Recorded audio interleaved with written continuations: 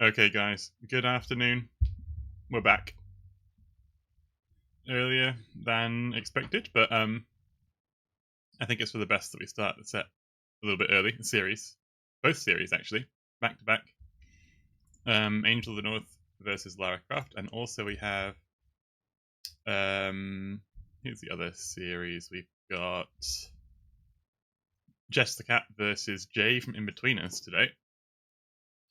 And yeah, obviously Gordon Ramsay, admin loss, absolute donkey. So Raven's moving through, which means these are the last two series of the round of 16. Starting with Angel of the North versus Lara Croft. And I'll be joined today by Paradox. How are you doing, Paradox? Good afternoon. Good Not bad. afternoon. How are you? Yeah, really good. It was nice having Vinny over this weekend. I'm looking forward to more uh, Hidden Cup action. Angel of the North map draft, Paradox. If that doesn't scream King Boo to you, what what uh what does it scream? Pub, at the very least.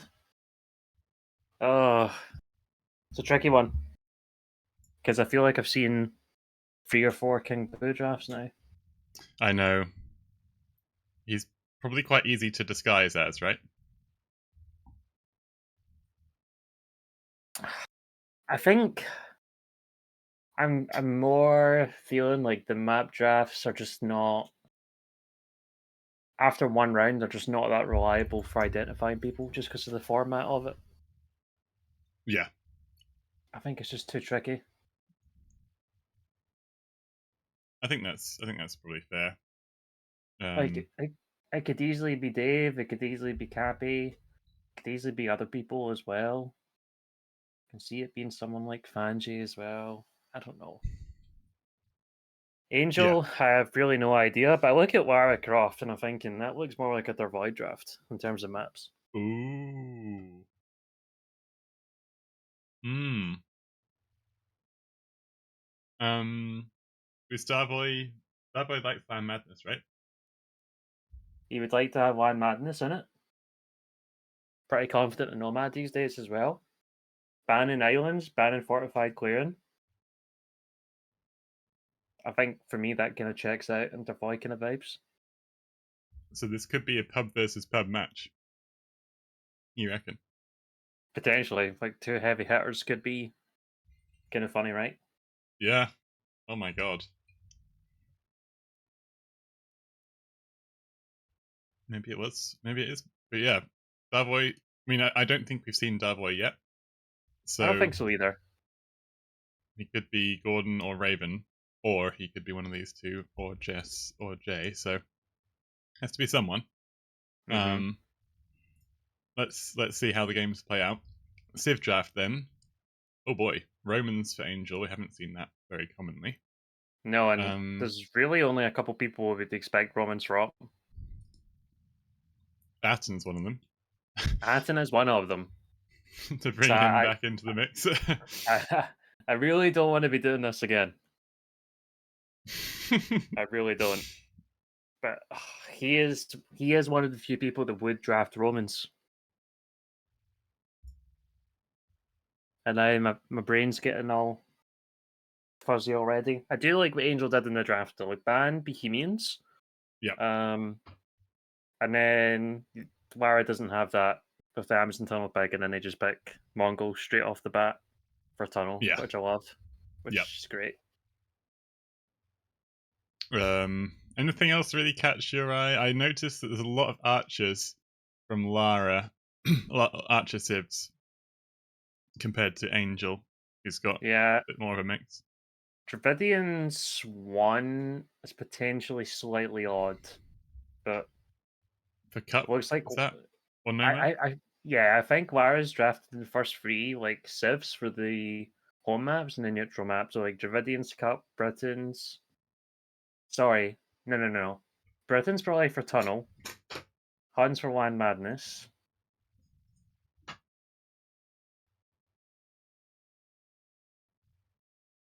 Are they gonna play Turks and RF? I'm not Oh my 100% god! sure what they're Yeah, gonna do with the last few civs. I didn't even notice RF slipped through there. Yeah, so is it Bengalis for Angel versus Turks? I guess Brits is I a mean, cup sieve. Angel has absolutely crack civs. They got Mongols for Amazon Tunnel, Spanish for Mm-hmm. Nomad, Bengalis for RF. Like arguably for every map has like a top 2 civ, if not one of the best civs. They have Franks for Land Madness as well, so you can even extend that down to the 4th pick. And then that kind of leaves Koreans and Romans for Cup. Potentially Romans could be a second option for Land Madness if that's what they want to go for, but have very, very strong civs for every map. Yeah, this is two strong players. Is wait, was there something like Huns on Land Madness Starboy confirmed, or is that just memes? I mean, it's a meme, but there's always some truth to memes, isn't there? No smoke, no fire. I thought Chinese on Land Madness was Starboy confirmed. No, like it's either like Huns and Lad Madness is either good guy or Dervoy, and we know a good guy's not here, so Okay. Yeah, but yeah, as Mol says, Huns are good on Land Madness, so there's nothing. Anyone could play they're Huns well, they're but good, but they're not. You wouldn't really put them in the top tier, except from Dervoy would do that. Fanji rated them earlier. And the qualies, I was casting with Fanji, and he said he reckons they're the best. But I don't know if he was just throwing people off. Yeah, that's why we see all the top pros always play Huns and Land Madness. Well, they always play bloody Vietnamese. Like, what's going on with that? Like, everyone's playing Meso and stuff on Land Madness nowadays. Yeah, I would say they're around like 5th, 6th best, probably. Probably around that 5. I'd say probably like, yeah, borderline top 5 Okay. in terms of perception. Yeah. Deception, exactly. Like if they were the ultimate best civ, like you would see people play them all the time on it, but you just frankly don't. For Angel Draft, yep, I think it is definitely has the meta picks, right? It's got the running it by the book. I feel like Angel's Draft has the stronger civs on the mats. But comfort counts for a lot, and let's see what Lara can do. And I guess we should just jump straight into it, Paradox, unless you have anything else you want to mention No, about the no, drafts.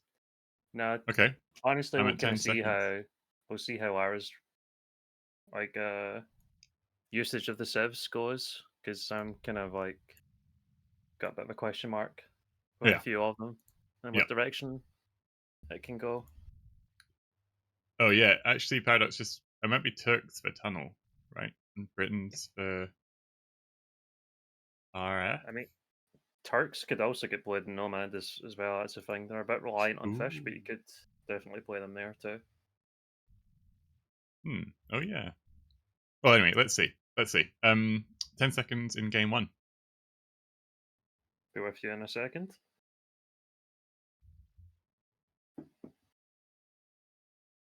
Send forth the flaming Yo, camels! let's go, Ted. Paused at 10 as well. All right. 3, 2, 1, go. And let's get things started. Game one of this series. We think it's two strong players, purely based on the draft. Lara Croft in the green as the Huns. Angel of the North in purple as the Franks. We were speculating earlier about color choicing and who's that gonna sort of indicate. Darvoy likes green, right? No, he's an orange picker. Was he? Oh, he's an orange picker. Yes, he's an orange picker. And obviously, purple, I think, is favored by Fanji. But I mean, Fanji and Boo. and Boo. Oh, and It Boo, is of good to course. be the And Boo, of king. course. Well, if Boo is Angel, he's not trying to hide it at all. Yeah, I mean, no, not particularly. But that's when the meta mind games come into full force. Yeah. Double So buffing and... yeah, it could be. And nothing too surprising in terms of like Zivs, Hans for Mhm. Lara, pick 3, and then Angel going for Franks. 2 very top tier Civs for the map for sure. Yeah, absolutely. Really solid, and it should be a scout off. We've seen sometimes people try something a bit funky. In fact, was it in the game again? Oh goodness me, it's jogging my memory. But the game that it was Noel Gallagher versus whoever it was, and Noel went stable and range. Was Noel Do you know being... how done? You know I done that yesterday? Who did that? Tattle done that. Like Ooh! stable into instant range. Obviously, it's Oh my different god! settings, but he actually done that as well. And I was like, I'd never seen that before. Like I haven't seen it very often, like until a few days ago, and I'm like seeing Tattle do it with Vietnamese. So Noel Gallagher is Tato confirmed. Potentially, yeah. Crazy, right? My god. Well, that's pretty cool to see actually.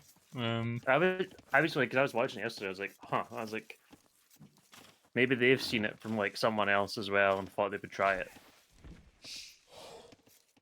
Hmm. It didn't pay off in the end. Oh. Okay. Well. No, for a hidden cup player, it did for Tattle. Oh yeah. Yes. For a hidden Yes. cup player, because Tattle was up against for some reason like all the pros are like playing Mezzo now in Land Madness, and Yeah. I they don't. I always really seem to don't lose. get that. Yeah. It's very odd. There must be something to that. Just commenting on the bases, I would much rather have Lara's base. Angel Oh, has... I'd rather have Angel's base. Really? You know why? So go to the south. You see the wood lines there. That has rocket terrain all around them. You can Mm-hmm. wall in between those two wood Ooh, lines. between them. Yes, you You can. could, and that'd be a sick wall. But is it actually a sequel? Of Because course it you is. just...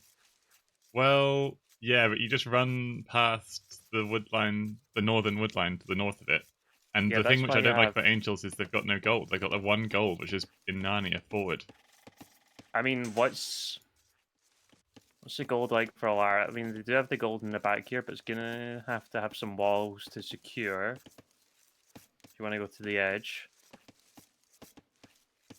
they have extra Actually, berries in the yeah, back as well, but they've berries got in the like back. Maybe I think berries is actually maybe even arguably more important than gold in Land Madness when you're playing scouts versus scouts, especially as Franks, having especially that as berries rank. at the Yeah, back. you'd certainly like to have your berries in the back. And we've been having loads of 20 pop-ups. Not today. No, 19 for both. 19 for both. I think that I think we got two strong players, two heavy hitters. It could even be like a final sort of level of caliber of players here. And there's a likelihood it's going to happen that we're going to have two really strong players in the first round Yep. with the random draw. Oh boy. Yeah, this set has a different flavor to it already. It does. It does. How much difference one pop difference can make. Yeah, and look at that. 4 seconds in it. They're straight away up to Feudal Age, and the stables are coming down for both players. Feels like they've done this hundreds of times before. This exact Land Madness opening, and yeah, should be very strong stuff. Here we go. Angel of the North stealing away a couple of sheep, being a real pest with that scout, begging Lara to shoot the sheep with the TC, but Lara's not biting, so that does mean that the sheep are able to be pathed out from Angel. So frustrating, and now all the sheep kills probably will come in. One sheep is sniped, the scout goes to the villager. So frustrating for Lara to deal with this. Only gets one. Trades off quite a bit of HP for that. Okay, Gets gonna get the both in the second end. one. But Okay, yeah. the scout will die in one more hit, so I think it probably will die if it passes around this tree. Let's see. Nope. Good work from Angel to dodge that tree. Oh, it does die now, and the army difference though is huge. Angel, I think, was used the micro there at cost of some macro at home. Idle TC times tracking up, and it's 6-2 army difference. 3 scouts and 3 spears instead of just 1 scout and 2 spears. So Lara's a bit of a gamer. Yeah, well, Lara queued up the spears instantly, getting into feudal age, whereas Angel did not. And Lara has horse collar now. Okay, I think that first one, no, they did get it in. Okay, they're fine. Just keeping the spears at home. It's not too unusual to see the first spears just go forward, and you can see that's what Angel has done. Like this first, Yeah. the first spear is coming here. Like, and I'm surprised to see Lara just keeping all the spears around the berries at the moment. Ooh, that was a nice little catch for Lara, though. Finds the 2 scouts already somewhat weak, low HP, running across the map, and just has a nibble with her scouts. And she's got the spearmen back, like you said, which means that there's not an awful lot that Angel can do here, although the scouts will force some vills to run away from their farms. The wood line is small walled in very nicely, but yeah, neither player is giving their opponent much of a chance to do economic damage with their very solid defenses. And it's like, we're still only 30 minutes into the game, so the farm space is relatively safe. Yeah. So there's not a lot of chance for those Terra snipes coming in, you know? Ooh, but a bit of a bait away from Angel. Oh, but lose the scouts. Lose focus on the scouts. Oof. Because they had the small wall at home.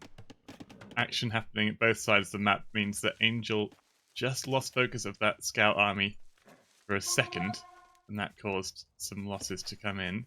KD is 2-0 in Lara's favor. But yeah, very cagey opening, both players feeling each other out.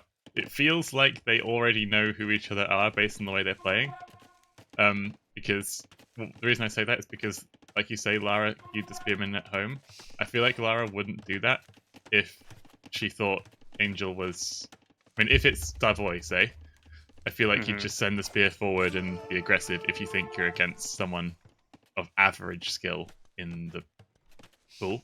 But I feel like he knows he's up against someone very good because he's kept the spearman at home. Yeah, potentially. You can see Lara's added in a lot more scouts now, up to 8. Angels are ready into onto gold, adding more spears. Okay, adding another scout now. It stalled at the military a little bit, so it tells me they want to go up to castle kind of ASAP. And Lara is walling a bit. Also moved over to gold, but only one villager on the gold. Oh boy. Really boy. Yeah. That is gonna be a bit of a difference. The players were pretty much matching each other's actions up until now. I guess Lara with the more military investment, but this is now the start of a bit of a difference because Angel's probably on course for a faster castle age at this rate. Although maybe that's not the case actually. It's hard to say. Maybe they'll get there at the same time because Lara has now sent more vills over to gold. Nice work with the spearmen, but they're going to actually leave their post at the wrong time, and the scouts squeeze through the gap into the base. There is an overchop on that wood line, but surely Lara will notice that in time before the scouts can do any damage. Indeed she does. Scouts just mosey on by towards the gold. Lara picking off a spearman, running across the map from Angel, and she's going to go and try and raid Angel's base now. Bloodlines and forging. Okay. And so she will be up slower. This could be a disaster though, because the gold is still exposed. There's farms on the mill now as well. Bloodlines is in. Like, we're just going to wait for forging, and we can take much better trades against the spears. Time watch on the way now as well. Ooh. Like, Lara, sorry, Angel wants Cancel Age very bad. Yeah, she does. But Lara, forging's in and she's not doing damage. She's actually running home now. I think you still have to respect the scout numbers from Angel as well. There's 5 of them. But I think you can maybe pump out a few more and you can still deal with this army. Like, you have 3 now, yeah. Or even just forcing these scouts on doesn't feel terrible, and then you can take an engagement. Yeah, she can fight these spears, right? 4 spearmen against 12 scouts with forging and armor on the way as well, and bloodlines, of course, already. Feels like it should be quite good for the Huns, but Lara really has put herself on a bit of a clock. She has to get something for this investment to pay off in feudal age military, because Angel's on a course to go double stable Frank knights, and Lara has to make it worth her while to have stayed in feudal for longer. And wheelbarrow now, she's still not clicked up. Yeah, well, I don't think you can click up at this point. You just have to put your foot to the floor in terms of production. You have to do damage. You have to make more scouts. You have to keep dropping farms. Make some spearmen as well, because you know the knights are going to be coming. And there's 12 scouts in the back here. Woodline is secured from Angel. Spearmen moving over. Scouts are going forward now from Angel. There's 8 of them. Honestly, I love it from Angel.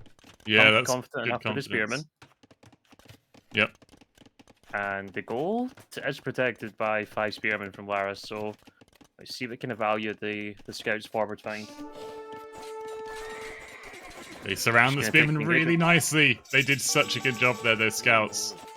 Lara got a bit unlucky with her scout micro on the spearmen, but Angel absolutely smashed it and doesn't get... all the spearmen are going to die. Gets a villager as well. The scouts will fall probably as well, but yeah, honestly, I think the decision's paid off for Angel, because Castle Age is in now. We got knights in the queue. Spearmen are doing a good job of defending Angel's base. Lara's obviously ahead in Vil still. Because of... clicking up now. Clicking up, but yeah. Clicking up now, so that Vil difference might just balance itself out.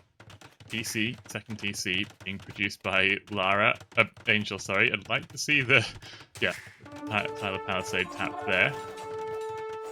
And the scouts finding more pickoffs on the farmers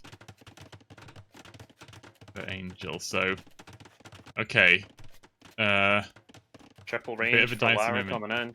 Oh boy, okay, so we're going to go for Cavachers, and this is a dicey moment, because this is where the Huns will be weakest, right? With knights running forward, and they have no CA to defend themselves, and it takes a while to build up that mass. Yeah, and wasn't full on a spearman production here. You just have to spam out some spears in the meantime. There are some more coming now. Yeah, armor. I'm doing okay. We're only a minute away now, and the spearmen seem to have detracted the knights from coming any closer, right? Yeah. Weird.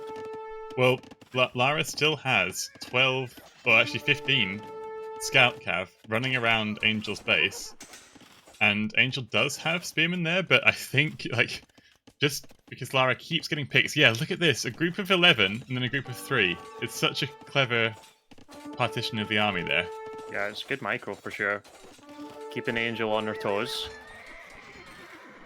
Still finding more Vels. Eco KD 63 now.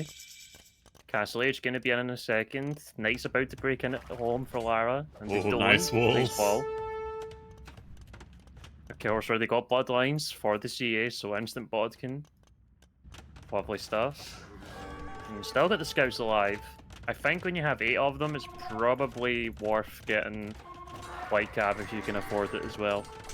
Yep. She can't quite now because she wants to go all in on the Cav production. The Spearmen did so well there to trade off before they died. They got such good trade-offs, I think, on those knights. And the Cav Archers helping out now. Bodkin's in for the Cav Archers. Bloodlines, of course, already researched. The TC is garrisoned, and we're sort of dead even in Eco Paradox, and the army looking pretty even as well. Lara's army is the one which will become scary if it gets quite big, whereas I think Angel's going to rely more on the tit-for-tat sort of trades with the knights. Obviously the stronger outright 1v1 unit against the Cavacher. Lara still finding some more villagers in the back. 11 to 4 KD now on the economy. The actual KD is dead even. Yeah. Only just changed there, where the scout's gone down. It's going to be full CA for Huns, and shouldn't really work really well against Franks. Yeah, it should. It should. Frank's obviously famously sort of weak against cav archers, right? The skirmishers don't get bracer, they don't get last armor. So, you know, cav archer's the perfect choice. And yeah, what a treat. I feel like this is a real moment in the whole tournament, because the winner of this series is going to be a very, very strong player through to the quarterfinals. Mm-hmm. I can see Angel putting a 30C up now in the back, so it's going to be very decent production, pumping out some more Vels. And Res is going to be protected, but we are 8 villages behind now. Lara not too far behind the second TC. But does have an army forward. A nice quick rewalls from Lara, actually. Very nice. I'd love to see some stone walls, though, because these palisades are going to break. The CA are through. Okay. And the spearmen now are much... Yep. Could be damage on both sides. Yeah, massively overchopped this wood line, and also that it's a horrendous wood line in general. Really nice reaction though, like gets both of them. Gives enough time for the army to come over. Yep. CA pick off the spearmen at Angel's base as well. It does feel like we've got two very high level players here. Or high level for this tournament. Bruv. I'm meant to be the one who dunks on people.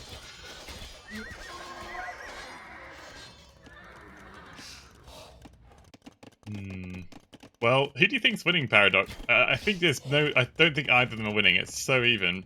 It's hard to call, but I feel like Lara scales better. I'll stand by that. I think Lara's the one who's going to scale better into the later game. So I guess by that metric, she is winning because she's not losing. It's probably the army you'd prefer to have. Yeah, and like Lara's even got a monastery up now. Still has a lot of extra villages. 11 extra villas. We got Blight Stakes going to be coming in soon because the university's going up. So yeah, you gotta like Huns in this situation. And like a lot of the villagers are just being idle by the CA and like the farming space now as well. So I think Angel putting the siege workshop up now. So Night Scorpion perhaps. Oh, of course, yeah. Scorps is, I guess that's kind of all you can do as Franks against the Cav archers. Don't really want to go for skirms, so Scorps are a great option. And they'll take a little while to get rumbling, but when they do, it should be pretty devastating for Angel. The thing that's been so good for Lara is, despite her having fewer TCs for longer, she's just kept chunking down those bills one by one and built herself up a 19 to 7 eco KD, which means she's actually quite far ahead in vills. And here we go. One army runs out, second army runs in. This is so good from Lara. Her control of the army is impeccable. Yeah, it's not easy keeping control of the two CA armies, which we saw with Good Guy and Cappy in the qualifiers. Yeah. And this Angel, it's almost giving me more Cappy vibes from that game. Oh.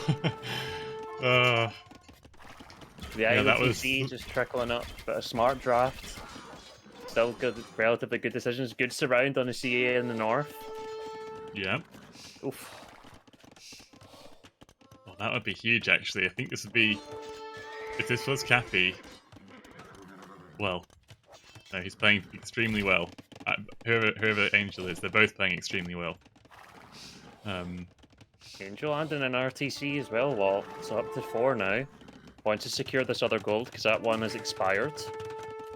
Lara added the third one in the bag too. Also, that gold that we're on is just totally done now.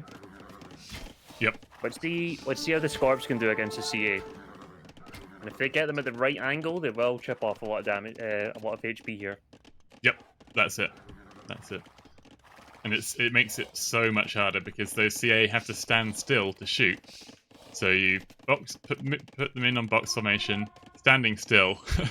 And while you're standing still, you got 4 ballistas shot at you, and just completely tear through the army. So the monks are a good choice. Healing up these cav archers. There's a lot of sort of generating new life. I mean, these Cav have lost so much HP between them that healing them up to full will be like having a whole fresh army created. Really powerful thing there, and also light Cav from Lara. So she recognizes the Scorps are a big threat, and is going to go for some light Cav to defend. And again with the quick balls, so good with the quick balls. It's a really big army.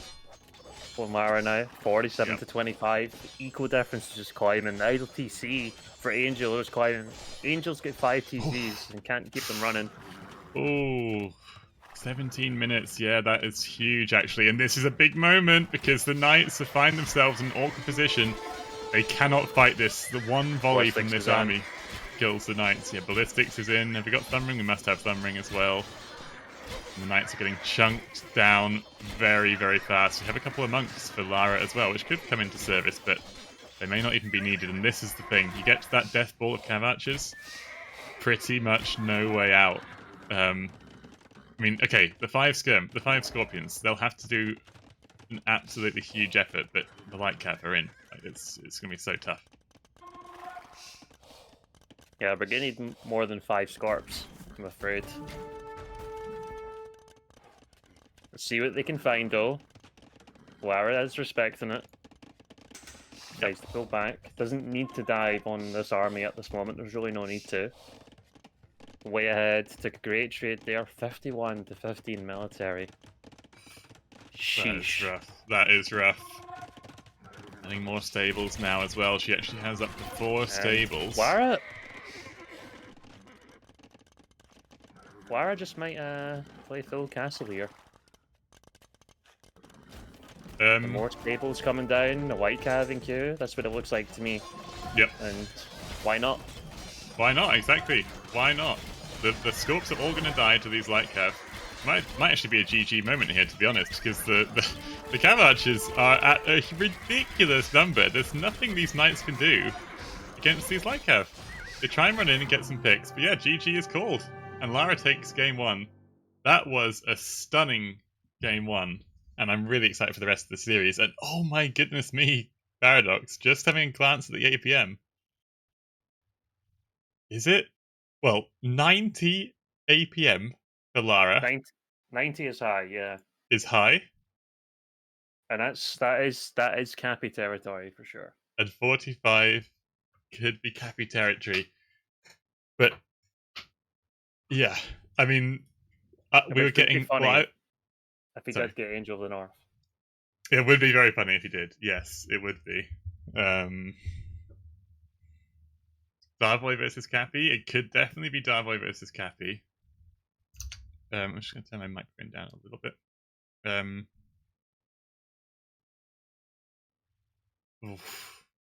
Who knows though? I mean, all I can say at the moment is that it's an amazing series between these two. It's hard to say exactly who Angel is.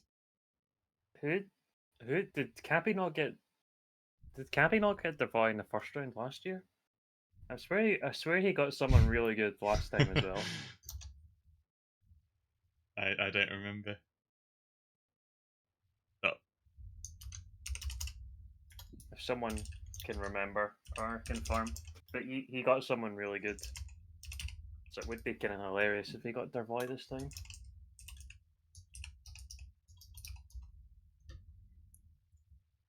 And all the chat pre-game is how much better the draft is for Angel. And they find themselves 1-0 down. Yep. This is the thing. If you know what you're doing, you have the plan. It can be in whatever civ you like. And also, to be fair, Huns versus Franks, when played like that, is pretty tough for Franks, right? Yeah. So I don't think Angel will be too upset with how that game has gone. They've learned some information. They've learned Lara's a bit of a beast, which they probably already knew. And they've got, as we said, they've got great meta picks, very strong picks on their home maps, and also the home maps of their opponent. They've got Spanish for Nomad, which is one of their opponent's home maps. But yeah, Tunnel Mongols, that's got to be a good feeling. Fortress, they've got the Bengalis. Romans, oh, that's a good point. Is Kathy playing Romans? I don't know, and I don't want to say it. I just don't want to say it. Hmm. But it could be him. He who must not be named. Yes, exactly. And like the maps would honestly make sense as well. That is the thing. And Yeah. does the gameplay check out there? I think potentially it does. Yeah, I think it does. Hmm. Oh yeah, that's a good point, Mel. So islands. Wait, what's the map draft? Yeah, so they did their first two picks, and Lara banned islands and picked Nomad. I mean, Devoy doesn't like islands. If Devoy doesn't like islands, then that would make sense for that. Yeah. And as far as I'm aware, he's quite happy to play Nomad these days. So Ooh. I think Steak that says Devoy tracks. versus Fanji.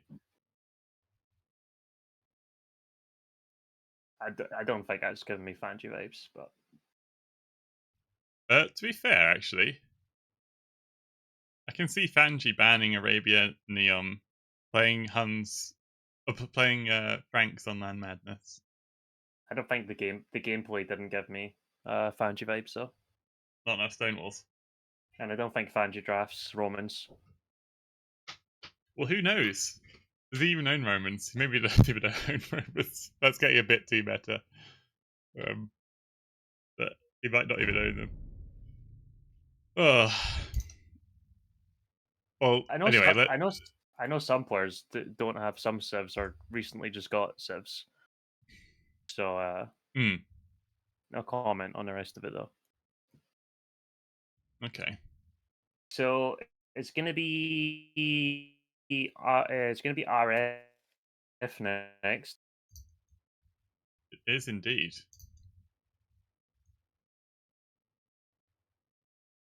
What do you And think? that's the Civs. Yep. Bengalis versus um hmm. Bengalis versus I honestly I don't know what. Let's I, see. If you're playing Turks, I think you uh, just have to do it for process of elimination. To be honest, I don't think there's a clear and obvious like great civ for RF, but I think it only makes sense when you line up the other maps. okay. Well, I okay. So I'm not want to play Dravidian. I want to play Dravidians on Cup or Nomad. I want to play Britons on Cup or Tunnel. Um.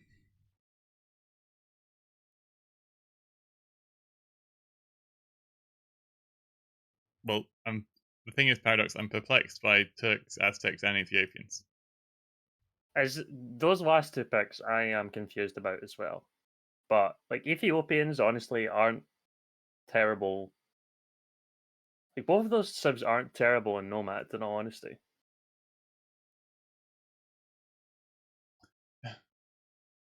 I guess. Yeah, I guess they did ban Persians and Angel banned Malians, so maybe they didn't know what to play for that. They're honestly not. They're not terrible, Okay. depending on what kind of like play style you want to go with them.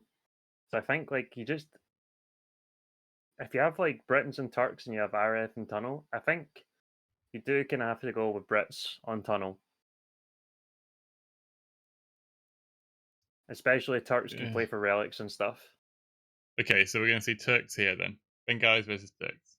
It is going to be Turks, but Okay. surely you'd maybe be expecting that because Turks versus Bengalis, if the game gets to a certain point, a little bit of a civ win for Bengalis.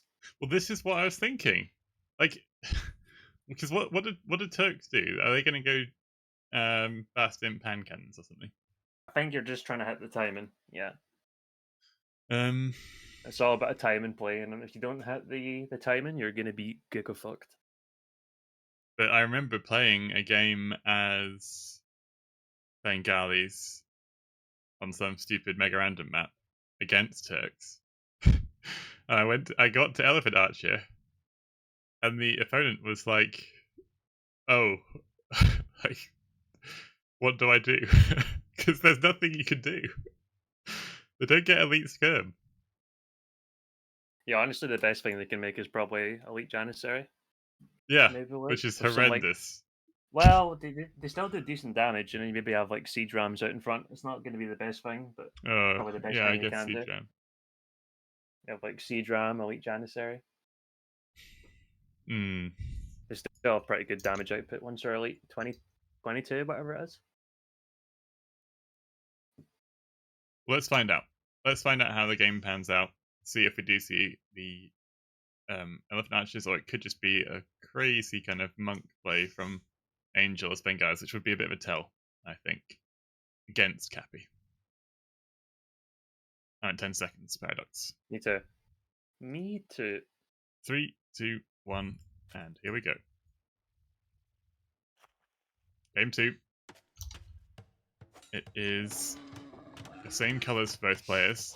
Lara Croft in green as Turks, Angel in purple as Bengalis, luring the boar with the scout instantly is Both Angel, of them. and Lara doing the same. It's No not Atten. surprises. No surprises. It's not Atten. We're fine. Yeah, okay. Atten unconfirmed. Perfect. Okay, very good. Defend him. Kings going for a wander, holding hands over the left side of the map. And scouts giving up in the castles. These guys know what they're doing. I think that was clear after game 1, but just even more confirmed now.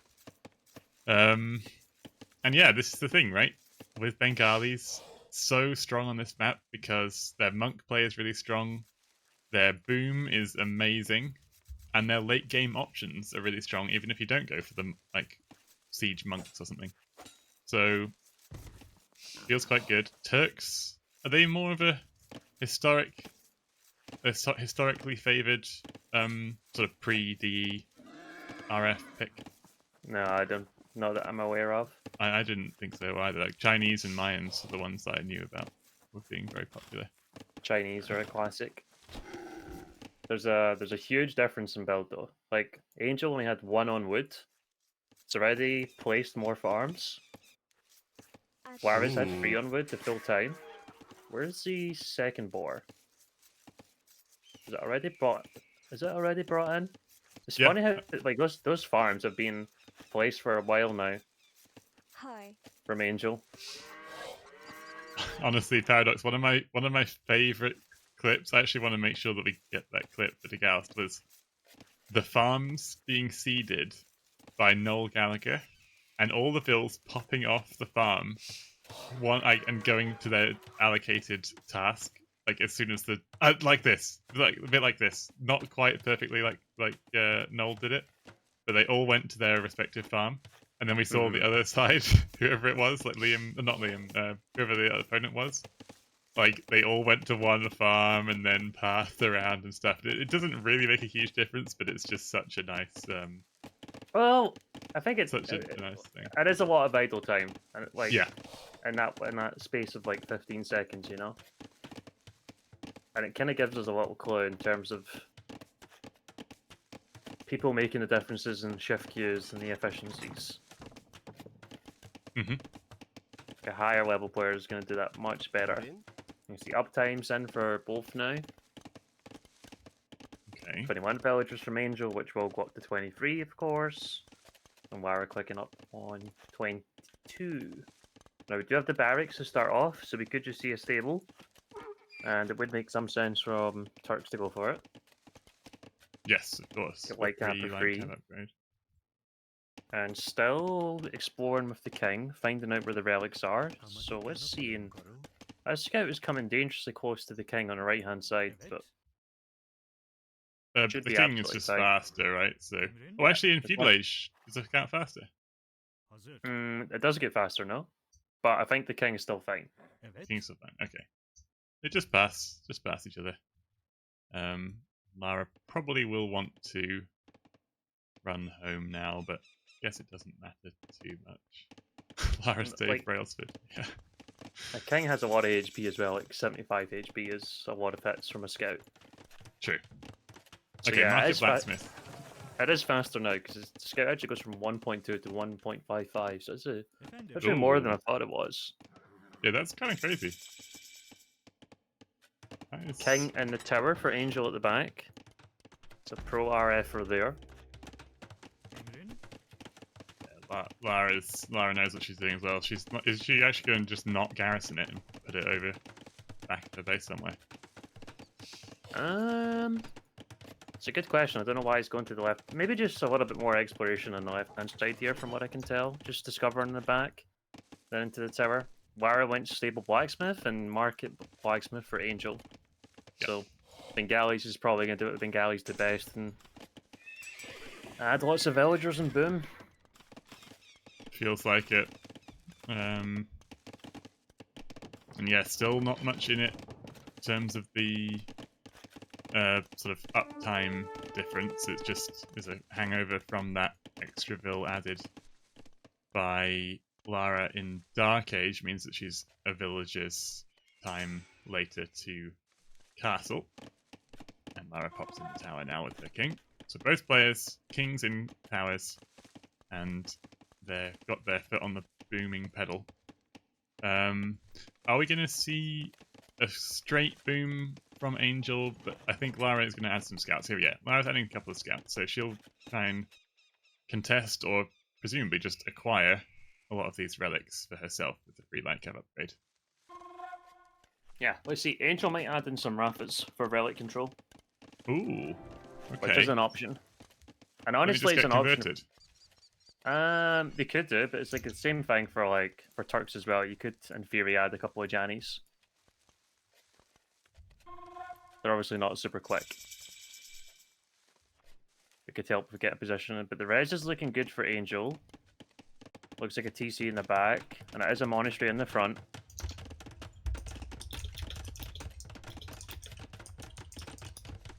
And Lara already has scouts at multiple relics. And it is going to be Rafa's. It is going to be Rafa. Don't you just get converted there? I know, but it's still going to be cheaper than adding stable and everything else. Like, you have the castle already. You have decent HP. They're only going to convert it if you let them get the converted. Okay, but well, all right. I mean, you can still delete a unit, no? Oh yeah, oh yes, true. That's what you're saying. Yes, you can delete it. Yes. But against Turks anyway, they have the extra pierce armor. So I think you have to put them in melee mode. Oh, but Angel's actually been pretty active with changing.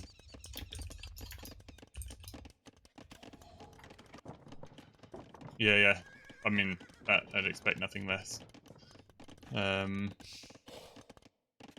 Really solid stuff from Angel so far, with a bit of a vill lead. 34 to 28, and Angel actually has only 2 CCs. Obviously on RF you only have 150 stone, right? Yeah, that's right. So it's a bit hard to get your 3 TCs running. Both players do have the stone note. And interesting note for Angel, I actually went heavy plow. Now the 4 TC's coming in.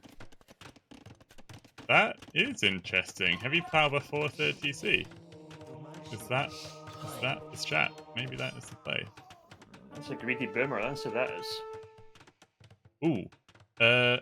Paradox. If Lara does not have forging, so does that mean it's possible for Bengali Monk to get a conversion? Against White Cav. 1v1. Yeah. I think it still has to be tasked early enough. Well, I thought it's impossible for a light cav for a monk to convert a light cav before it dies. Or is that not true? It's just I mean, possible. it depends when it's been tasked, though, doesn't it? Like, if you don't At max notice range, quick enough. at max range task, if the light cav runs in. Oh boy. Oh, Angel, yeah, that was a bit risky there from Angel. The light cav got converted. Monk, gonna turn around on this light cav. Might have to delete. Delete.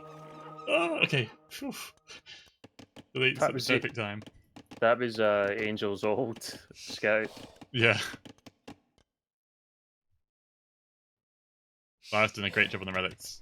We've got one relic in so far, but all 4 remaining relics, I believe, should be acquired by Lara here. Although she is doing this at the cost of the economy, which is slightly ahead for Angel, and that makes sense as Bengalis, I would say. Yeah, like the eco's still looking really good for Lara. And like on to 3 TCs now, like a little bit behind, but not the end of the world. How is Angel even going to get this relic out to the right hand side? There's 2 light cav there. It might just be a matter for Angel of trying to snipe off monks. But going to be difficult when you have Rathas. So I think you're sending out the monk again with nothing there to protect it. That is so sloppy. Oh, that's a bit. Yeah, that's a little bit sloppy, right? Well, quite sloppy. It is very sloppy. The Ratha are on their way, but could have been a bit more patient and waited for those Ratha to It's the arrive. second And, monk just went down, you know? yeah, And like the Ratha weren't far away, just a little bit of lack of patience there. And then more light cav are going to come over now, and the monk. So you're in danger of the Ratha now getting converted, and it seems like that timing for that relic on the right hand side is gone. yep. And the resources for Angel are climbing. Yep. So this indicates to me that we are going to see the Elephant Archer style of play from Angel. Because she's made no attempts to go for any siege monk shenanigans or something else, which Bengalis can do very well. But the boom into Eliarch feels like an option. The second castle is interesting to me. It's those Ratha, yeah, and I think gives up on the idea of securing any relics for themselves as Angel. Was that Why sorry? second castle? Was that a delete or what was that? Yeah, they deleted both Ratha. Okay, it's the second castle inside the walls. So you're thinking like why? Yeah.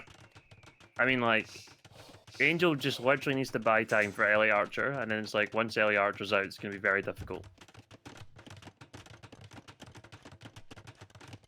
It's like I don't mind it being there. It's gonna give you an easier position to like defend if both the castles are there. Like your villagers are gonna be close by to repair. Instead of it being like out in the middle and then having like an unprotected, like you can't even put the castle in the middle at the moment because you don't have map control with light cav. I think it's the only place you can put a castle, to be honest. But do you need a second castle? I mean, Turks are expecting to be up probably at a similar time and having bomber cannons in your face. So I think you do need to buy time. Okay. Okay, yeah, fair enough. Fair enough. Like you just need to buy time. But even like Ellie Archers on 74 vills might be tricky. What did I miss there? I do not know. Sorry, and a number 9 back. I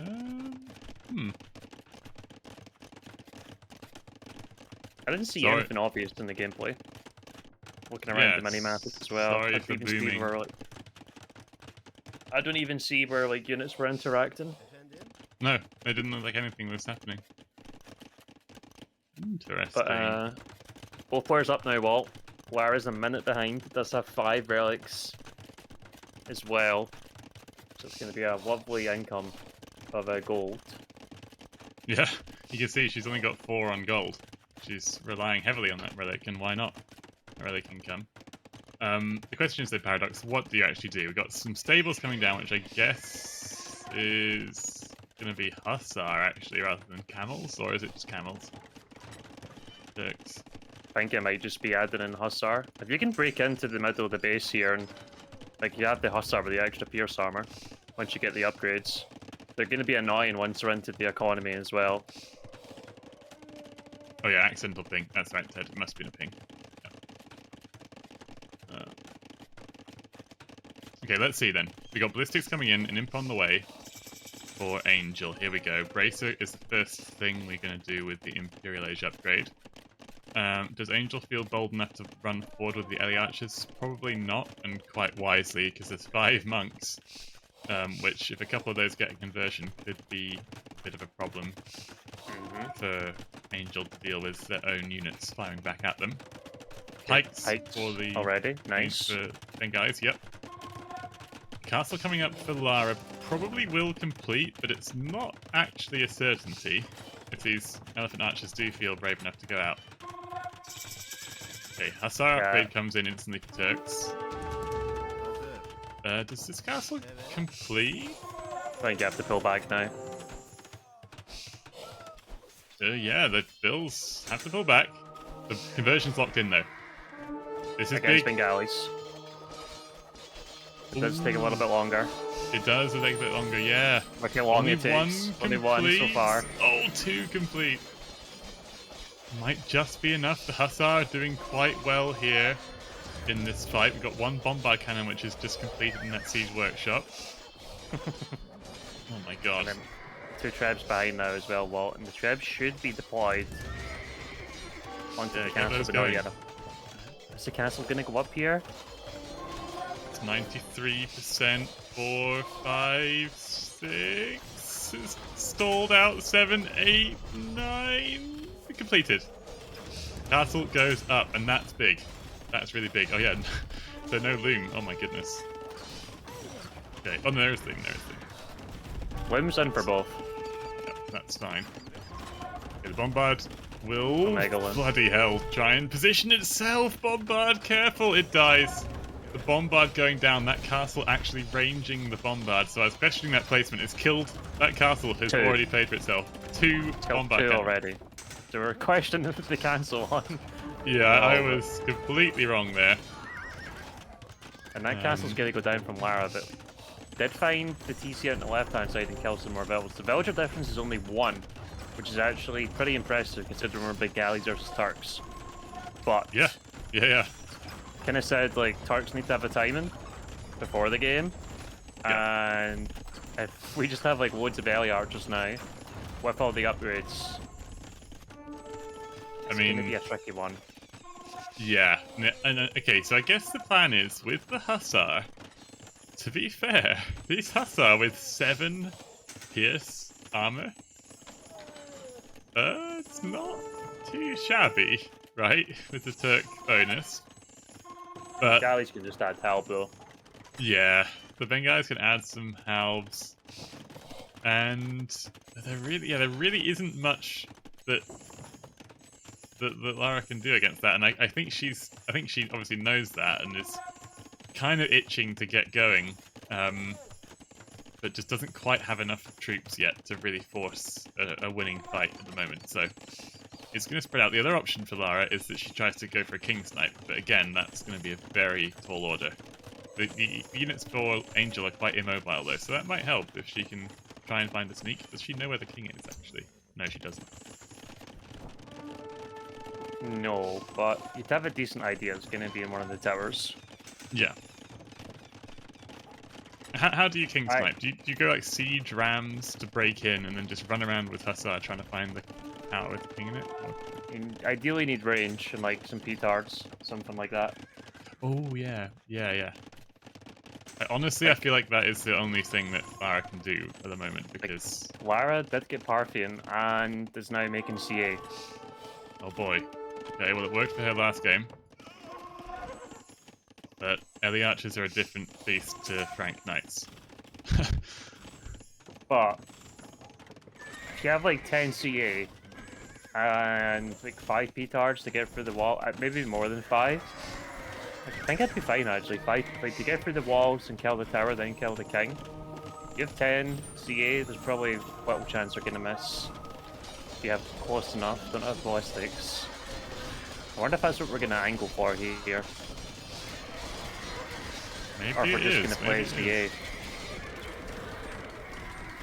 So, Lara pulled back numbers just to check how many Hussar are left alive, then goes back in. I think they're on stand ground though, or something. There's something wrong with these Hussar. They're not quite pathing correctly. It's quite unfortunate for Lara. They're not gonna path correctly if you move them backwards and forwards when they're getting shot. How about just do a lap of this wood line, then come back to join in the fight again? A bit of second game haze, I think, for the players at the moment right now. Like a lot of booming has gone on, and the first game was obviously so aggro all game. Feels like at the moment, Lara's just slightly lost the solid army control that she once had.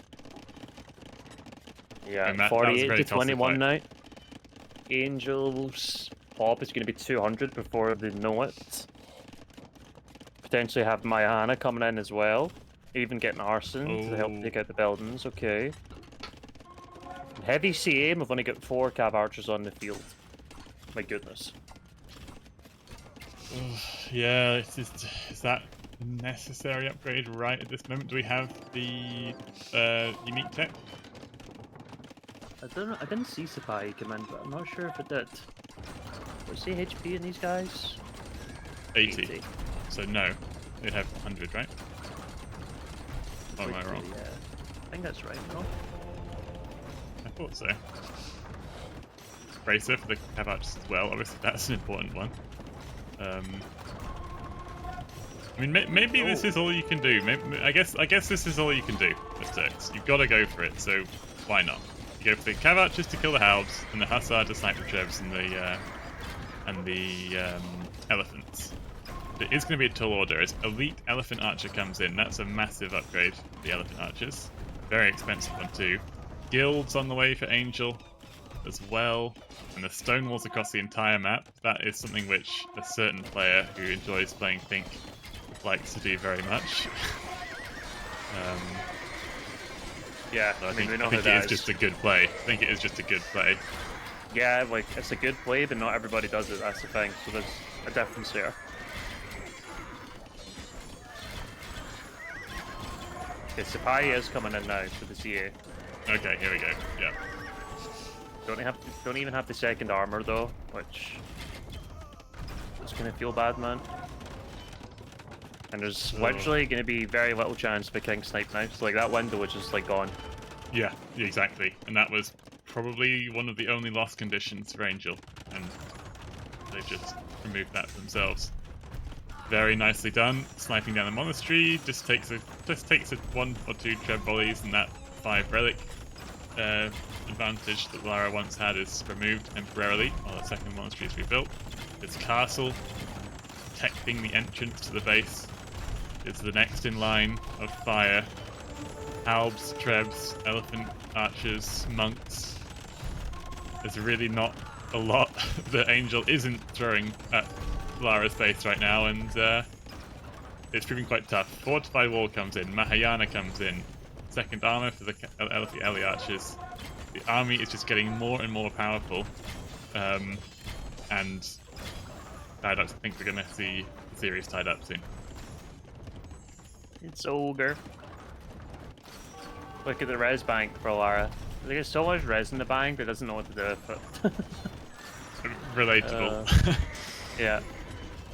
Look at the There's nothing to do. There is just nothing to do. Just Thumb Ring coming in now. I mean, that's the sign, isn't it? Like, if you're going heavy Archer before Thumb Ring, it shows that you're not completely sold on the idea of going Cav Archers. Yeah, I don't really know what to make. I'm kind of really surprised that we've seen Turks into Bengalis. Well, I now I don't really know what to make of like who would do something like this. Because like Bengalis is almost like a clear RF civ. Very strange to me. mm-hmm. but it obviously is Angel's home map, and maybe it's just something which Lara is treating as a bit of a throwaway. I think they've been Half-heartedly drafting Turks for it, but she's more interested in winning her first 3 civs. I think the boom was good behind it as well, though, so they look comfortable on the map. This is the weird part for me. Oh, true. Yeah. That's I'm a good not. point. I'm not actually going to say like Lara's played badly, but now we're just in a situation where they just can't win. Yeah. My camera has been positioned over Lara's base for what feels like the past 10 minutes now, and it's progressively more and more purple than green. It's going to get worse. It's going to get a lot worse. The siege elephants are ridiculous unit. They're so strong, and of course, the cav archers are going to do absolutely nothing against them.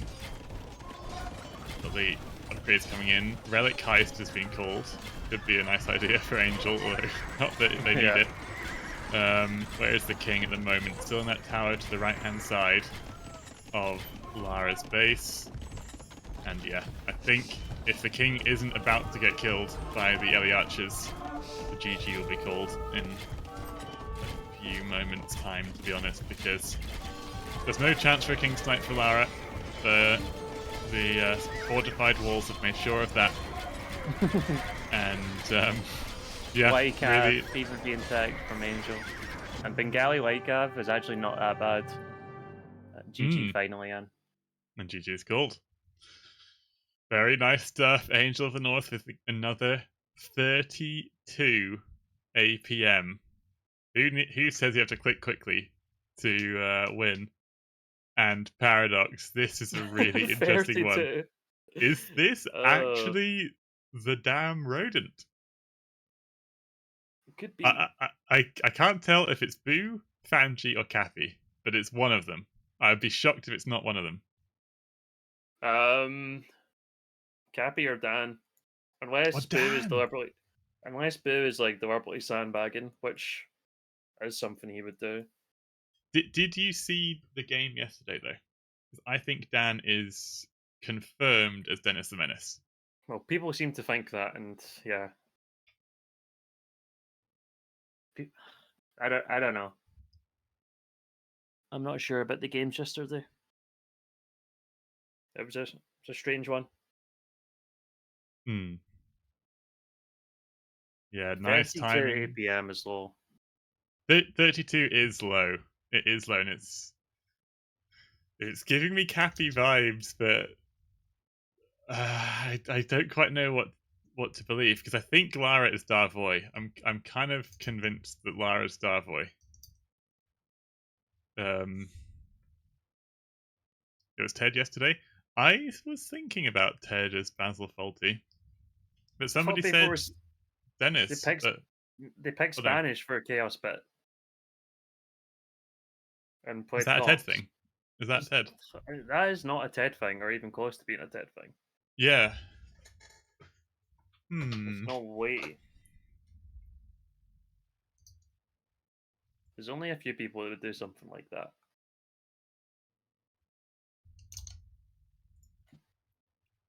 Well, the series is all tied up.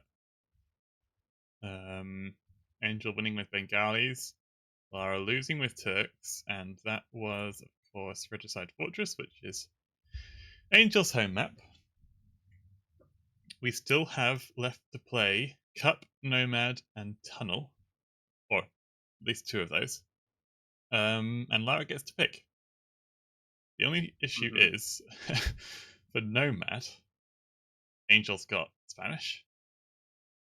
I think Tunnel, it's Aztecs. Angel's got Mongol. Yeah, so are you saying Aztecs for Nomad? Yeah. What are you saying? Okay. I think Aztecs for Nomad, and then, or I think Aztecs for Nomad, and then I'm thinking more. So here's the 2 options. You could play Dravidians. So you can play Dravidians and Britons and Cup. We do see Britons there quite a bit as well, but I still prefer Britons on Tunnel, and Maybe you play Ethiopians in Tunnel.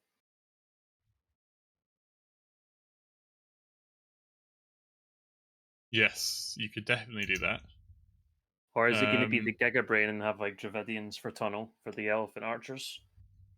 Well, Is that Gigabrain? Against Mongol SO, I don't love Eliach. I don't think so. I feel like Ethiopians might be a shout actually against the Mongols. Is that good? Unless you want to do some coinery. I don't know. I can Well, see Brits being very annoying to play against, though. Oh, for sure. Yeah. Let's see what they play on their third game, which is going to be on Cup Paradox. What's this you reckon they've got? There's only one clear and obvious one for Angel. Be Koreans, right? And then yeah, I don't know what Romans do, but yeah. Yeah, realistically, it's Dravidians or Britons for Lara, but considering Cup's a home map and Dravidians is one there, and it's probably the best place to play them, I'd probably say Dravidians. Mm-hmm. Well, it's actually going to be Britons. Thank goodness. We have seen them played quite a bit on the map, so it does make a lot of sense. But does that mean the Dravidians are Nomad? They're solid. Solid on Nomad, right? They're alright. Are you saying Aztecs because of the monks converting the conks? Yeah. Yeah, I kind of agree with that. I don't quite know what Dravidians do. Guess they got fastest firing skirms. Does that help against conks? Conks are kind of copium against. Sorry, skirms are kind of copium against conks. Okay. I know, honestly, I prefer Expo. If we're gonna get into like range units, just because they have so much more potential going forward versus skirms are just all they can really do is just kill the units, and they take so many upgrades to get there. Mm-hmm. Okay. Well, let's see. Let's see when we get to Nomad. Angel's got to get. Lara's got to get through Cup 1st. Mm-hmm. Yeah, tied up. The series becomes a best of 3. And yeah, doesn't do anything to shake the theory that these are two very strong and very evenly matched players. I'm paused at 10 seconds in game 3. Me too. 3, 2, 1, go. Okie doke. So it's Cup. Britons against Koreans. So no Roman shenanigans on Cup or Angel, which was an option. Chose not to go with that one. And Lara playing Britons here. They do have the faster herdables, which is a nice bonus. But otherwise, nothing especially going their favor compared to Dravidians, right? You have the dock giving up space, which is a nice bonus. They get the 200 wood, which is really good. We've seen lots of players play them as a kind of siege monk forward with the timing potential from the Castle Age upgrade into effectively a free siege workshop. It's just a really nice little bonus there. But yeah, Lara opting against that goes to the Britons. Angel is Koreans. We've seen Toady play that. I don't think we're seeing Toady here today, but we've seen Koreans on Cup be really strong, especially actually, to be honest, if you get to Castle Age first and get a turtle ship or 2 out, it looks to be kind of destructive, actually. It's really solid, like, early Castle Age power spike if you can get that. They are so damn expensive, though. My goodness. They are.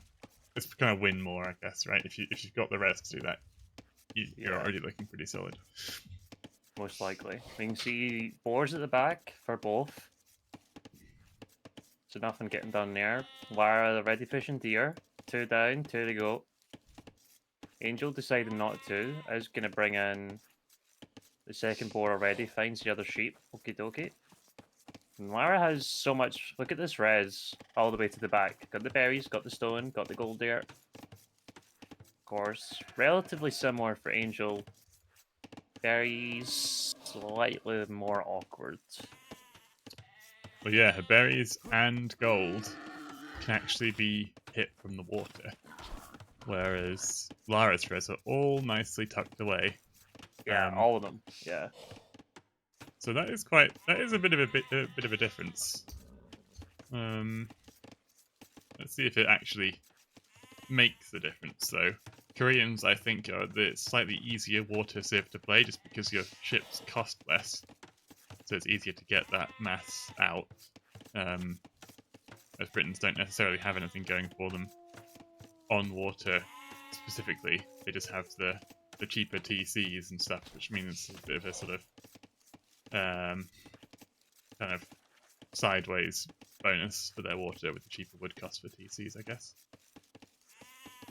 Yeah, like nothing direct, but they do have a good war tech tree at the very least. So even long term is something you'd be happy with. And we've got another game where we have 2 docks in the north. That's true. Yeah, did our 2 days ago. We were saying never seen that before. I can't remember seeing it, but yeah, again we see it. See it here again, and I wonder actually what the kind of cost benefit is of that placement of the dock. I mean, there must be a reason why you would pick one lake over the other, but I can't quite see what would go into making that decision. Would be the biggest thing. What was that, sorry? Fish placement probably going to be the biggest thing. Yeah. And like just what you have in terms of like scouting information. Like Lara doesn't actually have that much, but that could be one thing. And I think long term you still want to be in the north because it's where the gold is. Yes, you do. So you could you could just like say, okay, I want to try and control that area from the very beginning, or you can kind of like have the mind games of like, I just want to control the south side and have some safe fish. But then the opponent could be thinking like the same thing as well, and like doesn't want to fight for that. So I think there is just a lot of like mind game perspective from like what one do you want to go for first. Yeah. Lara scouting Angel's dock on the north. Angel's not scouted Lara's side of the map just yet, so he doesn't know which side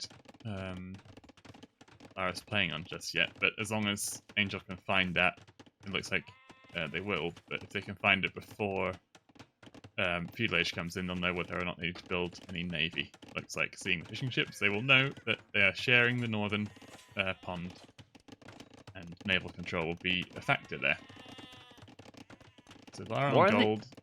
What are these 2 sheep at the bottom of the cup?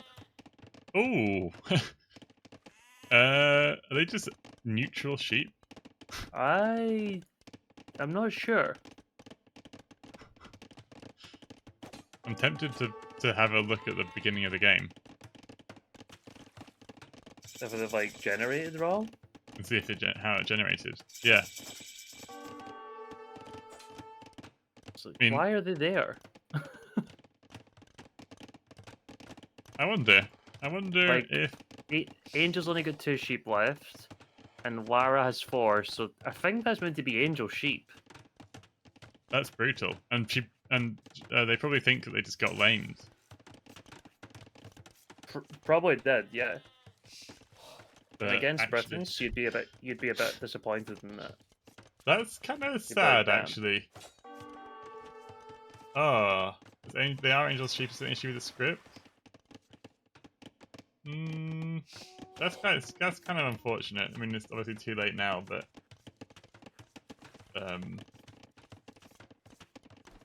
feels like a potential admin. Happens a fair bit. Oh, okay, I didn't know that. I did not know that could happen. Not seen it before in any of the polys. No, I don't remember happening.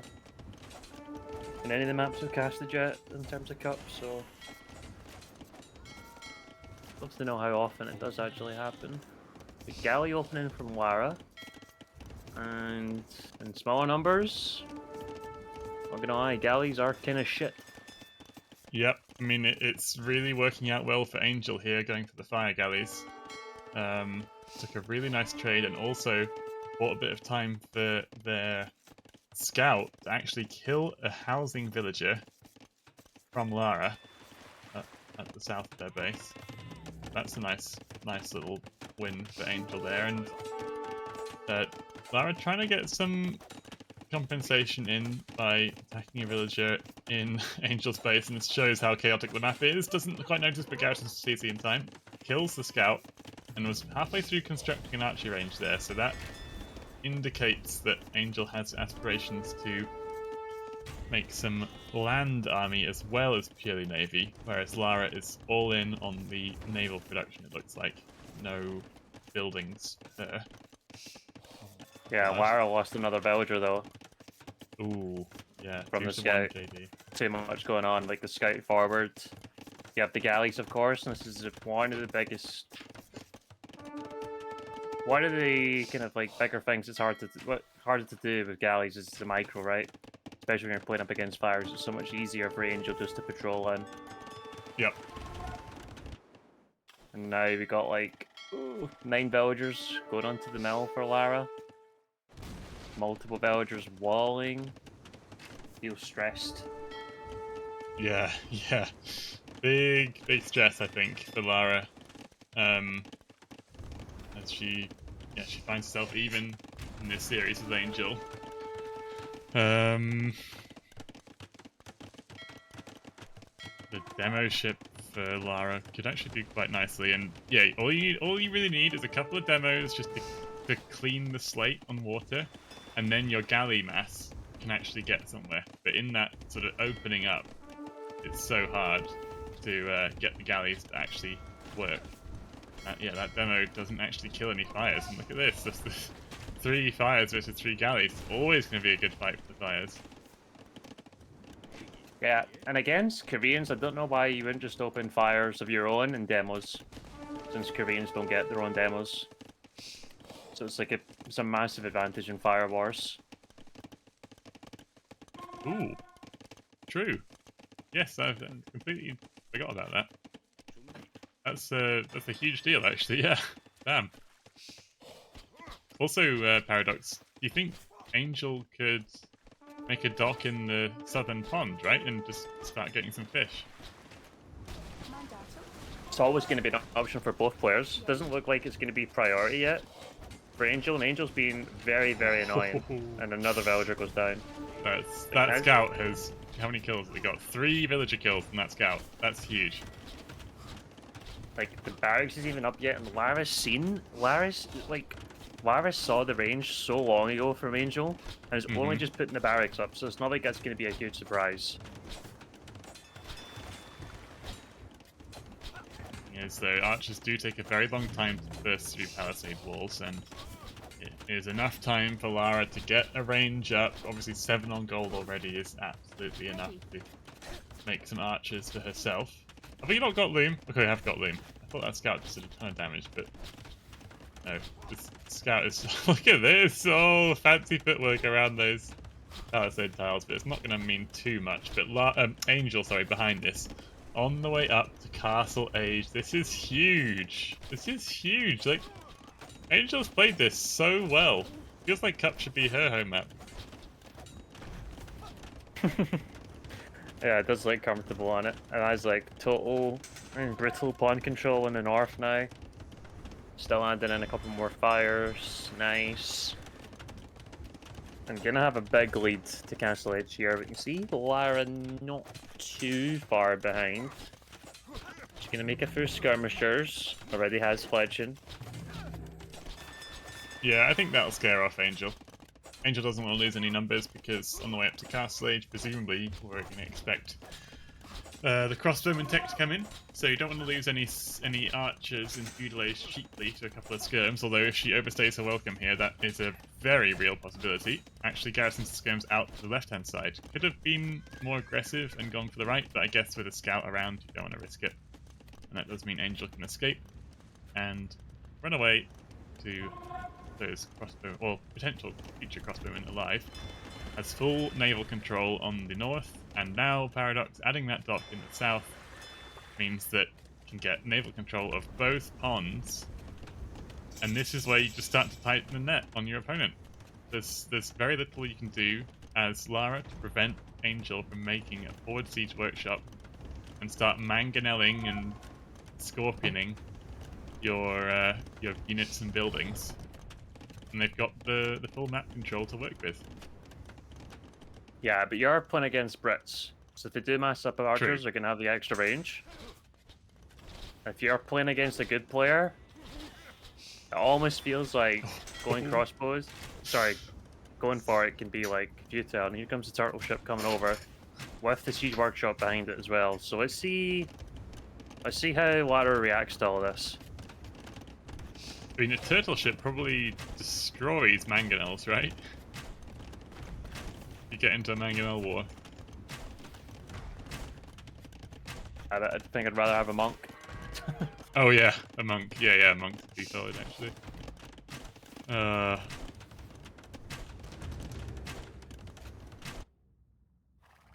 Like if you have your army there and stuff, it'll tank and do other things. I think the turtle's more of a flex kind of play. Here comes the 2 TCs from Lara in the back. Siege workshop as well. Yeah, we mentioned that. Oof, trying to get into the goal. Crossbows in for Lara as well now. Bodkin just a second away. These Britain archers have 8 range compared to the 7 of Koreans. And here's the tower, yeah. Noon calling for it in chat. Once those Korean guard towers upgrade is free for Koreans, and the wish is granted. I'm just going to protect these mangonels, which are going to work away on the PC for Angel. Lara's adding 2 TCs. We mentioned that Britain bonus to get the cheaper wood cost in the TCs, which actually makes a big deal. Let's be careful of that mangonel, but no, it's going to repair that up nicely. But yeah, we've got this kind of turtling. Yeah, ironically, Lara is the one who's turtling. Despite Angel's turtle ship. It doesn't seem to be overly panicking at the moment. You know, like farms are going up in the back, still making some army. I think you are going to be worried though if Angel continues to mine stone and then virtually is going to put a castle in your face. So we're going to need some good trades. Just looking to get the mangonel, but not going to get there. Blacksmith going to go down. Going to lose some more houses too.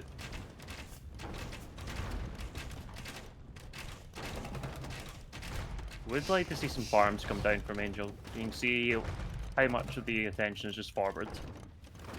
Like floating, load of wood.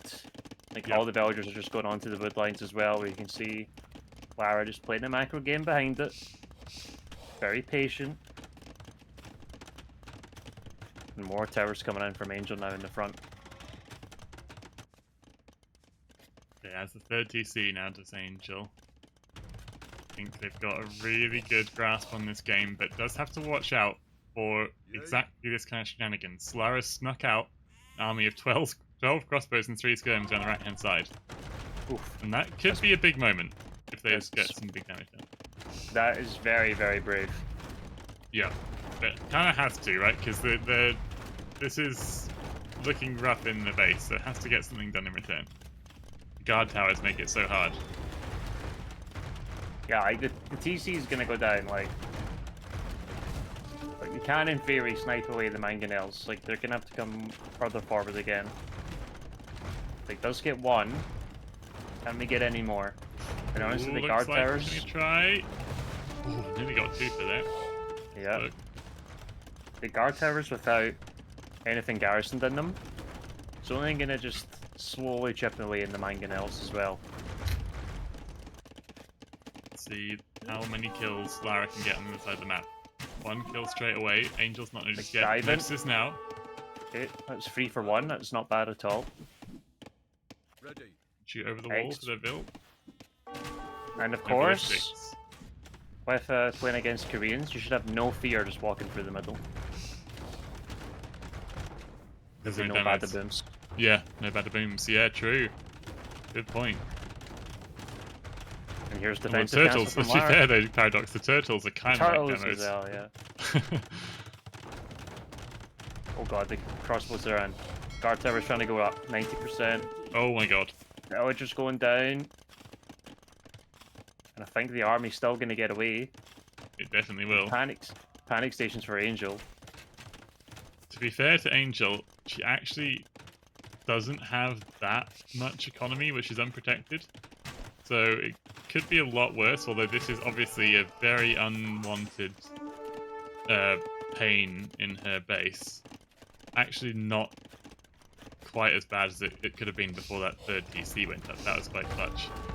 And Lara actually now is sort of making things work in her favour again. Yeah, like, well, the eco KD is in favour for Lara. Mm-hmm. Like, there is more res collected, because there was a lot more shit going on in Lara's base, but has the castle up now. Even chipping away on the guard towers. And build it with mangonels. Song chip repair vills. Like, they might, like, guard towers are pretty underwhelming unless you have, like, villagers or archers inside them. And there is archers there for Angel. Like, just being idle, not actually doing anything. Just kind of weird, not being completely active with the army. Yeah. But Angel's not really being a super fast player. Nope. Yeah, And not sent the archers back, not sent them forward either. They're just stuck in the dead center of the map, pretty much. Exactly central in the map. Angel's angling towards him. Yeah. If that's what we're going for with the forward castle. I think that's it. Imp and Trebs with the forward castle. Just content now to let these crossbowmen pick off vills every now and then in their base, which is a bit risky as a strategy, but I guess it's fine. We'll eventually probably want to have something come back. There we go. The 10 crossbows in the center of the map are going to come back and have a go at these units. Lara's also going to click up to imps. It's going to be a bit of an imp race. Lara just a couple of seconds ahead in that one, although I think Angel will click up very, very shortly. Themselves has the res and has the castle, obviously, an imp. There we go. The Paradox, honestly, I think Angel was quite far ahead. The score says they're miles ahead. I think they were looking quite good in this game, but I think Lara managed to do such a good job of just booming behind pressure. I think I actually prefer Lara's position at the moment. Bretons are always going to be a very tough civ to push. Like, Angel did do good in that early game. Running water, maybe a questionable choice on Lara. With the mangonels coming over. And dude, what's happened with those turtle ships? I know. I don't know. They're having a disco. I think Angel is trolling us. They've done that deliberately. It's so visually distracting. I know, right? If you like zoom out and you just kind of like look at what's going on in the game, and you're like, man, what the hell is going on over there? I honestly didn't like the guard tower addition from Angel. It didn't really do anything. No, it didn't. Like, they didn't really protect the mangonels, and it didn't threaten anything the mangonels weren't already threatening. So They just did nothing. It was kind of odd. Yeah.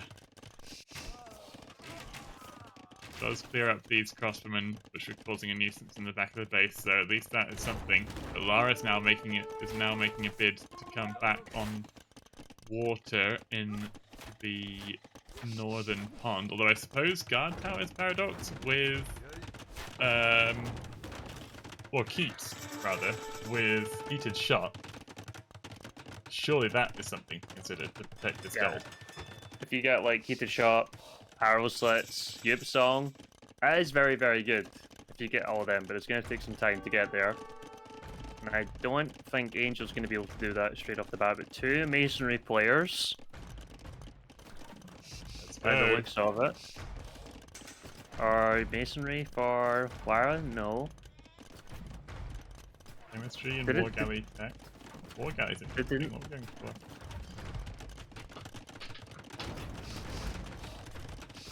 for? Lara? Sorry, Lara can't make a. No, they can. They've got one here. Never mind. Where is? Is there no university for Lara? I swear No. I've seen. Oh, there's no university. That's big. That's really big. It means chemistry's coming in for Angel, but not for Lara. Can't get masonry to help in the castle fight. Loads of stuff is in that university you're gonna want. Ooh. I swear I've seen masonry come up on the left-hand side, but my eyes must be playing tricks on me. But masonry, chemistry, and for Angel. Yep. The push is going. The turtles are still dancing. There's 5 keeps in the left-hand side now for Angel, and they're gonna have bracer and chemistry. They have Yeah. ballistics too. And actually, the galleons are not going to be too effective. No, they're not. I don't quite know why Angel tech war galley. I guess it's for fire ships rather than just the fire galleys. But still, that isn't going to contribute an awful lot. And oh, Lara targets the Trebs in the Treb war. That is interesting. Hasn't really paid off for her, to be honest, because the castle goes down. Now it's one castle versus one castle, and Angel suddenly is in quite a nice spot. Because the castle's down, the Vills are coming to repair this trebuchet, but they're going to get sniped by these crossbows. Lara, you've got to run away with these Vills. Have to run back. Ballistics is in. Kind of looks like Lara got ahead of the game there. Like trying to go galleon on the left. Yeah, And that's like yeah. totally locked down, and is now just given up. Like that center area of their base. The university is actually on the right-hand side of the map for Lara. Ah, so I think it was there, and I'm sure I've seen masonry come in, and it must have got unqueued. There we go, turtles coming to their own. Architecture. Let's go! Architecture, very solid civ. The only civ to get all university techs is Koreans. And they're going to make full use of that. And of course, when you have chemistry, you get free DBT. Oh yeah! Oh yes! Give us bomber towers. Yeah, that would be kind of... That would be... Are they good against ships, or you try to have peaks against ships? If you get a bombard tower in the middle, like coming in with your trebs here and into the economy, that's going to be very annoying to deal with. Oh yeah. Yeah. Plus, they look good. They do look very good. It's a bit of a statement, isn't it? I love the keeps in the center. I love the keeps on the right-hand side. The Angel just to lock down that area of the map. Britain's obviously one of the strongest late game civs in the entire game. However, in this position, a heated shot coming in for the towers. Let's go. It's Bombard ogre. cannons for Koreans. Frantically repairing this castle is Lara, but it's a big portion of her economy which is just tapping that castle foundation, not actually gathering any res. And buy some stone for more repairs. The trebuchet is working away on the Trebs. Again, not actually targeting the castle, the Angel, which does of course have architecture now, so it's even tankier. The keeps as well. 2,700 HP.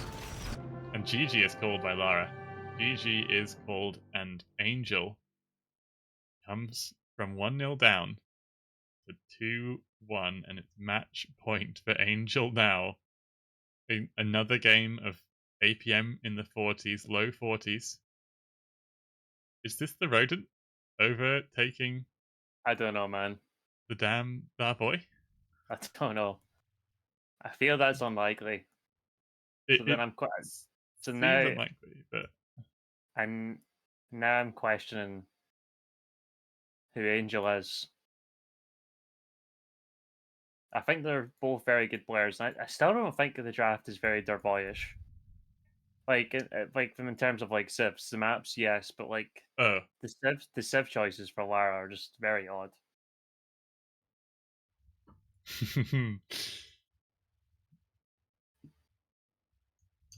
Well, this is the whole point of the guessing. You're going to keep us guessing. Of course, we have got more. We don't have to get them all in the round of 16. There's plenty of chances for repeat glimpses of players. Peak APM for Angel was 142. Oof.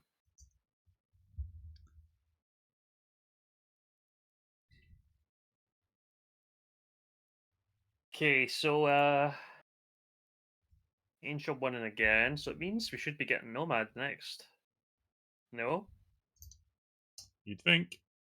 It better be. Need to drag that into my save game. Is it really going to be Dravidians? Well, Wait. no, it doesn't have to be at all. It does not have to be. You could. The thing is, you've got Dravidians as you got Dravidians and Britons as your first two picks in the Civ draft. You've played Britons on Cup. Are So you saying that you're not playing Dravidians on Nomad? No, that's what I'm saying. So like, it has to be Dravidians. It kind of has to be, right? But it at the same time, it doesn't have to be if you really think they're better Civ for Tunnel. But does it seem likely? I'm not sure. So I think Spanish Aztecs, is that the plan? I think Ethiopians for Tunnel, to be honest. Unless you want to do some clown stuff. We have to play our first pick. Okay, right. So you're saying Spanish Dravidians and then Ethiopians and Tunnel. See, we've got to play Dravidians if we pick them first. There's got to be a plan for that. Yeah. And it's probably got to be here if it's the home map. So it's just so weird, like picking Dravidians and Britons and then leaving Spanish to get then picked again. Like there's a full round of picks for Lara and leaving Spanish open. Yeah. Dravidians was a planned pick. They picked Dravidians over Spanish. And I don't think a lot of players would do that. That doesn't tell me it's like a pub player, but I don't know. It's very weird. I can't work it out. It's a bit like Lara's invited and hasn't done this draft before. Ooh, that is an interesting shout from Breakfast. I mean, Lara, that doesn't really mean anything for the the Civs now. first two picks. True. Doesn't mean anything about the Civs. The map draft is spicy, but the Civ draft is pretty vanilla. I mean, it's kind of easy to see how you would play that. I like the thought, though. Yeah, like how do you just let that happen? Is so odd to me. Okay, let's see how we go though. Game 4 of this very, very solid series between two top tier players. Angel versus Lara. Match point for Angel. And pause at 10 seconds, Paradox.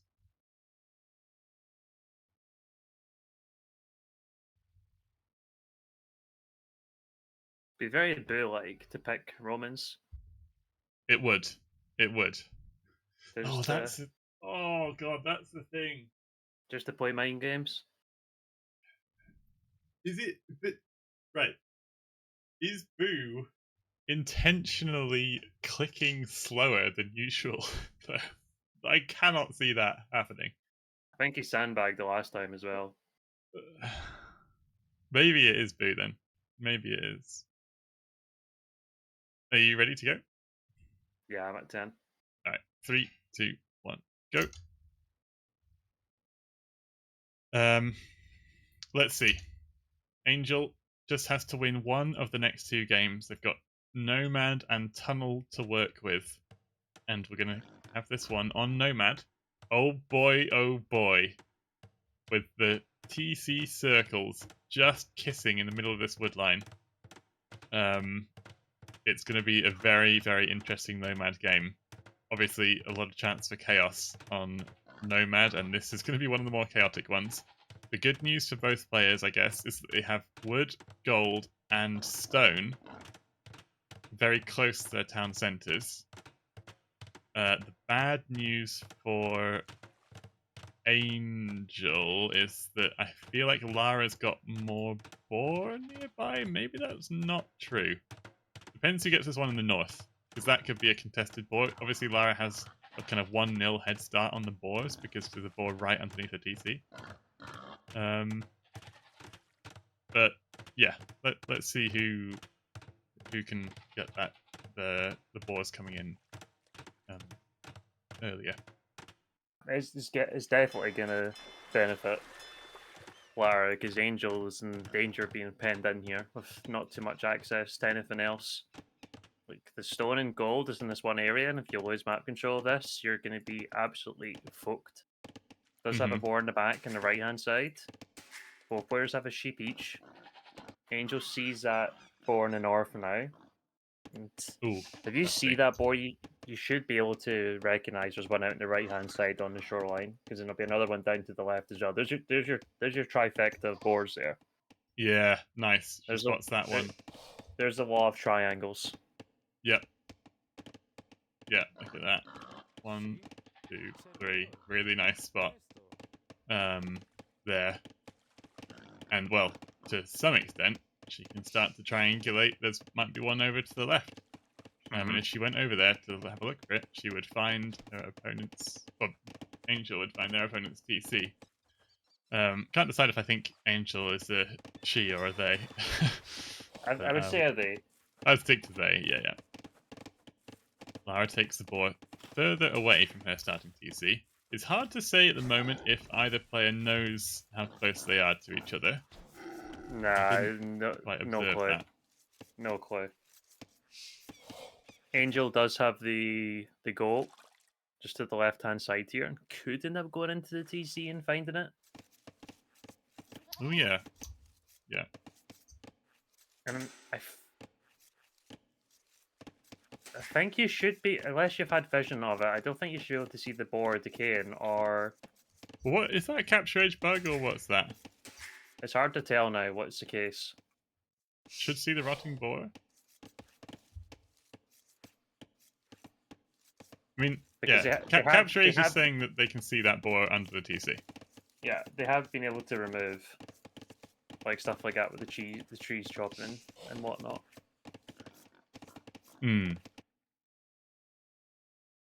Interesting. The docks are also quite close. Lara did see the 3 boars, sorry, and should have access to 2 more quite easily. Dravidian fish is very, very nice. Yep. Carries so much. Your Belger's doing well. No one getting housed yet, so it's a decent start. Yeah, Angel is going to have 3 boars as well. We should know that 3rd one's out there and it's scouting. With her little goat. Oh, so interesting to see how this match is going to play out. You mentioned, of course, Angel could get penned in. I guess that is a bit of a win condition for Lara. To try and cut off the escape route and force Angel to battle to the death in this small corner of the map that they find themselves in. One big thing, though, is we got this little plateau where the gold and stone is, and that deer and relic are. A castle on there from either player, but especially Angel. It's going to be devastating. Well, for Lara it'd be devastating because the Angel wouldn't have a way out, but for Angel, if they can get that castle up, they're going to completely turn the tables on position, and suddenly they'll be in control with a safe economy, safe in the corner of the map, and have a castle to push out from and force Lara to start relocating. It could go either way. Like, Lara has no idea that Angel's even there at the moment. I think it's not a terrible start, but it's kind of it is a weird build from Lara. Like, there's really no reason you'd have so many villagers on wood. Even like Athen said, even with Dravidians or any civ, you shouldn't probably have 10 vills on wood at this point. That's super weird to me. Yeah. Monday? Lucky for Angel then, not to spot There's just the board no to the need right to have that side. many vills on wood. Presta. Ooh, oh, the spots the boar now. That's nice for Angel to see that extra boar. 5 population ahead though is Lara, which is kind of huge to be honest. That is a big deal. Yeah, it has greater than more fish. Going over to gold now, so might just try and play for a super greedy FC here, but then we're FC and his Dravidians for what? I think it's water. I think that's why she's got so many on wood. I think it's 2-dot water play, right? Hey. Like sees the house, right? So she knows that Angel's fish is very, very close by. And is going to try to disrupt the Spanish economy by killing the fish. Oh boy! Oh, here we Finds a go. villager, bringing in the boar. And should kill it. That's big. That is big. And now you should be able to take the boar. Should be able to take the boar now. Yep, just Yeah, did it. take the boar. Hey, Take Lara! the boar. Oh, Lara, what are you Lara. doing, man? Just had to give that a couple of shots with the arrow there. But I guess that's tipped Lara off because now she sees the TC. Barracks going up. Game plan might have just changed a little bit. Barracks will complete roughly on time for a good feudal age timing, and Angel has no worries about what they're going to do. Got 2 vills on stone already, and up to feudal age, so I think it might have to be at some towers to secure this golden stone. Lara might try and come forward with the tower herself. And a range as well added by Lara, and 2 fire galleys as well. So yeah, Lara's going to try and win water and also push on land. Okay, tower on the wood line from Lara. And of course, taking Spanish off the fish is going to be really nice. Going to slow down the fast castles. Also going to hurt the conch production if they do get to the castle. Yep. Let's see for Angel. The res isn't looking all that hot. And even went for the mill in Narnia versus putting the mill in the berries. Yeah, you can long distance here. You can't long distance berries. No. And Angel 100% needs to go for a tower at the moment. Yeah, there we go. There we go. And it's tower, really ideal. market, blacksmith. It's going to delay the castle a little bit, but you protect the gold and you protect the stone. Unless, like, Lara loops all the way around to the right-hand side. All the fish go down. So Lara, mission accomplished on water for Lara. Could even unqueue some fire galleys if you're really confident. But Angel now has clicked up to castle, so that is mission accomplished for Angel. But the thing is, you have to go to castle age with enough stone for a castle, and ideally, you'd have enough food to make a couple of units from that castle. But with all the fish dying, food suddenly is looking pretty sketchy for Angel. And now she goes out for a lot of vills on a mill, which will give her some food economy. But yeah, resources are stretched to the absolute limit for Angel, whereas Lara's got a nice economy balance at home. It's just the slower castle age behind, which will make it awkward for her. Yep. Lara still got that archer over there at the stone. I do love that the Angel did come out to stonewall this off on the right hand side, because the archers could have whipped around. Clever. There is an archer already whipped around to the bottom side. Banji confirmed, by the way. I do like that Lara's not adding any more fire galleys after 6 now. You could potentially say that you could have done with 1 less. Should be up relatively soon, and because archers are out in the field, it should at least guarantee that the castle has to be placed at home. There shouldn't be a forward castle, although the archers are out of position at the moment. There they are. The archers are out of position. Angel could come forward with it, because the archers are all in the back of the base here.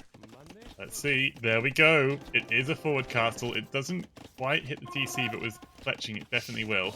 And I think it's going up. Fletching already. Okay, instant tower. instant tower. The archers are Two also archers there. there. 2 more coming back. You maybe even have to consider deleting the barracks to repel the Vil fight. Yes. Also, if you're really smart, I guess you could stick the archers underneath the tower, so they can shoot the Vils, but also not die to the tower, because they just died to the tower there. And this tower, defensive tower, is too late. Spanish villagers build quicker. An Angel might be taking this 3-1 if they can hold the position. The only thing is, they're 20 economic units behind. They have 20 villagers. Yeah. And yeah, Lara needs to stonewall like a crazy lady and make a lot more fish and chips. Keep making fish, and it's really fortunate where the docks are that Yeah. Lara has really good dock position. Yeah. And she's making this extra dock, which will be a lifesaver for her. She's going to have so many fish she can take and take back to this new dock location. So we need to 30 economic unit lead for Lara. That's crazy. But so what? Can the Conks do it? I say we need to get towers up for Lara ASAP, and we have got 2 coming up. Yep. And then, honestly, if Angel doesn't notice and loses a lot of HP here, that's going to be brutal. Like, no Vils in the queue, no Conks in the queue. 44 Vils, 44 food in the bank, and no Vils on food. We're just going to purely buy res. This is disgusting. I mean, the comms can make a massive difference, but still doesn't look good. And the archers somehow got in the back, and more villagers going down. That's the last thing the Angel really needed. No, that is exactly, yeah, like, she does not want that to happen. We'll lose some houses on the shoreline as well with these fires. I'd like to see Lara... Okay, no, Lara did a lap of the island with those 2 fire ships just to make sure Angel didn't redock. There is no redock, so it's actually not going to matter either way. And now Lara clicks up to Castle Age. Took her time to get there, but I mean, that's the thing, right? No need to rush. She was confident in her game plan. I think she's gonna. I think she's got this game. Yeah, it should be enough. Like 20 Vils is just so little. Like the Conks haven't got any villager kills at all. Yeah. They haven't done a Fish are single doing thing. so well.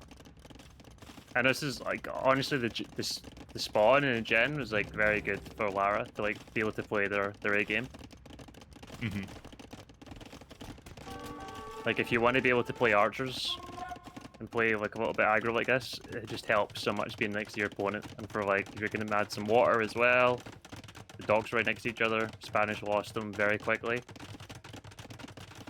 We had safe gold, safe stone. It's all coming up Lara, man. Yep. It should be awesome if it does go to a game 5. That would be the dream. The neutral. Whereas the Angel will want to close this one out if they can, but it's looking... It should be a game 5. Yeah, it's looking... As every second goes by and Castle Age gets closer and closer, it does look harder and harder for Angel to try and hold on here. What does Lara actually do in Castle Age though? Are you gonna add some DCs? Like, what do you go for? I could just go expo. Honestly, like crossbows are going to define against conks, especially in low numbers like this. And there's probably enough time for the crossbows to get out the range. Yeah, yep. they do get popped out. Trying to put a TC up. Crossbow, close X away, Bodkin in now. Should be fine. Conks can still hit from the other side. They are low HP. Yeah. They're half HP now over the full 4 of them. Mm-hmm. And like Angel just can't develop at all. No. Like nothing on food. Yeah, it's like 6 Vils on food, and what food is that? It's Hunt, to be fair, it is Hunt. But like the idle TC time, 6 minutes compared to 26 seconds. And 2 TCs now for Lara, sorry. The fish, I'd love to see the food glitch, because the fish have done so well on that the food income. You can see the res collector 12k to 7k. Mm-hmm. And that's only going to climb Gillnets. higher and higher. Gillnets, my goodness. That's going to be huge. We've got another dock placed for Lara around the side. She's just destroying the natural balance in the ecosystems here around this island. Yeah, I'm TC gonna, shop at home. gonna lose this initial TC as Lara, but putting our TC over to the left-hand side. These fishing ships dropping off 30 food a pop. So you're gonna have lots of food in the bank. Might as well make villagers with it. And now we're gonna have the siege workshop and some cheaper siege getting pumped out as well. So Lara is literally in cruise control right now. Yeah, just needs to hold on, let the boom do its work, and then it should be. She should be setting herself up for a game 5 on Amazon Tunnel. Ooh. What a game 5 that would be. This That is would a be a game huge 5 game. we all deserve. Yeah. Lol. Okie doke. Well. Oh boy! The mangonel for yeah. The mangonel for Lara pops out. Angel spots that. The house deleted and the mangonel fires. Okay. If there was a chance for Angel to come back, losing 2 mangonels quite cheaply there does not help. There's not. I'll give you a clue, there's just not. Oh, Where are the crossbows? Oh my god, Lara's transporting. what? Oh my god. Transport ship. Where's the crossbows? Yes. Oh my god, Lara. I mean, the thing is, there's actually stone walls there anyway, so the transport is somewhat redundant. It's a gamer play. It is a game of play. Angel can kill Vels like here and there. They need more than that. It's just not enough. So good luck, buddy. Like, Lara can afford to lose some villagers now. Let's We go, needed this Lara. damage like 10 minutes ago. Yes, hops in the transport. Only 8 of them. Never mind. Okay, Doesn't have transport round the only stone 5. wall. Oh, and the Bill's going to build a TC over the top side of the island. And mean- do you know what? Those berries will expire soon. If they waited a little bit longer, they would have had to weigh in. So just unfortunate the timing there. Yeah, really nice idea for Lara. But, oh yeah, not really that necessary and also not that effective. I think we are just kind of counting down the moments until Angel decides to tap out of this one. The Mangonel doing good work against the Conks. This is a big portion of, oh god, of Lara's army. The thing is, right, you can't replace this. 5 on food and 2 TCs, or 1 TC. No, 2 TCs, yeah. 5 on food and 2 TCs. You're not ever rebuilding Conks. So, you better not lose any. Yeah, like Angel's dead. Just Yeah. plain and clear. I would What honestly be a throw of all throws to throw a game like this. Yeah. It would be impressive, let's put it that way. It would be very impressive. But Lara just adding eco, has loads of crossbows now. No problem taking engagements versus conks. Crossbows still just hovering around. Lara just keeping the fingers warm for game 5. Yep, I think so. Time for the 105 and palisade walls across the center of the map.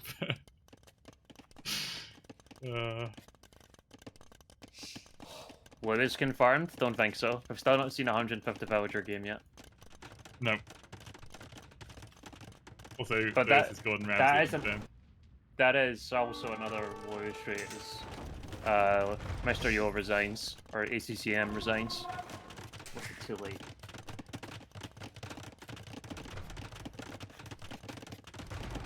Yep, Lara's in no rush here. Just gonna get the 1,000 food for Imperial Age and 800 gold. Has enough builds on stone to make a castle of her own, and she can start Treb if that really is required. Oh, Hallis is Gordon Ramsay. Okay. Why didn't you show up then, Hallis? I'll be having words for you next time I see you then. And Lara's just gonna click it here. It's over. Oh, nice attack round. Oh boy. Okay. Angel wants to make a castle at the same time that Lara does. This is gonna be brutal. Yeah, just GG. Oh, Angel.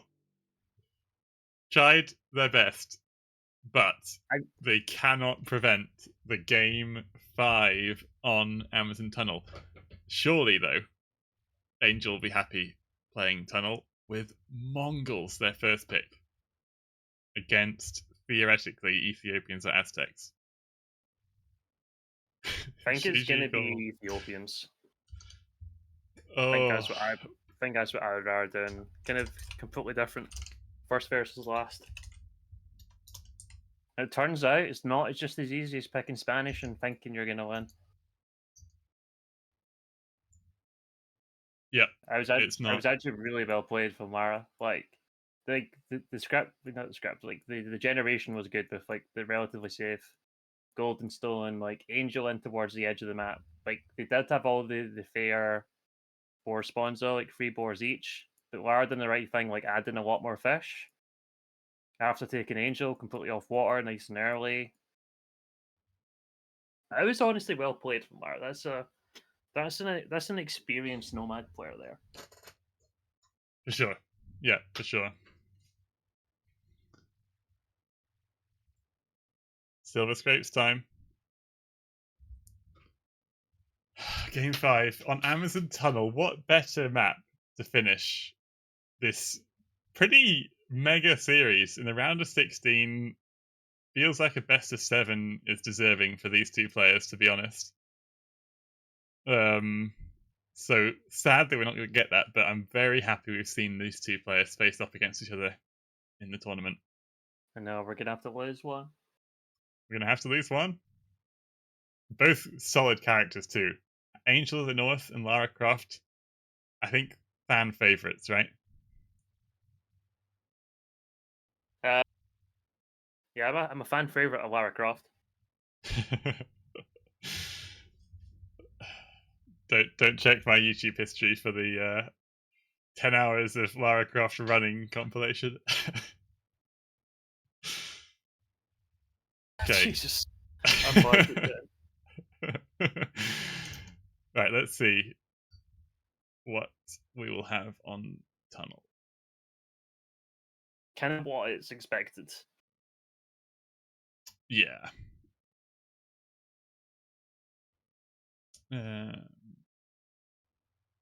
What was it? Sorry, what was the APMs like? I guess it's Nomad. It doesn't really matter. It was low for Lara, high for Thingy again. Very similar. Yeah. Oh, low for Angel. Sorry. High for that. Mm-hmm. Okie doke. Let me just get the rec in my folder. Alright. Amazon Tunnel. Ethiopians against Mongols. It is good to be the king. Let's go, good guy. Thanks for joining, or for subscribing, sorry. And thanks everyone for watching. So only our first set of the day. We've got another one after this, Paradox.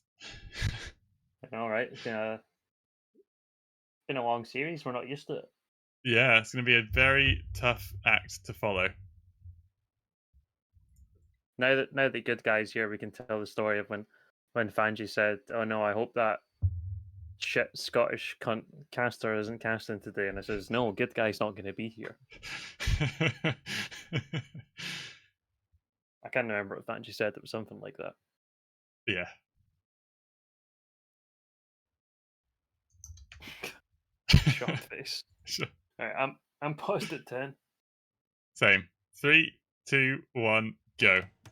And I'll be back in 1 minute. I just need to go for a quick slash. Okay.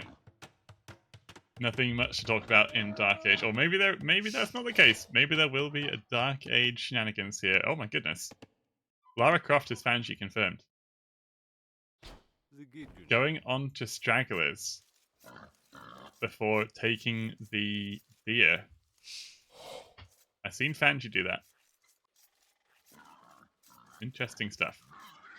Angel actually takes a bit of a llama first and then goes on the deer. Stacking sheep like that? Oh, flat TC mod. Interesting. Okay, getting some insights into that. I don't really know what the flat TC mod looks like, but yeah. So Mongols for Angel the North. Again, playing in the purple. Suspected to be Boo, Cappy, or Fanji. Lara Croft as the Ethiopians. I guess the long-term plan for Ethiopians is to go for torsion engines, bombard cannons. And the short-term plan could very well be a drush into archer production.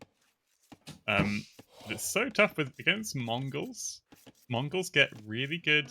The hunting bonus is really solid.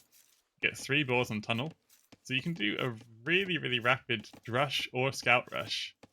And if Ethiopians try to do any drushing of their own, it might just be too slow based on the speed that Mongols can achieve. They're just so much quicker to that with that hunt bonus. But yeah, game 5, maybe a bit of nerves for the players. Let's see how they can open this one up and get started here. And yeah, okay, house forward. I think it's going to be followed up by a barracks for Angel. Angel has had Cappy APM. Yeah, the APM for Angel has been high 30s, low 40s. All series. So it's not impossible that it's Cappy. It's not impossible, it's a couple of people. Yes, absolutely. Like, if it's Cappy, I think Cappy would be chuffed to win 2 games against someone, like against Savoy, for instance, right? But not saying that it's impossible at all. It would be a very good result for Cappy, I would feel. I think on the current form, it's a difficult result for Cappy. Boy. Oh, and they're trading HP, and Angel loses his scout. Ooh. That is kind of huge, actually, for Angel to lose the scout there. It might just be traded straight back off because the militia's coming forward now for Angel. If this is patrolling forward, it will hit the scout. The scout has to run away. Lara's attentive, man. She notices straight away, pulls back. Going for Loom now as well. Maybe just in case. The barracks is only just going up. And here comes the forward villager for Angel too. So is it just into forward walls? Down. Yeah, I'm trying to get these forward walls down. I think Cappy would mass delete Vils. It's also a good question, isn't it? I mean, I'm not reading too much into that. Probably not, but you got to think there's only certain people who would do something like that. But well, I think it'd be more worthwhile reading into the fact that they played on for so long rather than the fact they ended it by mass deleting the Vils. Okay, then it is loaded. Angel really is going for the forward walls. Okay, no, here we go. I'm gonna place them a little bit further back. 3 militia forward for Angel. This is what I was talking about with the Mongols. Like, they could just get their drush going so much faster. It's obscene. On this map with 3 boars and 4 deer, it's just obscene how quick Mongols are. I think the wall's kind of odd, no? They're not going in front of the gold. Yeah, you'd think actually, right? Why not just go for the straight across wall in front of the gold? It doesn't make a lot of sense. At the time. But militias are also in the base for each other. Villagers coming forward from Lara. Man at Arms on the way from Lara now as well. Okay. And Lara goes for the gate, diagonally placed ahead of the walls here. Okay, gate trick. Gamer gate trick confirmed. That's taken Angel a bit by Kinda- surprise. Kind of tells me it's an RFer. Yeah.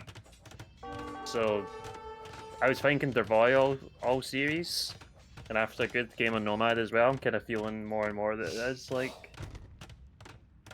that is Dervoy. Yep. It has to be. Are there any mods? Any mods in chat? Nice bug abuse, by the way, says Angel. Oof. Damn. Okay, that is actually a bit of a tell. As to who would say that. How? Who do you think would say that?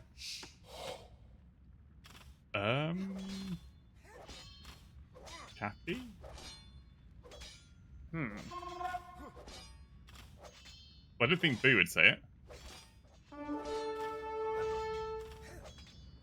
Interesting. Well, I'm still okay. I don't think Fanji would say it because I'm still like locked in on Cappy, Boo, or Fanji.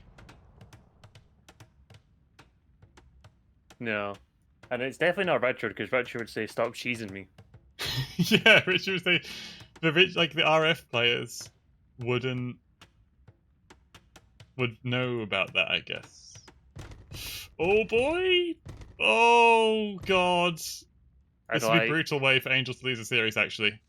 we can talk about the gate being used there, but that's a player error on the wall, not having it tapped, unfortunately. It's difficult to see because it's an up and down from that angle, right? Yeah. So it's very difficult to tap on them. Oh, I do feel very bad for Angel, though.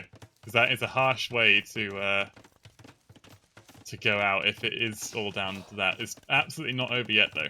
Absolutely not over yet. Angel's done very well. 1 second idle TC time, and the range is up at home, and a nice quick wall. Nice quick house. Very, very nice quick house there.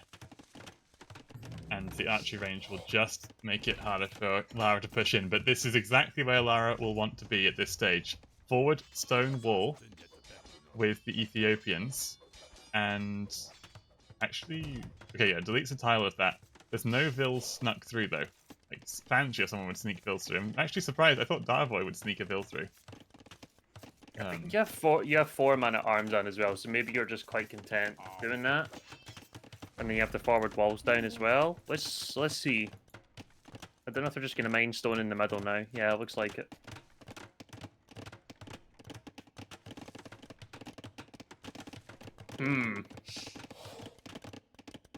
Stonewall's coming up at home. Angel playing on the back foot now. Has the range. Farms are looking good for Lara, even getting horse collar. You can do it on tunnel, but it's still Dervoy, guys. Yep. Definitely Angel's playing on the back foot, but Angel is also kind of a step ahead because they've done really, really well to keep the TC working. Obviously a little bit tilted, or a bit like feeling the pressure. Not tilted, but you know, feeling a little bit upset at the way that panned out. But look at this, they've got the outpost forward on the stone walls. They can see the 4 man at arms. And the archer response is perfectly timed. And still, look at that! Breaks the ankles of the man at arms there. So nice. Yeah, I'm not sure about that. Does get some HP lost, and the archers are there just in time. Oof. Pull a weak one away. this villager of Lara is stuck. Yeah, there we go. You do get free outposts as Ethiopians, so I want to see that. I'm disappointed that there's no free outpost built here. Oh yeah, a missed opportunity And there. triple layer stone walls. Okay. Taking no chances. Taking no chances. Yeah. The thing is though, Paradox, Angel of the North is the Mongols. So do you really want to get in a situation where you're pulling this super late? I mean, I guess Ethiopians have the You torsion get the torsion engines, engines, yeah. It's, bombards. So does maybe feel you don't good, I mind. think.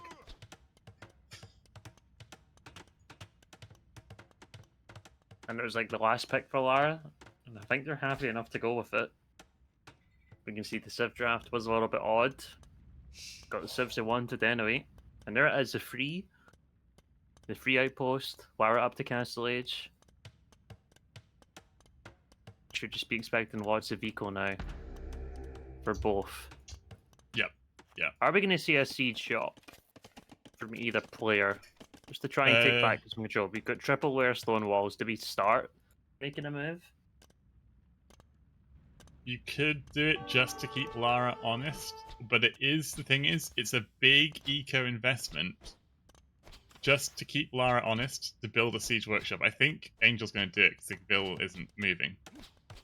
But you can't make 3 TCs and a siege workshop. 4 bills coming out, so second TC is definitely on the way.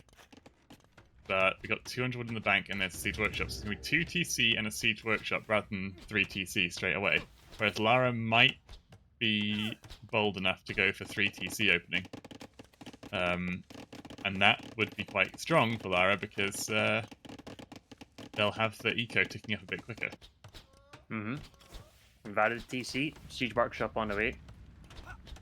Lara's not in castle yet. Do we open Ram here? Doesn't quite have the gold. Okay, can I open Mangonel? I don't know. Why would you go for Ram versus Mangonel? I feel like Ram is stronger against walls, right? The Ram would be better against the walls, yeah. But like once the Mangonel's out from Lara, it's a bit redundant. Oh, true. Okay. Yeah. Like Mangonel is you're less likely to lose, but let's see if there's a reaction here from Lara. 2 TCs, heavy plow, bow saw, even gets town watch, Oh, and goes boy. for the goes for the siege workshop anyway.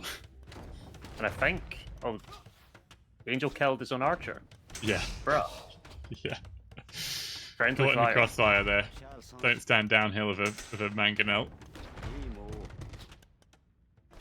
So there's going to be 3 TCs for both. You can see the food bank for Lara is so good. Yeah, and squeezing in heavy plow is so nice for Lara. That will pay off dividends later on in the game. So nice for Ethiopians getting the extra res for the edge ups. Mm-hmm. Good res balance for Lara. Only 10 on food, but because she's got 400 or so in the bank, she can afford to keep these 3 TCs working. Whereas Angel might have a bit of a tough time. Although 12 on food. 12 on food is a good number. At this stage of the game, I would say. And yeah, Mangonel defense from Lara. So Angel did keep her honest by making the Mangonel, but realistically, I don't think either is going to do too much damage to each other here. And it will just be a case of dancing back and forth over these walls. And booming behind. I'd see a cheeky 4th TC from Lara. I think that would be a really nice play. Indeed. Could easily go for it. Eats a shot to the face. Good micro from Lara. And there we go. 4th TC on the stone. And 4th TC from Angel. Oh my god. Paradox, I'm excited. We're going to go to late game on tunnel. I'd really love to see an Anti Monastery. That's what I'd love to see. Oh yes, yes. We need a monastery for sure. We have the relic control. We're only just missing that one. It's kind of wedged in between, but there's 4 relics there we can take. Or are all the stone walls up? I don't think they are. Oh, because no, it's fine. Because they did get deleted in the end. I think there's a gap between in the diagonal bit. I think there's a gap. I think there is. Wasn't sure if there was like a re-wall or anything, but I don't think there was. Oh. No monastery yet. Angel has a res for a castle wall. Looks like we're going to get a castle. Ooh. I think a couple of tiles more forward so we could hit all of the walls. It's not a huge problem because like Lara could just end up walling further behind anyway. It's gonna Yeah. be nicely on the hill though. Yeah, could definitely go a tiny bit further forward, but yeah, not a massive deal. 50 TC from Lara. 5 TCs. Oof. Gamer. Lara, Absolute gamer. Lara is behind in the villagers at the moment, but big Q in Vils. 11 queued. Oh No yeah. problem. Keeping that 50C running. Lewis confirmed. If it gets to 150 villagers, yes. 50C doesn't make it Lewis. If it gets to 150, 160 villagers, then we'll start talking about Lewis. Okay. I mean, Lewis is a Black Forest player, to be fair. But we've not seen anyone do that amount of villagers yet. And Lewis does that in Arabia games. Yeah, to be honest, I actually think having tons of bills is not going to be a tell for anyone on this map. Because it could be like 20 bombard cannons, 180 bills, and it might be perfect play. Well, like, we didn't see it in the game a couple of days ago. In the Turks versus Spanish game, which was a fun one. yeah, that was great. Let's see how this one finishes off. And Lara's nearly mined enough stone for a castle here, actually. Oof. Mangonel gets some work done. Oh, nice work. Nice work. It's a lot of effort. University's coming from Lara. Still no monastery. Oh, it's here now. Okay, nice. Yeah, Monk out on the field. Picks up the relic. Needs to drop that one back off in the monastery, though. Imp Kinda on the far way for forward, Angel.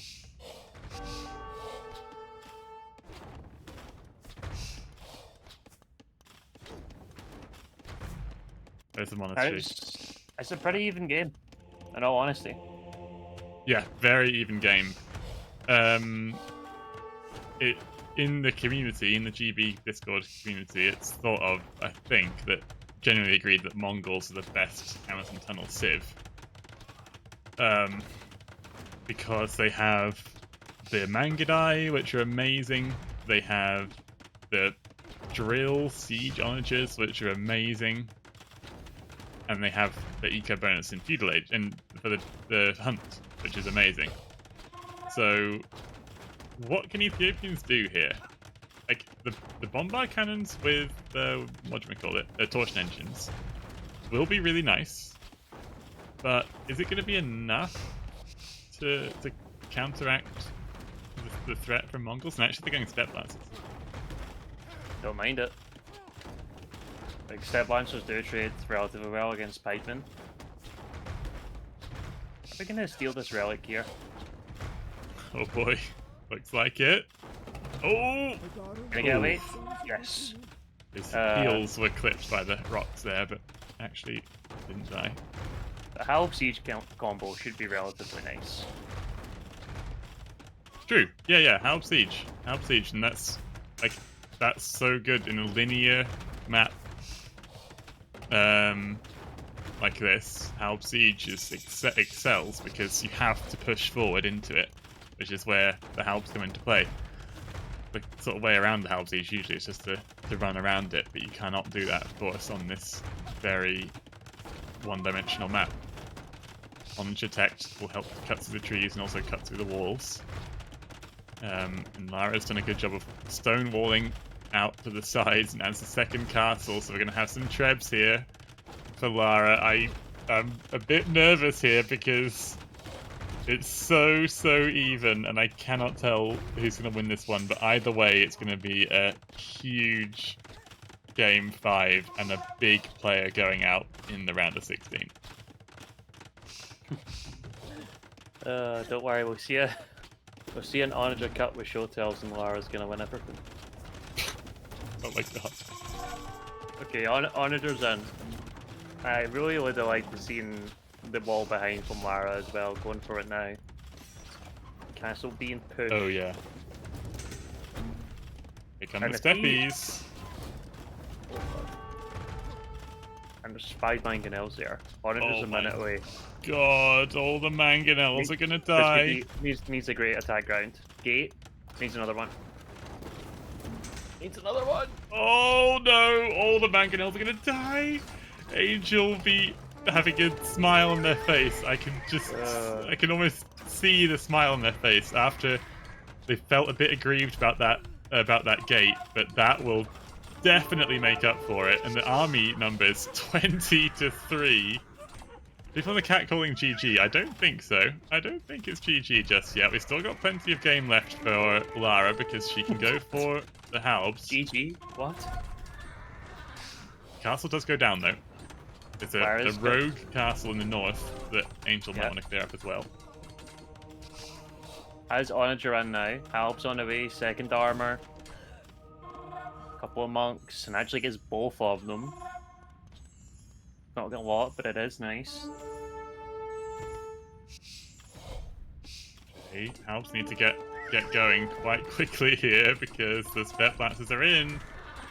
And the Onagers are going to help to cut through and make this path even shorter towards Lara's base. It's looking quite dicey for Lara. Definitely not out of it just yet, though. Gotta play on. It's game 5 of the round of 16. You're not going to resign at this moment. Oh well, at least Step Lancer. Step Lancer gives me Fangi vibes more than anybody else. Ooh, Fangita. Yes, it does. Would Fangi say nice bug abuse, though? Maybe he would. Oh, yes, he would. Yes, he would. I think he would. Yeah, I think he would say that. Look at these wall behinds. This is the BF player right here. Yeah. Oh my god. Starboy versus Fangi. It's a Richard meme. God. Angel's gotta be careful. I mean, Lara's done a great job of stalling here. One Onager shot could actually do a ton of damage on these Step Lancers all grouped up. I know, but the gate's going down quickly. Look how quick it goes down. Oh, good shot though. Really good shots. Really good shots. Oh my god. Lara's. And then more Speak repairs of dumb time. wall. Or more stone walls behind. Oh god. Oh god. Where's the relics from the monastery? Yeah, that's important, but 2k gold already. The game goes long term, it's not something you do when I completely Goes out on. Trebs are moving forward now for Angel. We got a couple of Mangalai just mixed in here. The Treb's actually going away. What is this?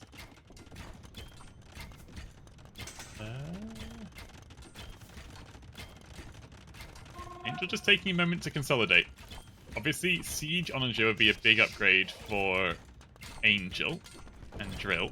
Goes for the Relic Heist. Those ones. Starting to get in some of the techs for the Mangadai to make those a bit stronger as well. Forward Castle Place, but this is a bit risky because Halbs and Onagers are here. And Lara's going to try and contest this. And Lara can afford Siege Onager. And I think Lost doesn't want to do it on the forward one. And is going to go for it. Torsion's engine's in a couple of seconds. They could get some Omega splats. Oh my god, Angel just lost so many Step Lancers there. The castle is being delayed at least. Well. Denied at worst and delayed at least.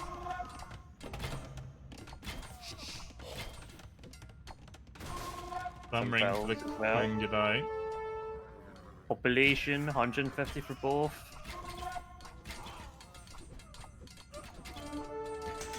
That castle's denied for the meantime, and those Trebs are just sitting ducks. Yeah, quite wise from Angel to not push the Trebs forward. Because think they would have just gone straight back down again. Blast furnace for those halberdiers. Did the torsion engines come in? Oh boy. no siege onager from Lara. We get Mangadai being trickled now.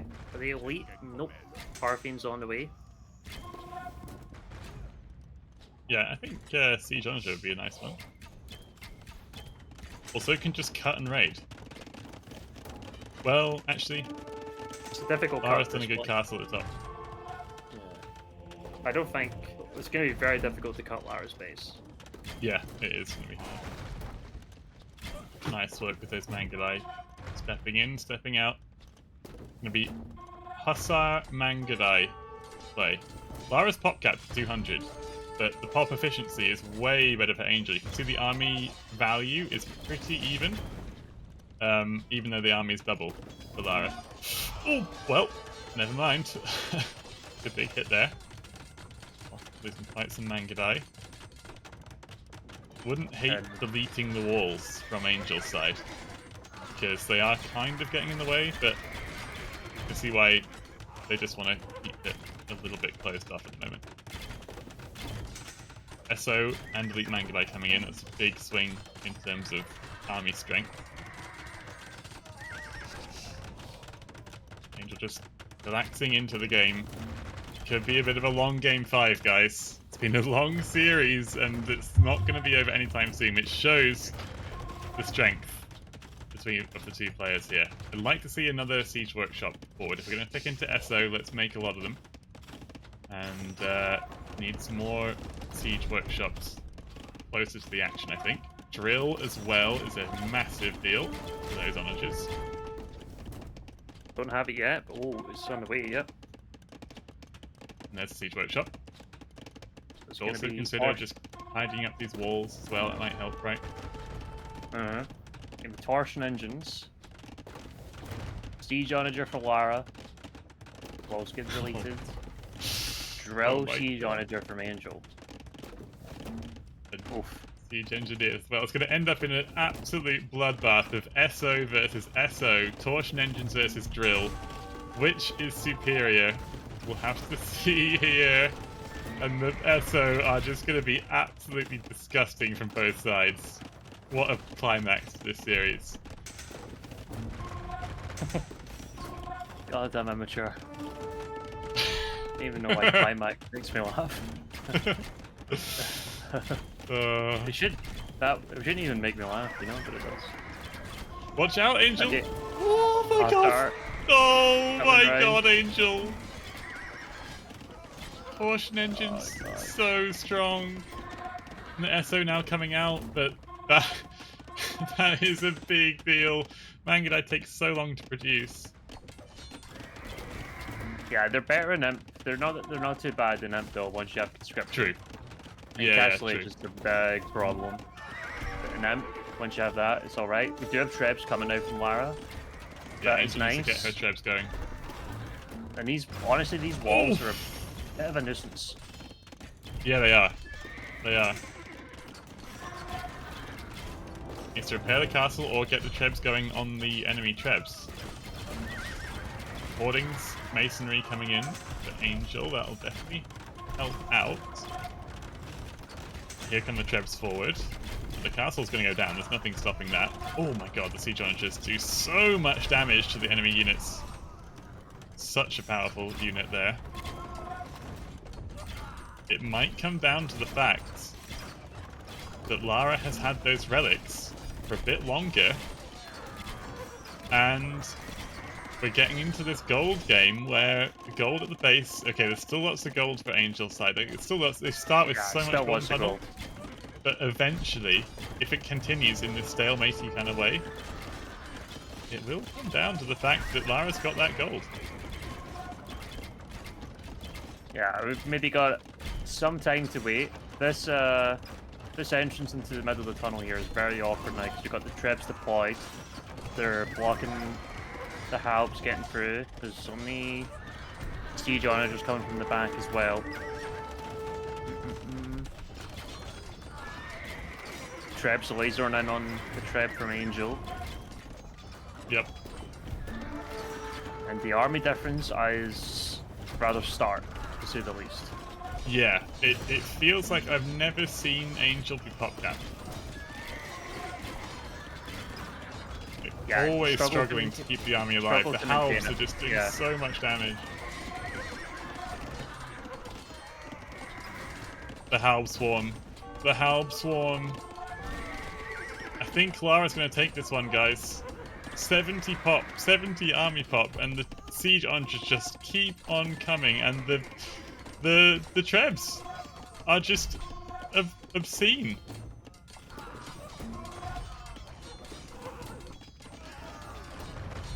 The Trebs aren't moving forward too much from Lara. It's kind of, I think they're scared of the SO being popped out the siege workshop. So can I deal with them first, I guess?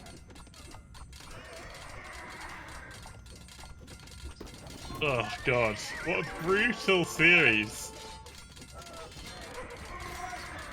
And I don't think Angel has an answer. Or like, they're just making the manga die from the two castles. They're not gonna have anything after that. They're gonna have their own SO, but they're just heavily outgunned at the moment. And Lara can delete these walls anytime they want as well. These forward ones, whenever they feel comfortable. But the little choke point is certainly helping them just now.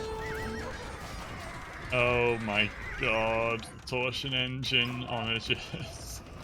Oh Jesus!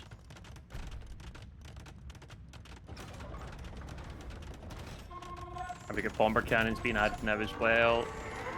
From Lara, and it's gonna just make a big difference going after the castles. But there's so many trebs here.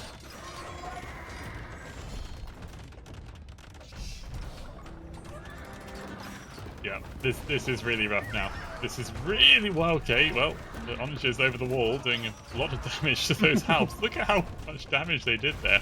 The pop was went from 200 to 160. Yeah. And need more of that from Angel. Need a lot more of that from Angel. Gonna see a role reversal here. Still, there's like, it's still not over by any means because there's a lot of gold left in the base, and it's gonna take a while to push. But as every castle dies, the chance for the Mangudai reboom to happen fades and fades, and with these bombard cannons, it's going to be even more awkward because the siege onagers can't get in position. I think you're just done if you're Angel at this point. You're only gonna have one castle. What do you realistically even do against the bomber cannons? Well, Can't maybe, even snipe so. Mangudai. Yeah. Like, you know, I think you're just realistically you're just done. I kind of like that Lara waited so long to add in BBC actually. Relic gold. What's the relic gold? 1,800. And that is a big deal for Lara. That has really, really helped, I think. We're getting down to the last few scratchings of gold in the bases for the players. Castle dies for Angel.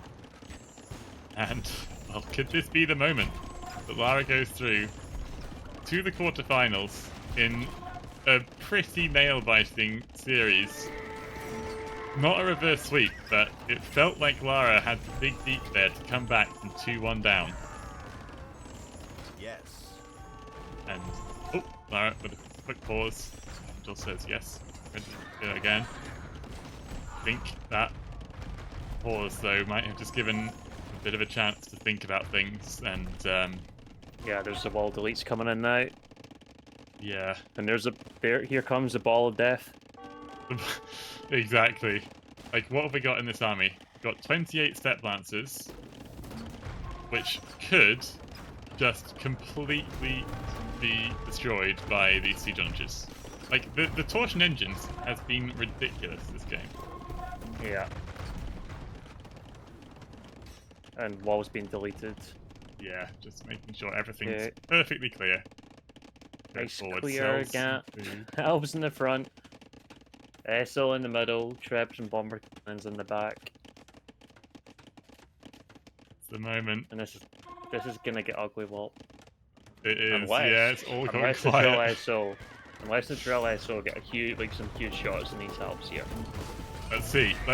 SO firing from Angel gets some connections. The Halbs, though, are perfectly positioned to repel the oncoming attack of Step Lancers. All the Step Lancers dying. Chebs are set up on the hill, going for the building kills.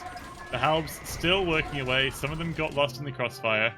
And GG. Angel taps out and calls the GG, and Lara takes the series.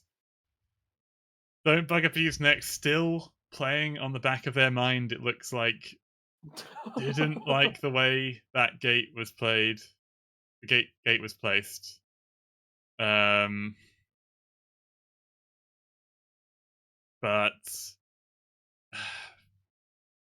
yeah. I don't think it really can be considered a bug abuse. I think it's within the parameters of the game. The way things work against diagonal walls is it's well documented. It's the end of 5 games, but let them have a little salt. Okay. But yeah, it's been a brutal series. And that's a heartbreaking way to lose it. So yeah, I understand the sadness. Like, I don't think it had a huge impact in the game in the end. Like, I think missing the wall off in the second wall was more of an impact. Yeah. But like, you maybe ended up like finding yourself in a situation you didn't, and then that got like a little bit overwhelmed. Like, oh shit, didn't wall off that bit now as well. But it was a winnable game, but no one likes for something. It's not the way you would like a final game to go if you're in the receiving end. Yeah. Oh no, absolutely not. Yeah, really, really sad, but massive commendation to Angel of the North, because they are a strong player who could easily have been a semi-finalist with a different bracket draw, or a finalist, or win the whole thing. I mean, yep. Losing 3-2 to Lara Croft, it deserves more reward than I suspect it will get, because they'll just be going in Wikipedia as a round of 16 loser. But that's the way the cookie crumbles a bit on the randomly seeded tournament draw, I guess. The question is, who is Angel of the North? I feel like we've got Lara Croft here, and it kind of feels like their vibe through and through, and it's very obvious it probably is him or Hallis, maybe my next guess, but I think it is Dervoy, because especially the gate thing, it seems like an hour effort kind of thing to do. Yeah, like APMs in the 30s. Fanji could be Angel. Well, APMs in the 30s all series. Fanji could be hungover. Fanji could be hungover. Maybe. I'm kind of inclined to say that Kathy has played an absolute blinder. Maybe I'm crazy, but I actually feel that Kathy has played a blinder there.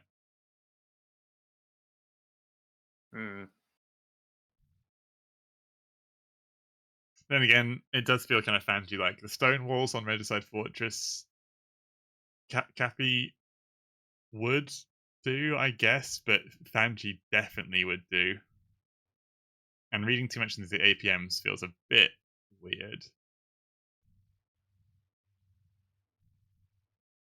Like, the APM thing is obviously, that's Cappy territory more than anybody else. How this has been Maybe around? He did have a good well. Yeah.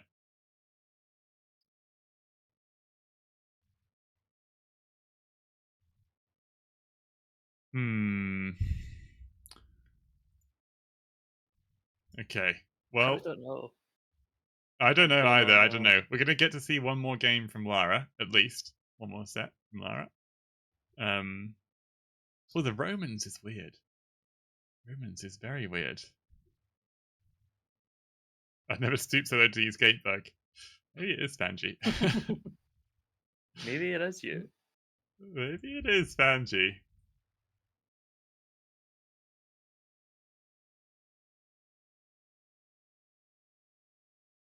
Oh, yeah. And maybe Fanji is also someone who would draft Romans as a troll. It honestly is. Honestly. Especially because he probably said, Lara, your draft sucks. I'm just going to pick Romans because I don't want to play them.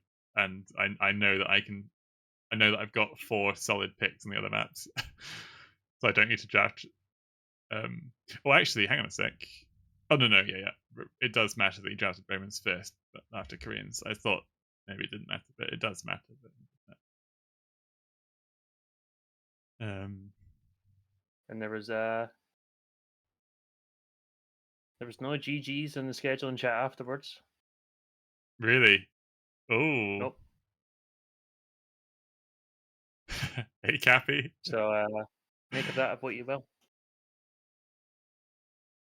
You missed your own series, Angel. Cappy.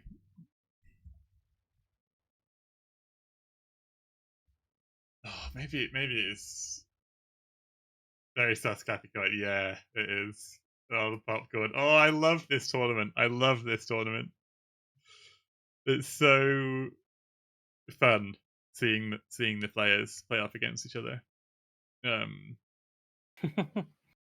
Without knowing who they are. I mean, it's a great concept, of course. To the test of time. Okay, well, I reckon then we'll have a 5-minute break or however long. How do you want more than 5 minutes, and then get into the next series? I'm probably gonna have to leave you, Walt. Okay, I'll be back in 5 minutes then, and smash out the next series.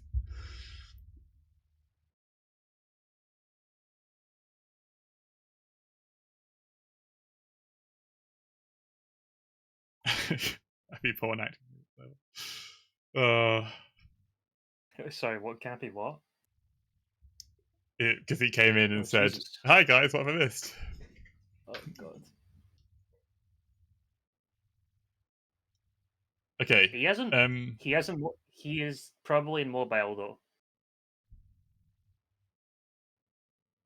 True. I've been at Because work. Yeah, he actually has been. He actually has been at work. So I think that's a fair enough comment. Oh, he's got to be in mobile because that has been capitalized. The first word. Ooh, Paradox. You are a detective, aren't you? Unless he's deliberately doing that.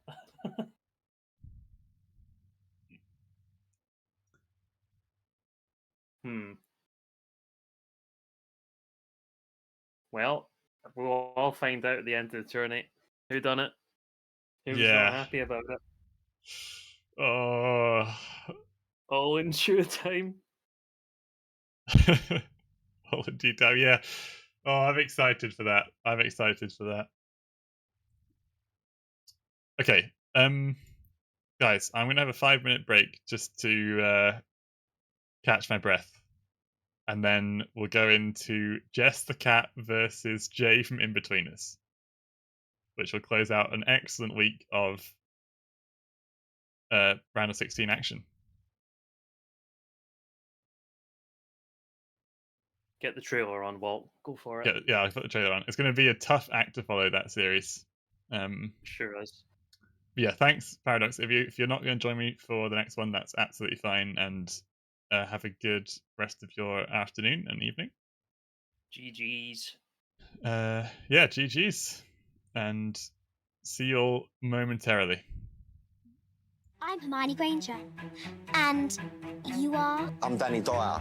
Playing hard men and acting tough has been my bread and butter. But now I've got a new role. I'm going to be tracking down some of the most feared men in the country.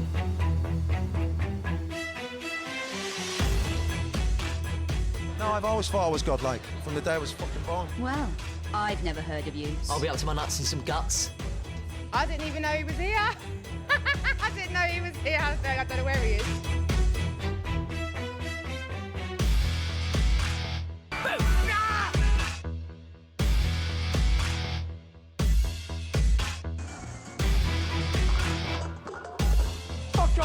Fuck up. Get out! Everybody just fucking calm down.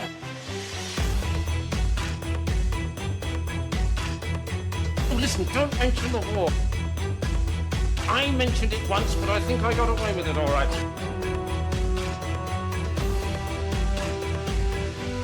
You know, come on.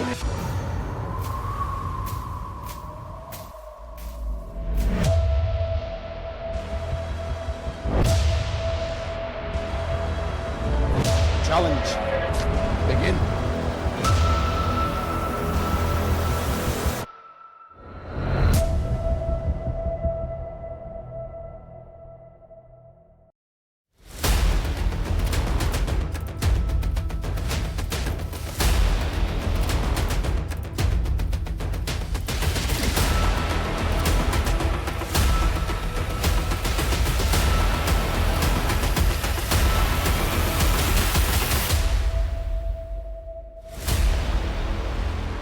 What have I got myself into? I'm fucking shitting myself.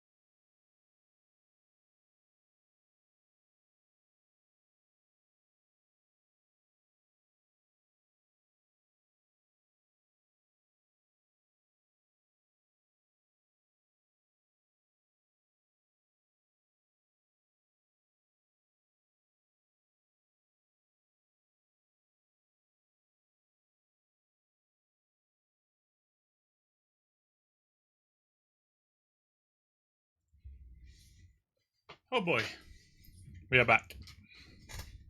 Turn the music down a little bit. Yeah, what a series again. Two amazing players there. Sadly losing Angel of the North. I had a soft spot for Angel of the North, to be honest, as a character. Good series, yeah, really good series.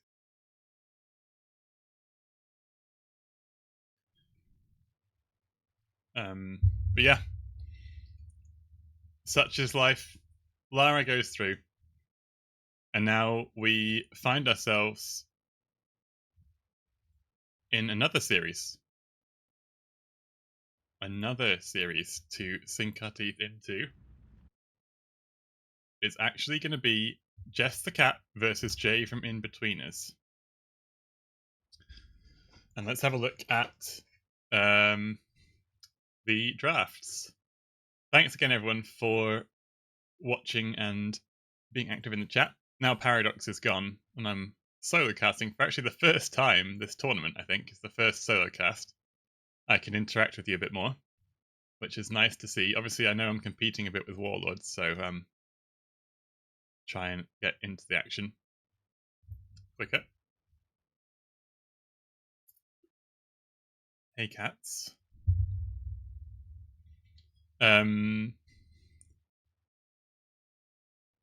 Jay's role playing. Okay, let's see how Jay's role playing is.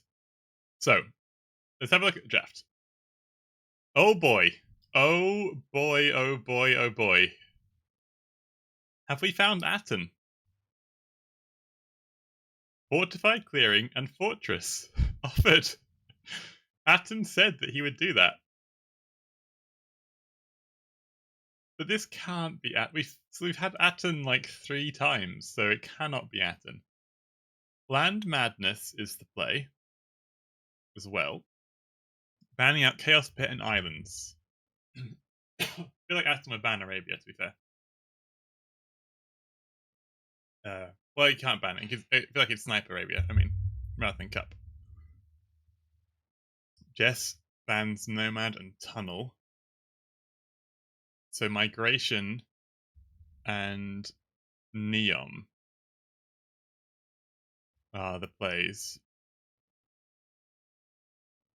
Yeah, Spoil Sport. Real Spoil Sport.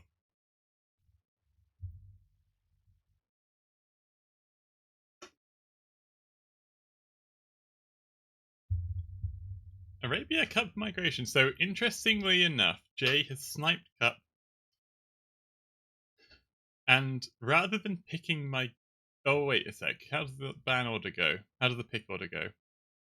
Ah, yeah, so before Jess, the cat, got the chance to pick Land Madness, Jay picked it. Which is kind of interesting.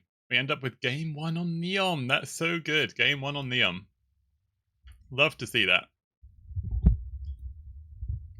Move the mic a little bit closer. Yeah. That'll be interesting to see. Oh, okay, I'm going to the Civ draft then. Berber first pick. The Berber first pick for Jay, is that going to be on Neon? We saw somebody play Berbers on Migration, actually.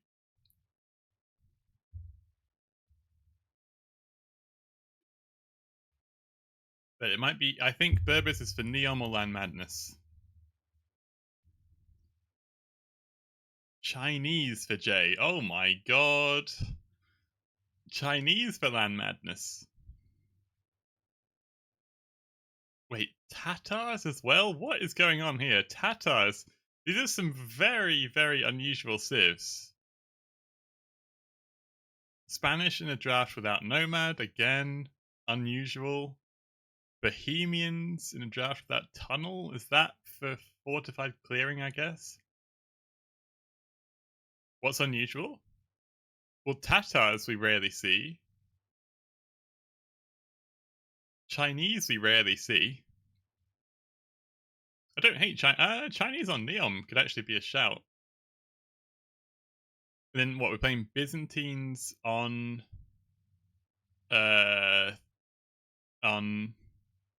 migration. Jess goes for Italians and Japanese, so that locks down migration. My goodness. Okay. Humans for fortified clearing, I suppose, makes a lot of sense. Franks could be a solid Neom Civ or Land Madness. Huns again, and Malians again. Arabia, like whatever. I much prefer Jess's draft. I'll be honest. I much prefer it. It feels like they've counterpicked. They've used their spare pick at the beginning of the draft to make sure that their opponent doesn't get Italians or Japanese, and then still drafted really well behind it.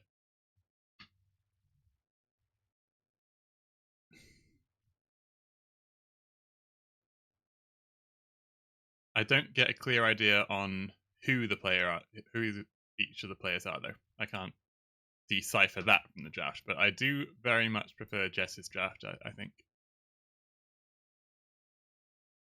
But okay. Let's get into the game. Without any words of wisdom from Paradox.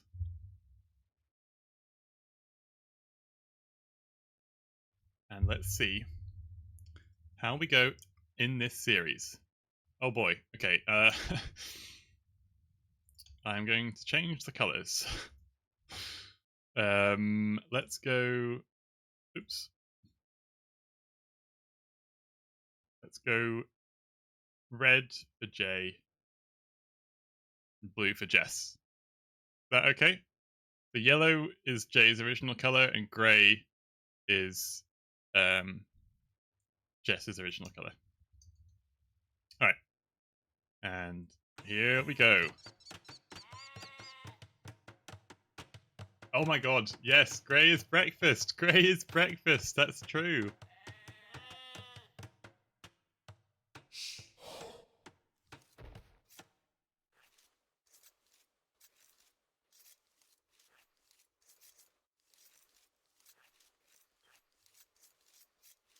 Tatars on Neom feels quite strange.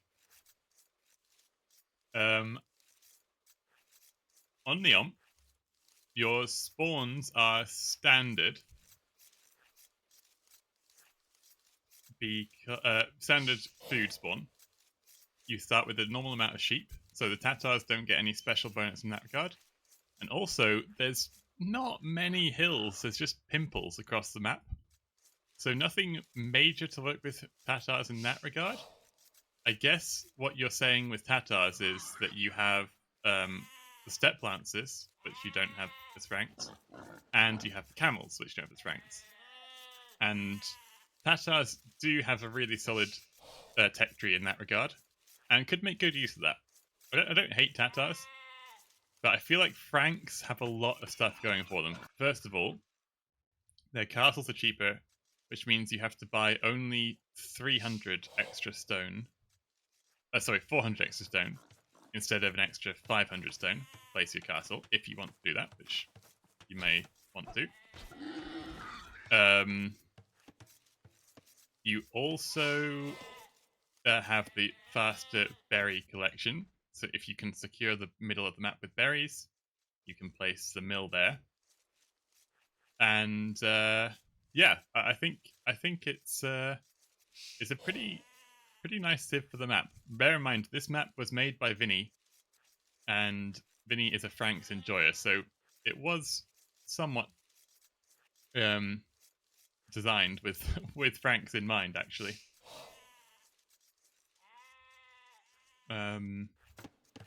Although I did kind of design the map. No Vinny to cast? No Vinny to cast. He has gone back to play his RuneScape. Let's see. So yeah, Jay picking yellow. This Cappy likes yellow, I think, right? Even though I said we'd just seen Cappy last series, but he's top of mind right now. And is anyone pushing any deer? I didn't spot... Oh, okay, yeah, there's a deer there under the TC and deer there. So both players have pushed one deer so far. Ted likes yellow. Ted does like yellow indeed. Tatar's going for another one. 0 seconds of idle TC time from both players so far. Another high-level series in the offing, it feels like. As Jess expands out to 4 on wood. And another house. Good work from Jess, to be honest. This is really not an easy deer push to get it through the eye of the needle here.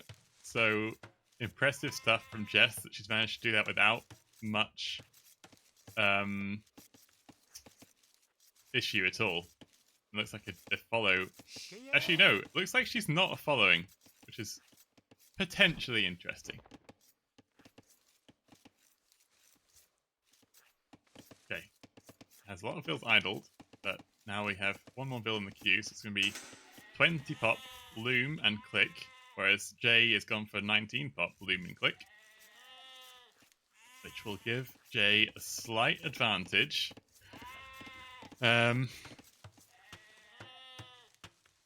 As we go up into the feudal age. So, well, I'm not in love with this from Jess, to be honest. She's bumping around quite a lot on her berries, on her deer here. Ooh, and now going to gold. Ooh. Going out to a long distance gold. So we're going to see some man-at-arms, I guess. Or at least a militia.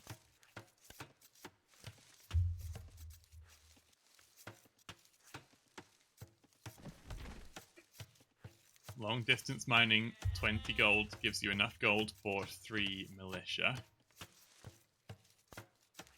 But obviously you need more if you want to make the man-at-arm upgrade. This is the plan though. This is the plan. So we're going to long distance mine. Okay, no, we're going to make a mining camp. Alright. But Jay will be up very soon. And he's obviously scouted this barracks. Hasn't... Well, I'm not sure if he scouted the Deville long distancing. But has scouted there's no mining camp at least, so that might be interesting for Jay.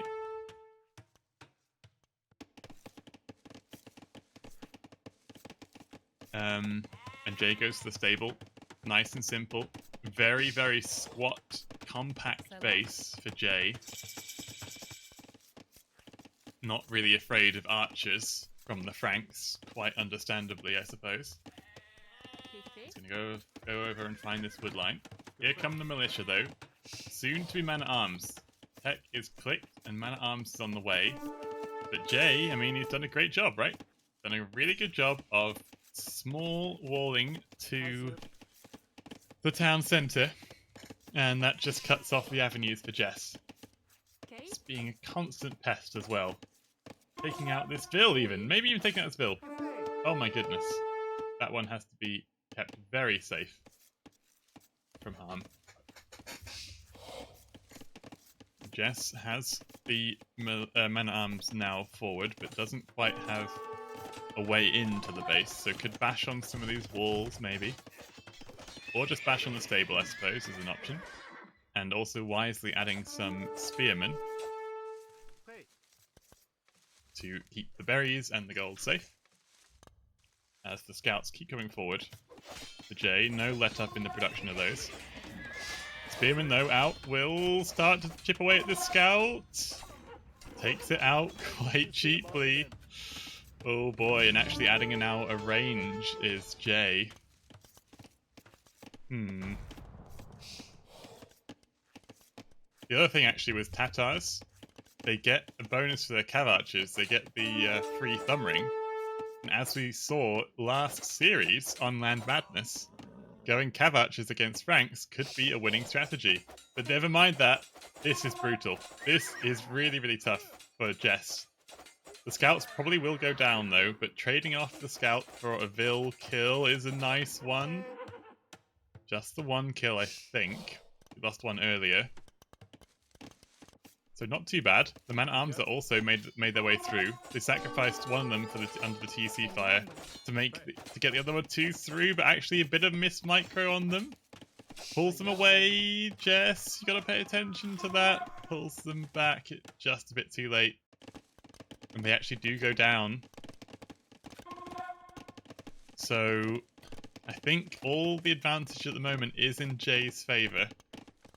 He has a better economy setup at home, more farms placed a bit earlier, adding some skirms now, which obviously is going to do a good job against the archers and spearmen of Jess the Cat.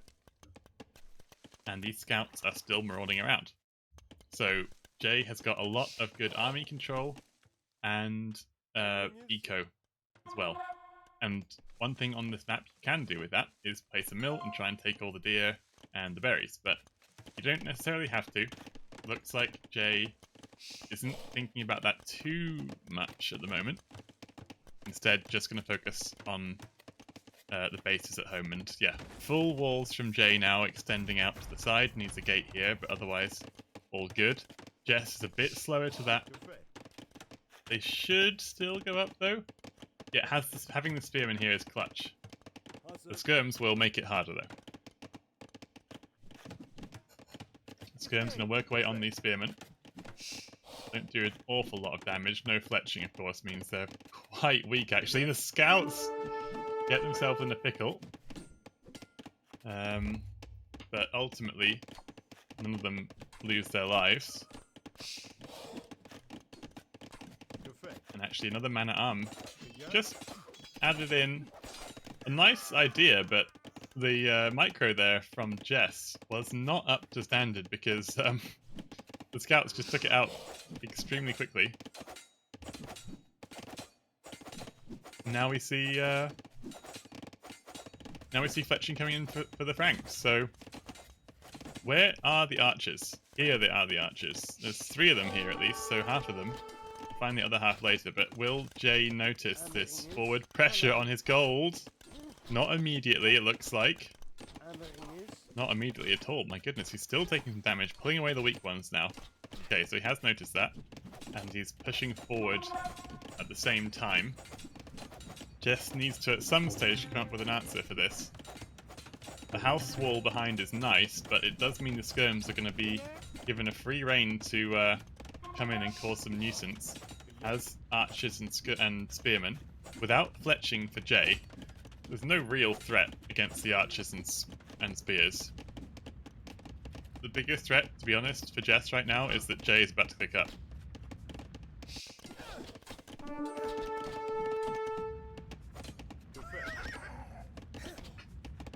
That's along the way. Or Jay from in between us. See if he gets cocky though. Can't afford to get too cocky and start role-playing because Franks have a very good Castle Age power spike when they get the knights on the field.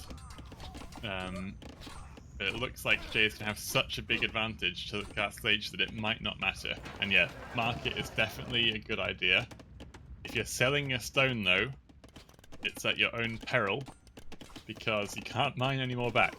So Jess might be required to sell stone here just to keep up with the pace from Jay, but that's going to be costly. 11 army to 3 right now, but that's because Jay has stopped production. He's saving his res for a Castle Age army, and its bloodlines on the way and a second archery range. So I guess we're going to see some cav archers. Against Franks, I feel like cav archers are always on the table. And it's sort of never a bad decision, really. But I guess that's what we're going to go for. Fletching confirms that, I think. But has not got much wood. That's the only trouble. On Neon, wood is quite sparse. So might want to consider getting a TC up here sooner rather than later. But at the moment, nothing really going in that regard. And Jess is not afraid. To be honest, this is quite risky. I feel like with feudal age archers, there could be a knight here. and these are all just going to go down. So it has to be very, very careful with this. I guess it's a throwaway from Jess because she knows that she's up against Cav archers, and she's not going to make any more archers for herself, so she's going to go for the knights. So I guess doesn't mind throwing these away, but still feels quite cheap. And actually, yeah, Jay isn't going to take the bait. I guess Jess was trying to bait Jay into wasting time chasing those archers, but Jay does not take the bait at all, and he just goes straight forward. He's got a scout patrolling on this oasis. He's going to send this one over here to this oasis, I believe, and make sure Jess can't expand. But Jess has sold her stone. She's going to play 1 TC, I think, with 3 stables. Or 2 stables. 2 stables.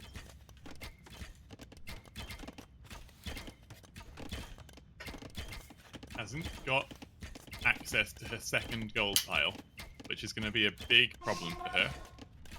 And barely has access to her first, to be honest. These 2 cav archers are going to be such a nuisance on the wood line.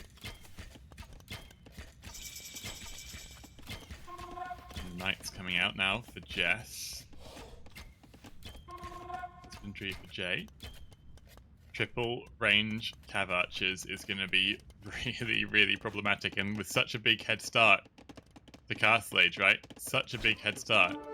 So the numbers have had a chance to build up quite nicely for Jay. Finds this band of archers out to the left-hand side.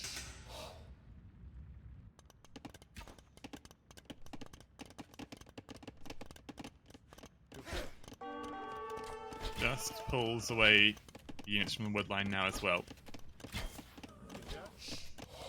No ballistics yet, actually. Bummering for free is really nice, though. All the archers go down as expected, and that took a little bit of time out of Jay's push. But to be honest, there's not much more he could do. Getting 2 CA isn't that bad? Yeah. Getting 2 CA in that trade is probably as much as Jess could have hoped for. And now she's going to go for some Scorps. And this is pretty similar to what we saw from Angel of the North on Land Madness. But yeah, it's a tough moment. It's a tough moment.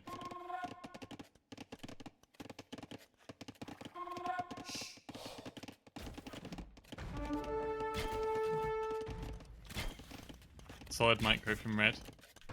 Yeah, Red's a solid player. Red is, well, they're both solid players, of course, but yeah, I think Red is looking pretty good here. Oh, nice split around the Scorps. I mean, it's cute micro, but I feel like just putting them on staggered is probably the best way. Just put them on staggered formation, and then you space out the units a bit. The Knights now feel it's their chance to go forward, and I guess they kind of have to. They kind of have to make something happen here, but yeah, Jess isn't quite ready to commit. Has the second armor, but no attack on these Knights, which might hurt in this fight, because there's a big ball of cav archers here. More Scorps are on the way.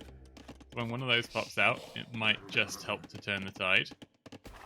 But all the while, Jay has now expanded to the second TC at the bottom, and yeah, it's just looking really in control of this series, of this game, sorry, so far.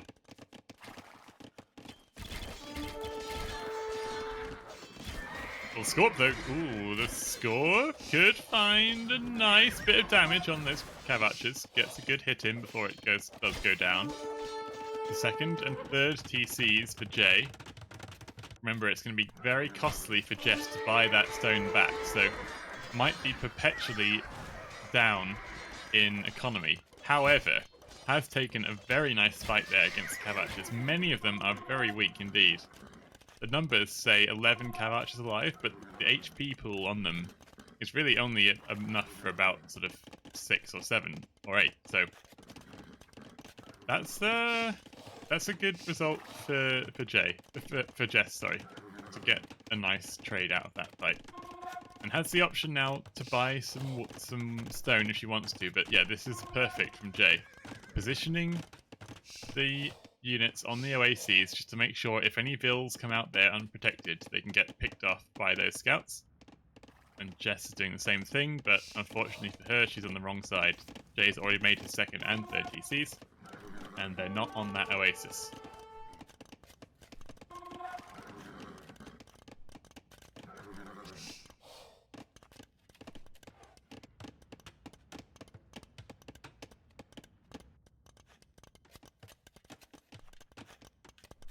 Okay.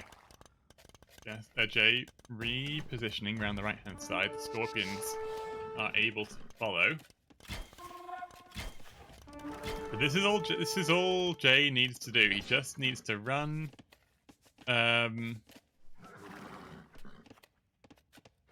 run Jess around inside her own base and keep booming. Wheelbarrow added as well. Oh, I'd love to see the second upgrade actually from Jay, the wood. Bowsaw. Oh, and this might now come into action. The knight sees the TC foundation and sees the vills building it, and we could see actually quite some vill kills on this knight. There's a weak vills. They all gang up on the knight. Has not got forging, but still, this knight is going to get a lot of vills on its way out. Knight? Hello? Okay. Like, Jess was hard done by there on the unit. The unit not attacking, I feel like. 14 knights coming forward for Jess. 19 cav archers. The knights definitely win this fight, especially with the 3 scorpions behind. There's a knight from Jay who could get a lot of kills. The scorpions unleash their ballistas on those weak cav archers. There's so many low HP ones in there. The knights are going to kill some scorps, but the scorpions are still firing. Jay's going to lose a lot of units. Hallis commended Jay's army control, but that felt a little bit sloppy there. Gave up a lot of units there, quite cheaply. Oh my goodness me, and this might have turned the tide, because it was looking more and more that Jay was running away with it here. Parked his units in a nice choke point. Nice work from Jay. That's really annoying for Jess to deal with. But yeah, that was a good moment for Jess. Cleaned up a lot of the units. Keeping those numbers low is her key to victory. And now she's going to make a forward siege workshop and try to force the issue. Still playing with 2 town centres. Going out now to this oasis is a big deal. I think that was necessary just to keep things ticking over. Doesn't want to let the economies get too far apart. But 44 on wood is not going to help get to Imperial Age. So I think Jess is going to try and play Castle Age all in here. Whereas Jay might find it more comfortable to go up to Imp.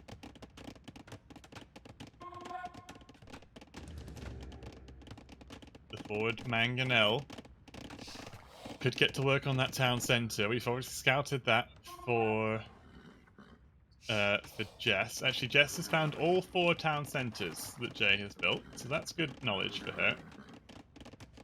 Camels, though, will do well against the mangonels. So long. Kind of feels like Jess is missing monks, honestly. I think Jess is missing monks in her army composition.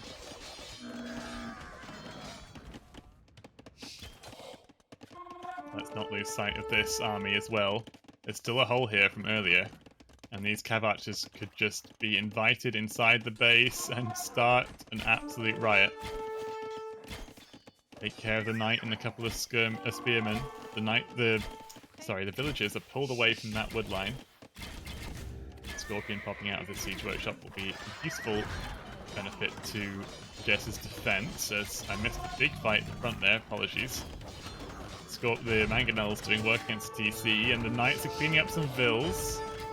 Camels were not in enough number to defend against these knights, and it's an all-out brawl. There's death happening in Jess's base, but I feel like Jess is putting on a bit of a resurgence at the front. The trouble is for Jess, Jay's economy is so spread out across the entire map that she can't push easily in one location. This makes it so awkward on Neon. You have to go wide and use that mobility. And Jay's got that in the Cav Archers. They can hit and run, kill some builds and run away. It's exactly what they're doing right now. Although they're running past the Scorpion, taking a big chunk of damage from that Scorp. Gonna split round that, but it's not gonna work. And Jess is trying to go for a much more one sort of linear approach, like let's just push down the middle with my mangonels and my scorpions, and it's a nice idea, but the thing is, in practice, Jay's got so much untouched economy over here and here that, well, it's just much easier for him to defend from that kind of push. It's now Jay picking off some more villagers and just disrupting the farms. This wood line is unprotected by the town centre. And if you look at the mini-map, there's a lot of red. There's a lot of red all across the map. And that kind of tells you the story. 33-4 army. Jay in the driver's seat. Jess resorting to the Scorpions to defend. And that's going to be tough for her because the Scorps are quite slow. They're weak to the camels. They actually do quite a lot of damage to the camels, but they die to the camels as well. And yeah, this is a constant thorn in her side. Imp on the way now as well for Jay, looking really solid in this game 1. And yeah, Cav Archers versus Franks. We saw it on Land Madness in game 1 of last series. It does prove to be a really good counter pick.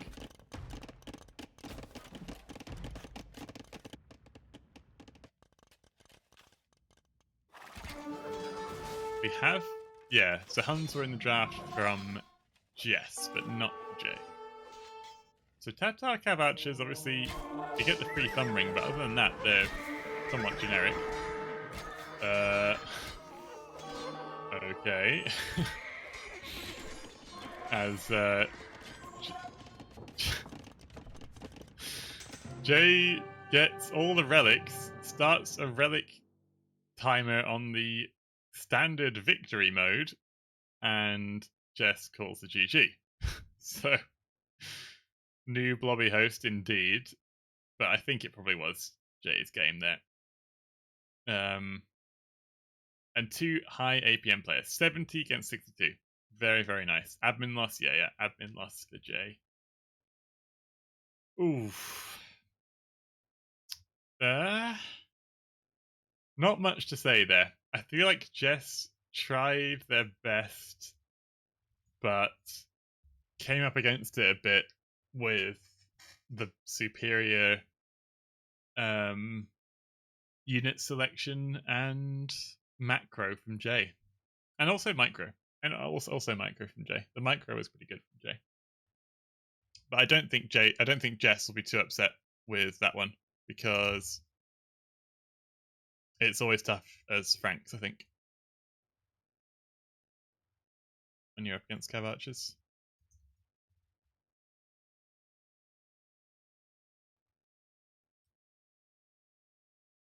So, Neon has been played. And we had Tatar's victory against... Wait, sorry. Yeah, Tatar's victory against Franks. Okay. So that means we're not going to see Franks on Land Madness. We'll see Huns on Land Madness, I suppose. But we probably won't see Land Madness yet. So we've got Arabia. We've not seen a single Arabia game in the main event so far. Could be the next map. Oh, but it's not going to be. It is not going to be. It's going to be migration. And that kind of makes sense, to be honest, because Jess drafted her civs heavily for migration, picking Italians and Japanese. And we get to see that we've gone for Italians, actually. Italians against Byzantines. I'm going to do the colours again. So those are horrible colours, yellow and grey, to look at.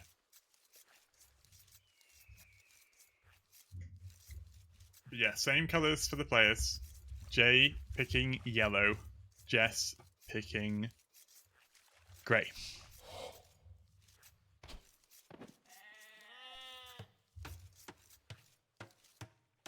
Let's watch the bill. Oh, bloody hell. We're worried there for Jess. Jay 1-0 up in the series. Has to play Byzantines, which I'm guessing isn't his favourite matchup here. Byzantines versus Italians. I feel like I like the Italians here, although both of these civs are the civs which get bonuses to their age ups. Byzantines for APM last game, it was 72 for Jay, 63 for Jess. Something like that. Like, pretty, very high, both of them. I feel like with the Byzantine cheaper Imperial Age, maybe there's something you can do with that. Although Italians get the cheaper age ups all game, and that just feels stronger, to be honest. So they're stronger in that regard. The Navy for Italians. Okay, Byzantines get the faster fire ships, but Italians get the cheaper dock techs, and I'd rather be Italians on the Navy. So it really is just... I think it really is just coming down to if Jay can outplay Jess, because I feel like the Civ is just stronger Italians. I'd much rather be Italians. Also, we've seen going fire ships can be a bit risky because there's so much distance between the players. You've got a lot of time to build up a nice mass of galleys.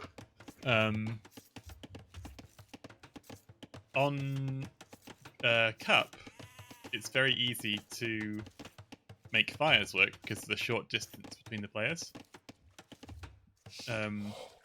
Yes. But yeah, on migration, not sure. Okay, let's have some speculation. We got a bit of time in the dark age of migration for some speculation. So, people saying James Corden is Darvoy, Hallis. What was so James Corden 3-0'd Liam Gallagher. That was that set. I don't think Liam put up much of a fight, to be honest. I mean, Liam Gallagher was the guy who went Vietnamese cav archers into death on Land Madness, right? That was that series. So it's tough to judge James's skill level, I think. No, Darvoy. No. That's not what I said.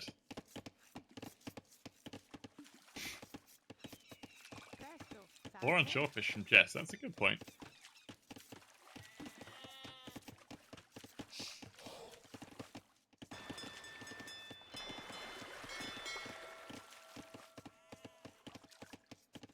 Jay has got a really nice fish spawn. I love that fish. That's horrendous.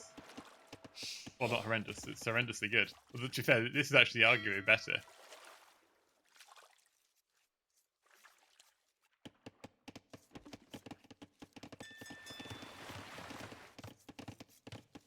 Breakfast. I think James Corden's breakfast, guys. James Corden is breakfast.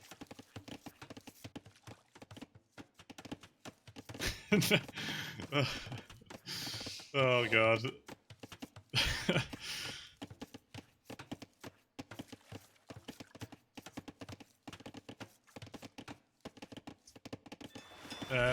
Let's see what the plan is. We've got 2 docks from Jay and a lot of villagers. What the hell's going on here? So both are FCing.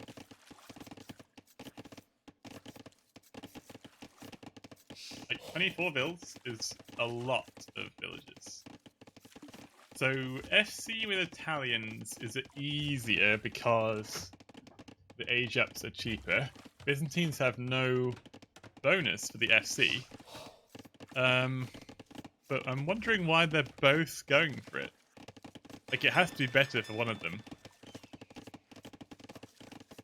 I wonder, yeah, I wonder who it benefits more to have the FC. I mean, you're going to want to get across to the central island. We have got a kind of bow tie generation where it's very, very thin in the center. And that, I guess, kind of means... Oh, one thing actually, look at this. Jay's natural landing spot is devoid of wood.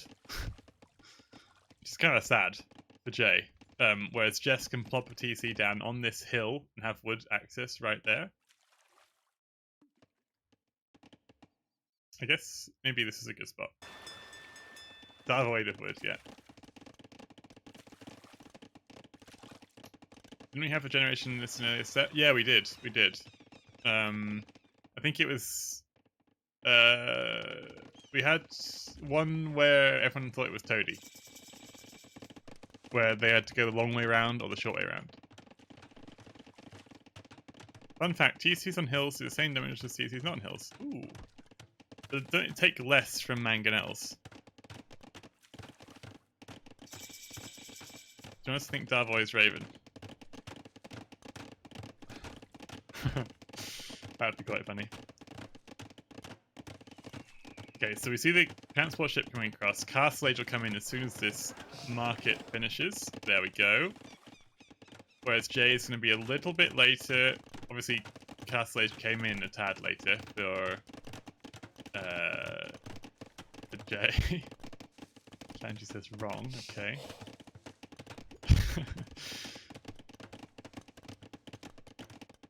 And what have we got in this transport ship? One villain and scout? Okay.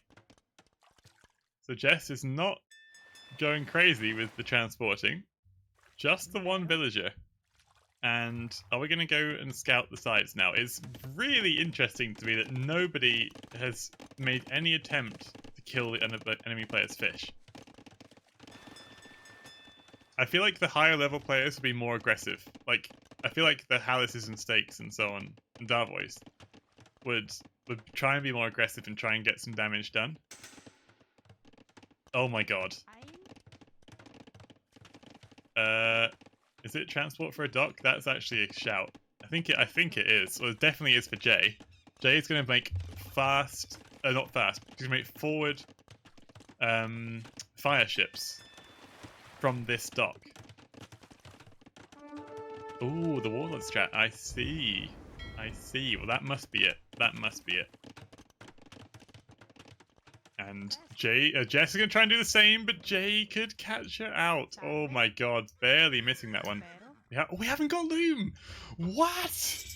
We have not got Loom! Jess, you absolute mad lass. You want to get Loom. No Loom for Jay! What? Okay. 9 lives, I guess so. I guess so. Fire galley from Jay. Jess only building the dock now. Can we see it? Yes, we can. Jay can see that dock. And here come some fire ships from Jess forward. Getting into a fire war against Byzantines feels a little bit risky, to be honest. Okay. And here we go. The fire ship in position. Does delay the dock, but a galley would just confirm it. War galley upgrade coming in for Jay. That's already finished for Jess, and there's a demo ship here which might want to try and get a target. But just content to run away for now. As the Byzantines turn around, the demo turns around. Oof, big hit from the demo. Big hit from the demo. And yeah, Jay's doing well here. Oh, the Vil dies. The Vil died through a diagonal hole in the wall. Bug abuser. Bug abuser confirmed. And this is tough now. I feel like if Jay can stop this transport ship, it would be big, but no, that's going to get its Vils across. Yeah, Byzantine's fire galleys beat Italian's fire ships. Yes, yes, yes, they do. This demo needs to get itself together. Nice one. And yeah, Jess struggling a little bit to keep everything going. Transported those wheels across, now has moved them over to their target. A lot of chaos on this map. I think it's a very, very tough map to play because you're looking, like, you're looking here, here, here, and at home. So Jess has got a lot on her mind right now. And these fishing ships are in harm's way. What are these fishing ships doing? They have to go safer. Where are they? What are they doing? Jay! Oh my goodness me, Jay. The Eco KD 9-1. And that is a lot of fishing ships which were lost. And like I said about this TC placement, Jay's got to place this TC very, very far forward. That's a breakfast moment. No, it was not. That was not a breakfast moment.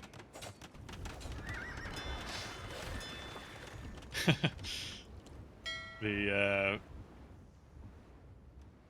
scouts trading off against each other. And Jess has done some good shuttles with her bills, actually. Now Loom comes in. A little bit too late. A little bit too late. Guys. We're all good on the breakfast. We're all good on the breakfast. I'm gonna be so crushed. If you're not a 3-0 loser at breakfast, I'll be devastated.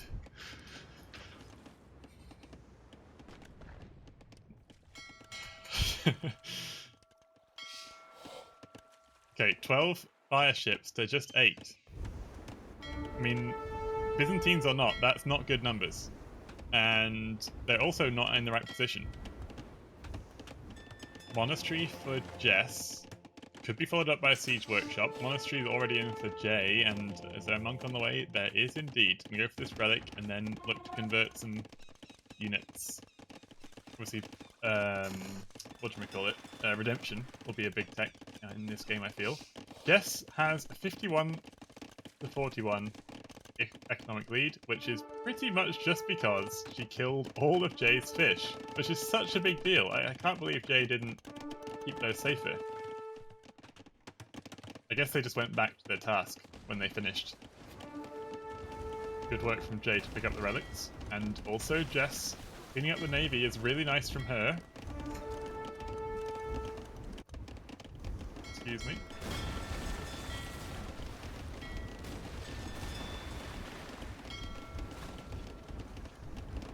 Nice naval fight from Jess, or is it? Or is it? The demo is coming in. Jaws music. Boom. Nice hit from demo. And yeah, Jay did well. Oh my god. Okay.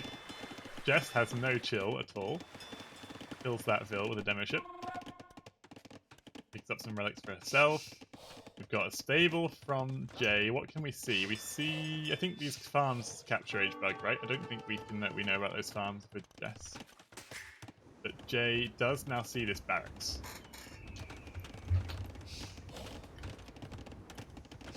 Okay. The fishing ships turn around here. Conversion locked in on the spearman. Playing spearman tennis. To me, to you. Gets actually is protected by Jess there. And a siege workshop from Jess. Difficult with 2 J's. The demo's trapped. Let the demo out. Okay, Doc lets the demo out. Atonement protected in for Jess. She's still quite far ahead in the village numbers, to be honest. Jay has not done a good job of keeping the TC working. 5 minutes, 49 seconds is quite a lot. There has been lots going on. I think this is the reason why, though. Yeah, this is the reason why. The farming economy... Oh, actually, no farms for Jess. It's just the fish. It's just the fish. It really is just the fish. Because the farms for both players are pretty lackluster. But having this fish working just makes a massive difference. I don't think I like another dock from Jess when Jay has no eco left on water.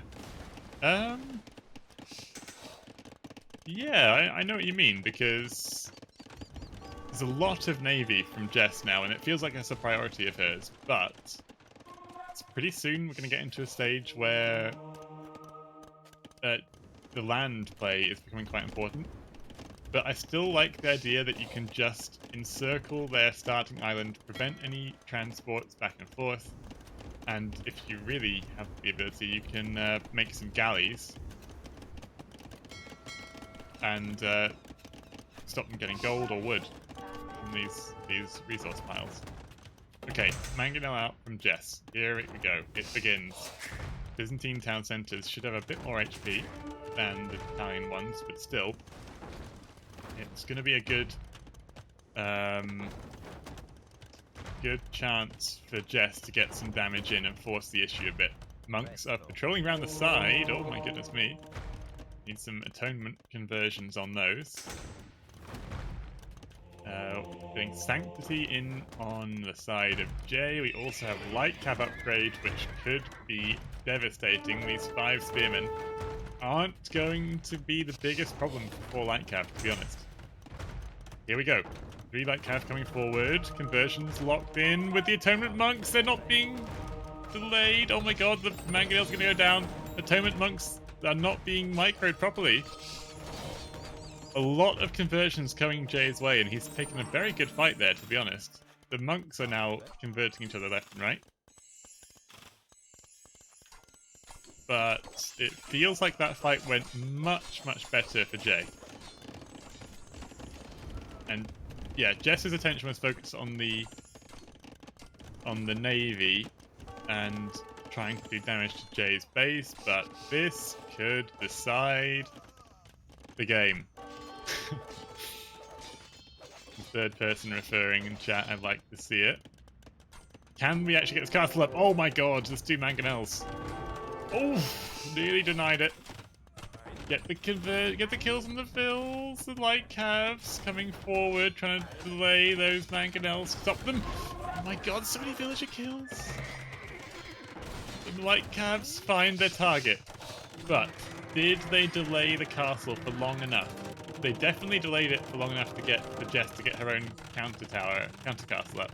You can no longer do the monk trick where you just spam all the vills and put them away, because that would be pretty good right now for Jess. But I think Jay's dream castle just turned into a nightmare.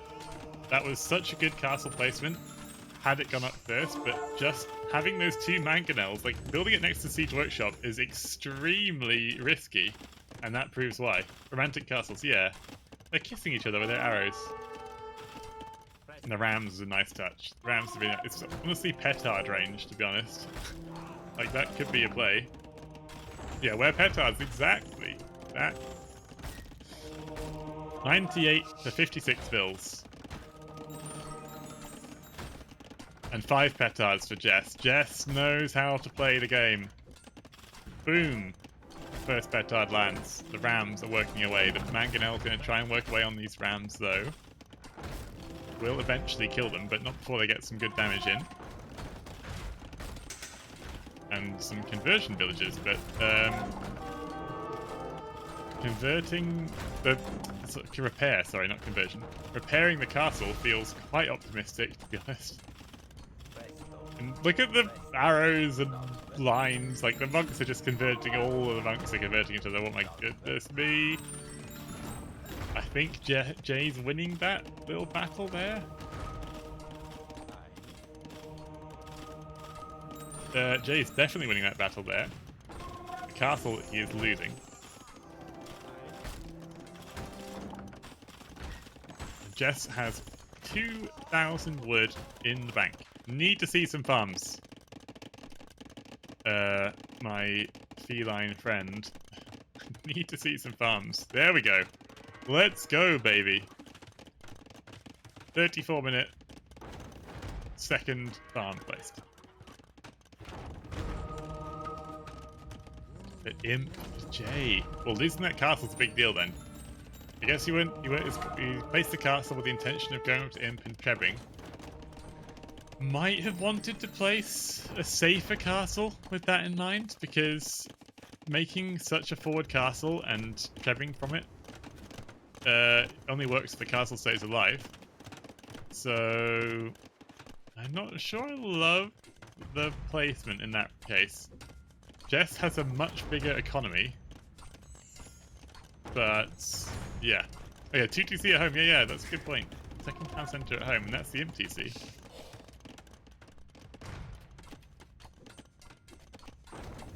Obviously not necessarily that desirable because there's no res to get there. And this could be a tough one.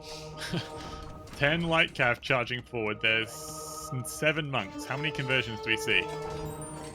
3 conversions so far. Wow, that actually went really well. That actually went really well for Jay. Oh no, an Imp on the way. Is Jay really going to clutch this one out from the jaws of defeat? Surely not. Surely not. But I am a bit worried for Jess's position, to be honest.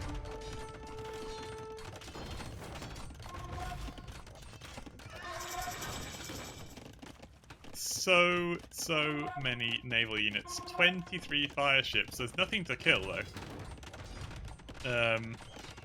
As Theocracy and Block Printing come in for these monks.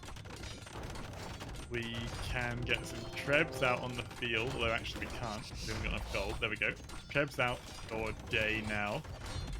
Wheelbarrow comes in as well.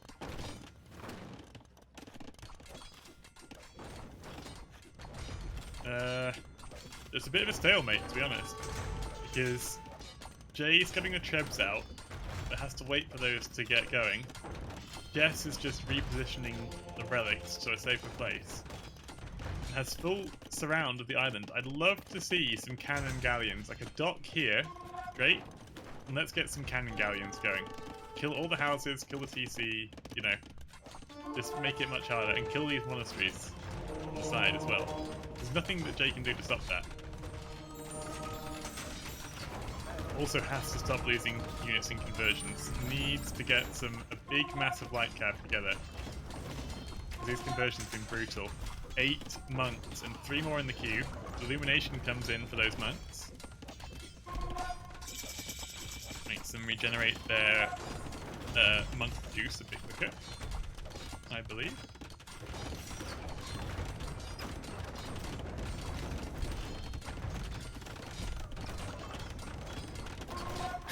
Oh yeah, true.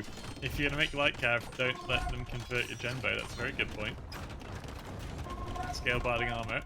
Also good tech, but tough if they get converted. And that's a nice touch. That is a really nice touch from Jay. Stone walling in the Chevy Shays to make it that bit harder. This is where I think cannon galleons will be huge. Chemistry's on the way, so I think we will see some cannon galleons. Okay, yeah, I will do the gas.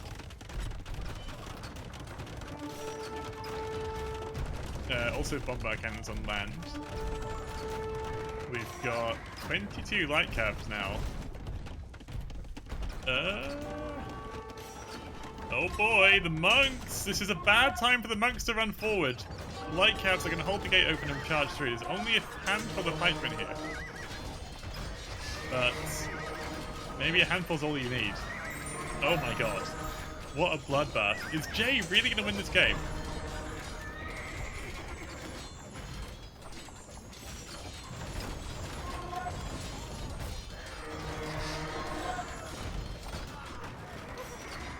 No way Jay wins this game. No way. 130 to 69 bills. Still. The res collected. 12,000 more res collected? Where is it? Where are we seeing that? Res manifests itself. I don't know where that's been invested. I guess in the Navy. A lot of it's in the Navy. And dead light cap. Yeah, I guess it is. I guess it is. My god, 12k though. That's so much. 13k. And the monks keep getting conversions. Oh my golly gosh. I think Jay is going to do it, to be honest. I think Jay is going to win this one. Not the cleanest game from either player, though. And another TC out on the side from Jay. These fire galleys have done their best. They've done what they can do. Okay.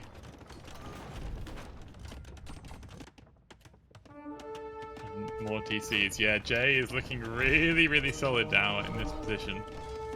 Conversions coming in on the vills as well. Theocracy means that doesn't matter. They all convert the same unit.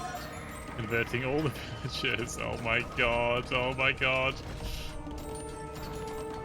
I think Jay is going to win this game. Clutching it out from the jaws of defeat, to be honest. Wait, what the hell? Okay, this castle might change things. There's a Treb right there, though. And bombard cannons.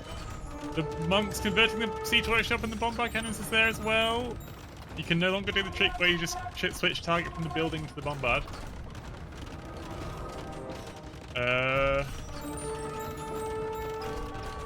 Does this castle go up? It does go up. Does it go straight back down? Not just yet. Okay.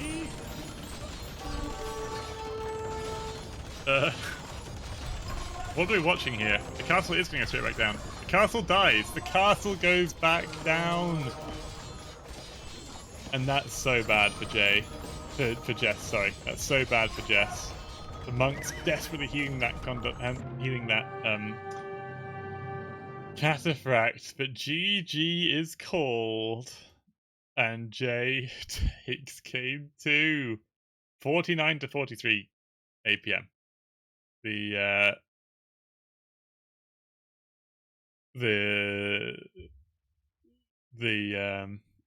APMs have dropped off a bit, but yeah, that was a brutal game.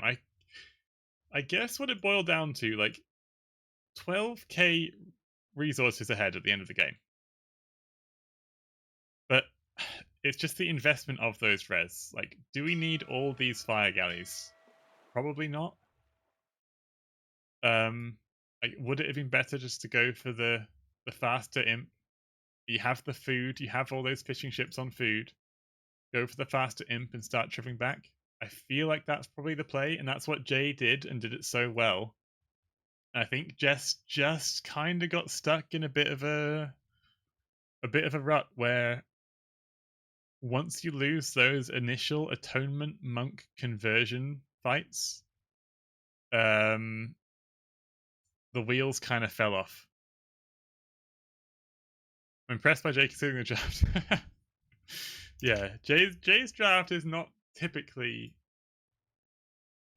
the strongest, right? So yeah, good stuff there. Right, what are we looking at in Discord? Okay, cheers to Gast. So Gast just informed me that Jay has received an admin loss.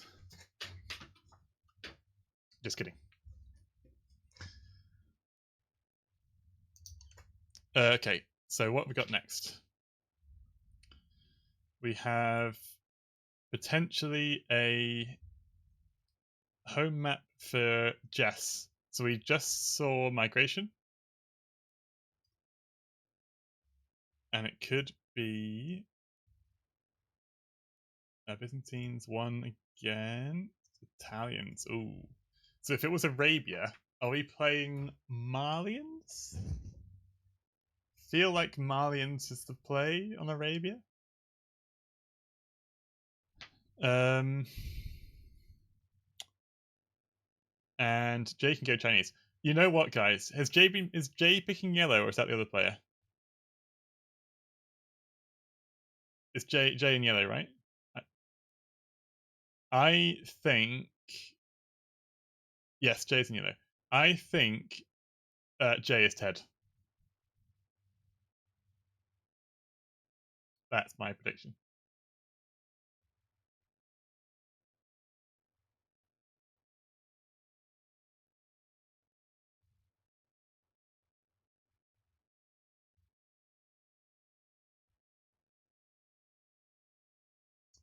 Oh, woohoo! The game 3 is actually not going to be on Arabia.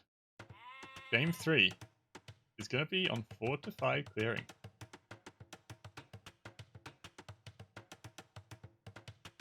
So, we have Jess the cat, who I'm going to change to blue. Jay from in between us, I'm going to change to red. Cubans against the damn Spanish. This is Jay's last pick, Civ. Will we see the monks? Will we see the conks?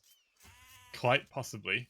I suspect that the Cubans, Jess in the blue as Cubans, is going to play for the 2TC boom.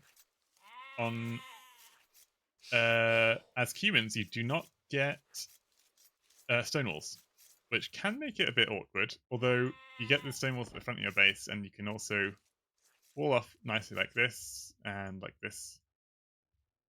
control yourself on the map, or maybe like this. But yeah, I think it could be a nice map for Cubans to boom on.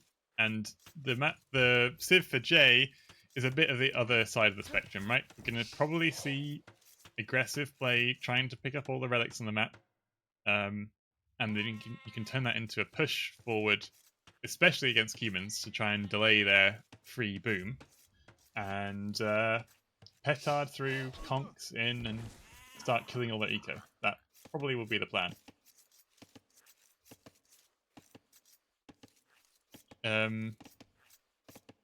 Why are we banning Boo?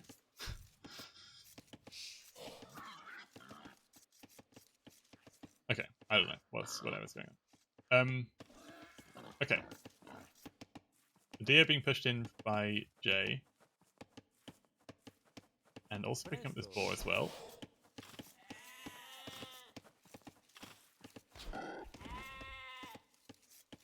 Not much to say about the opening so far, though, although I suppose what I would say, Jess the cat has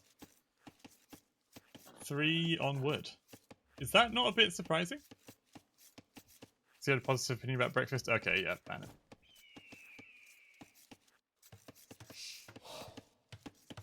Actually, don't ban it. I don't want you to ban people.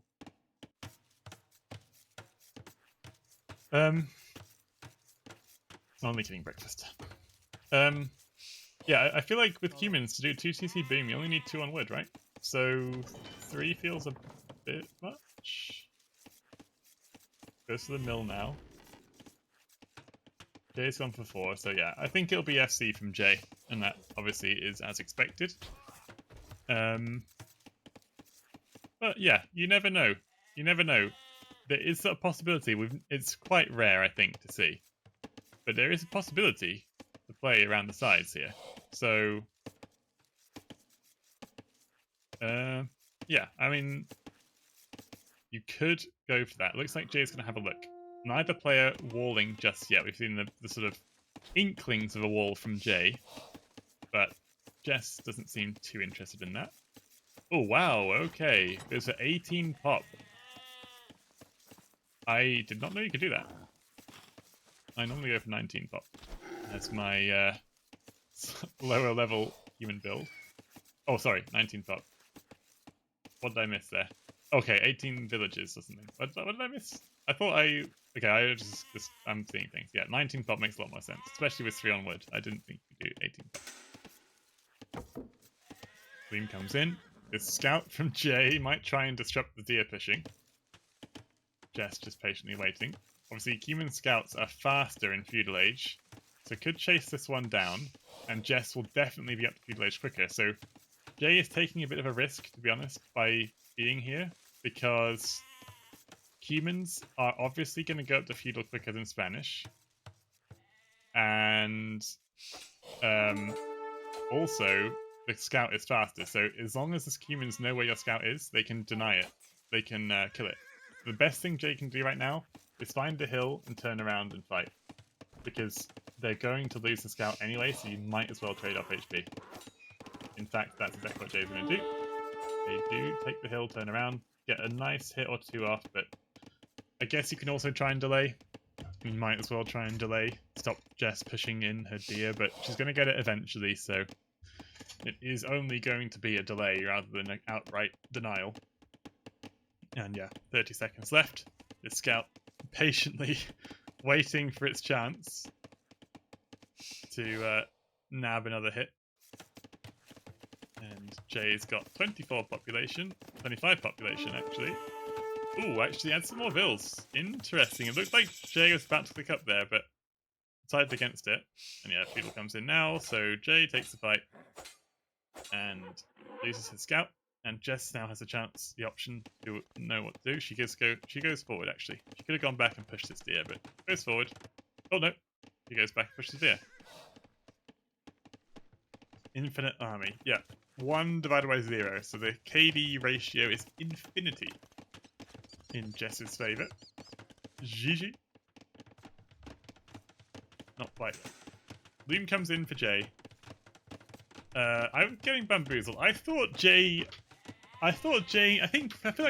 has changed his build order a couple of times this Dark Age, to be honest. It looked like he was thinking about going for 24 pop, thinking about going for 25 pop, and now thinking about, well, now actually commits to 26 pop up. Which is actually kind of 27 pop up, because it's 26 villages. So it's a very, very late uptime, which I guess is indicative of light cav monk play. I suppose. Mining camp on stone does not surprise me. I mean, it obviously, oh yeah, light cav monk is one thing, but no, I think it's castle drop is the idea. Sorry, that makes a lot more sense. So we could place a castle like here. You just need a monastery behind it, pick up all the relics. Get 5 relics in the middle and 4 on the outskirts. There's 2 there and 2 there.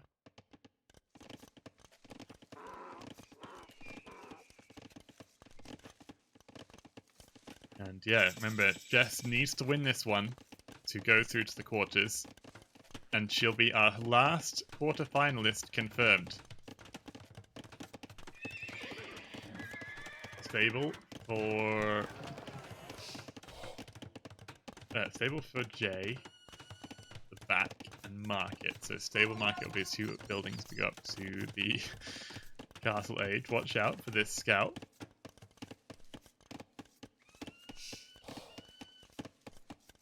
Yes, I didn't say she only needs to win this one, but she does need to win this one.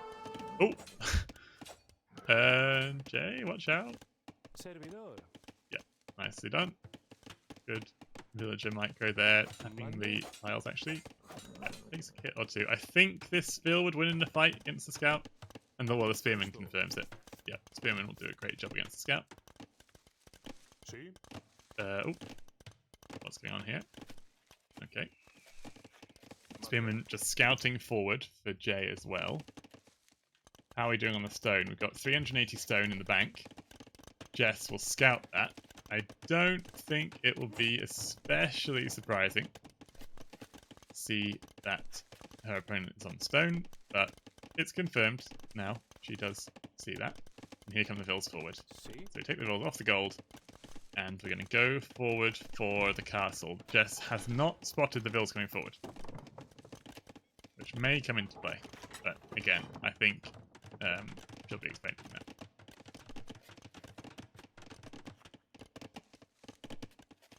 So okay, 1 TC, castle drop is going to be the plan for Jay, and we're going to see multiple TCs booming behind for Jess, and let's see who can prevail in this kind of clash of styles, which is so common in the Spanish game, I feel.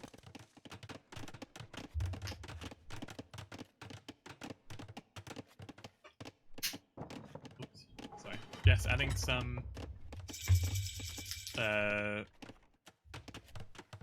outposts outside the base, interestingly enough. I mean, they're now redundant because the scout, yeah, just deletes them. It's like, okay, I see the castle. Yeah, the castle is going to go up. Jay with 0 food income. Yeah, he's fixed that now. Got some bills back on the farms. And I'd like to see a monastery as well for Jay to get those relics in. Perfect.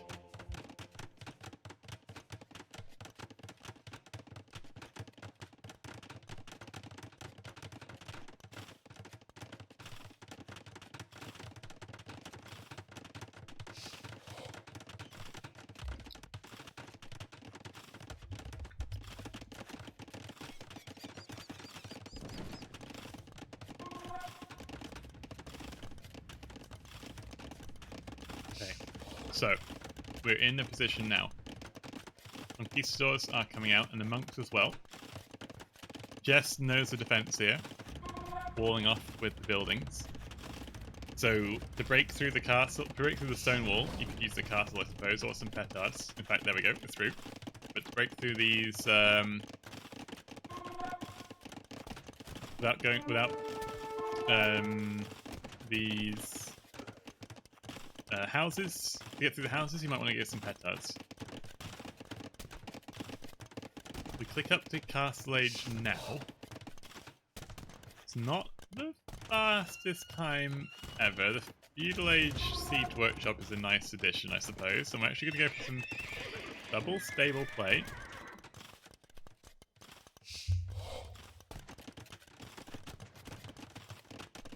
There's also the possibility, like, this is the thing, if you could get some conks around the side, I think we saw someone in the qualifiers do that. Send some conks around the side and just completely dominate. Because the humans only have palisade walls. So it takes a long time to pull that off, but once it's done, it's done, and they can get a big payoff. The conks ranging over the wall here, hitting those farmers. The Vil's sent to repair the house, but they might come into harm's way. In fact, they will. Some of them lose their lives, although, yeah, just needs a couple to repair that house, and it's looking much healthier. Rams on the way for Jess is slightly surprising. What are we doing with the Rams?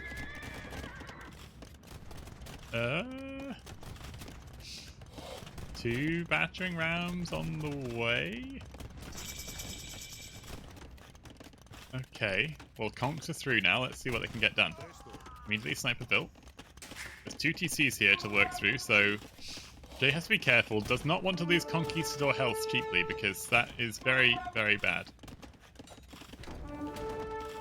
And Step Lancers out. Wow, they may produce quickly, the Step Lancers. My goodness me. But Jay sniping them down so well. This is looking so rough for Jess. I don't really get the Rams, I'll be honest. Making more Rams. Capped Ram. It is good to be the king. Cheers for the follow. Capped Ram against what exactly? Against the... do they soak damage from the conks? Is that the plan? This Bill sent here to re-wall, unfortunately, is lined up and shot by those conquistadors. And these conks are just running havoc. Okay, this is not good. Town watch for Jay. As an outpost would be nice. I mean, he's seen everything he needs to see, to be honest. You can see the entire base from Jess. Just making sure nothing surprising is coming. The mangonels are doing a lot of work to these TCs. And the repairs coming in now for Jess, which is not what she wants to be spending her wood on. Look how quickly the wood goes down. Almost equal vills as well. That's the thing. That is really bad. Even vill numbers as humans is horrendous. 14-0 eco KD. And it might be a quick series. Let's see. Can these Step Lancers stall the tides a bit?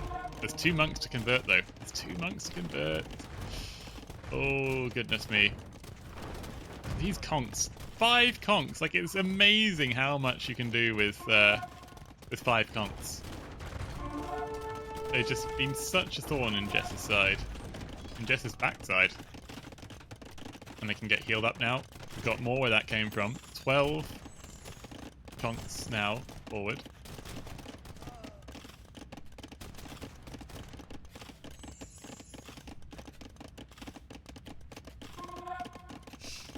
Getting healed up a lot.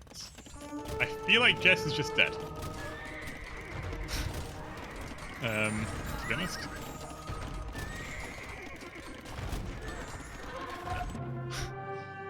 And there we go.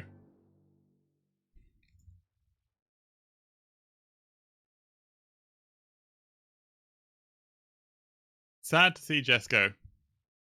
And Jay, the smarmy little prick, makes his way through to the next round. Cuban games always say just one. Yeah, this is the thing with Cubans, right? Like,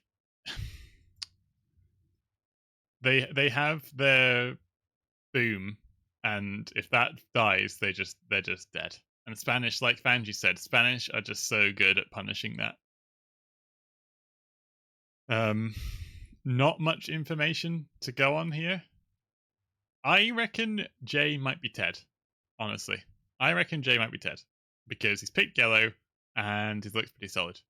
Nice micro and good game plans. So I am gonna stick by that one. I don't know who's picking color 7. Jess picking grey. AotN.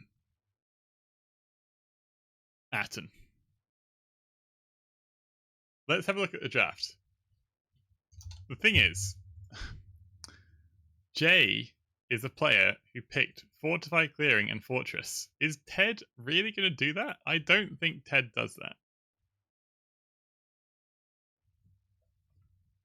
So I'm a bit confused. Oh, goodness me. Oh. I'm a bit confused. We got more action next week to help us decipher this one.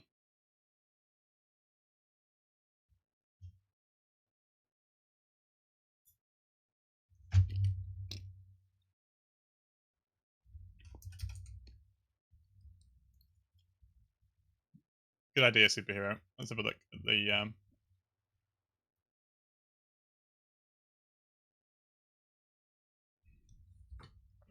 at Wikipedia. Move my face.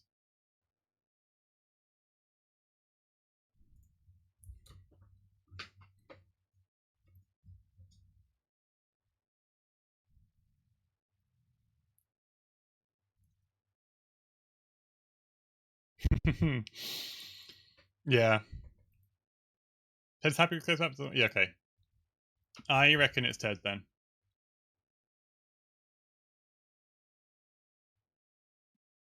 Oh my god, Basil Fawlty versus Lara Croft. Oh my goodness, that's gonna be a sick set.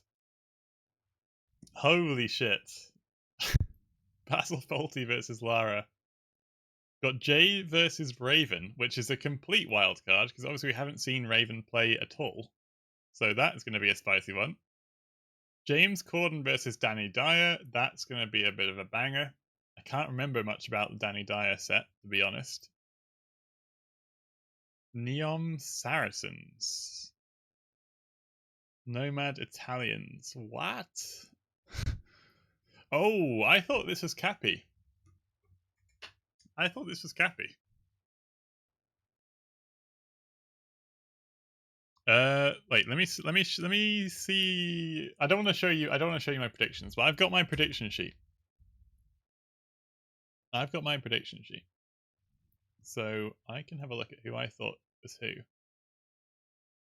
Yeah, I said Danny Dyer as Cappy. I'm going to put down Lara Croft as Darvoy. I guess I'm putting down. Yeah, Angel. I'm putting down as Boo. I guess that is what we're going to go with. Nice one, breakfast. Boo got admin win. I guess so. Maybe that is the idea. Oh my goodness. What is this? Titanic?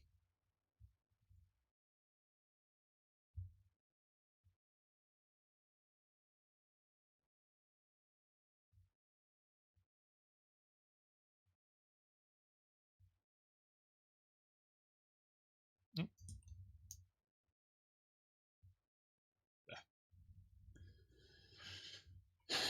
Yeah, but yeah, you impersonated a no-shower so hard that you just didn't show up and then got admin loss.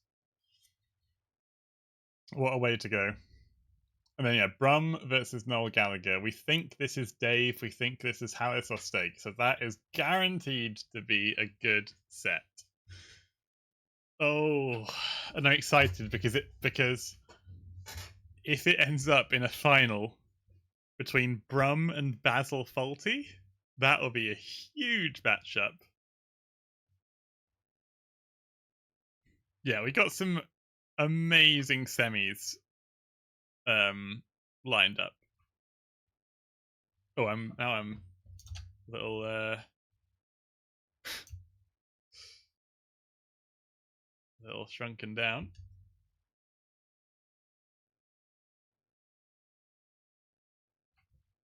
There, how's that? You got a semi lined up. Okay, guess keep it to yourself for now, Boo. Maybe James was best player. Liam didn't offer a great deal, to be honest. Sorry, Liam. I'm really sorry to say, but I was not I was not too inspired, to be honest. Riot if James Corden wins the tourney, yeah. That would be an absolute riot. Oh, I'm excited. Next week should be really, really good. I think the plan is I think we'll go Thursday, Friday, Saturday, Sunday games. Because the back-to-back, that was brutal. I'm actually quite glad that we didn't do back-to-back yesterday. Because I've been streaming now for 4 hours, 31 minutes, and that is starting to take its toll. It was a long stint today.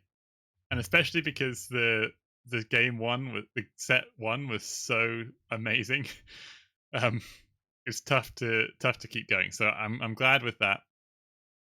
I'm glad that there's just one of those to do.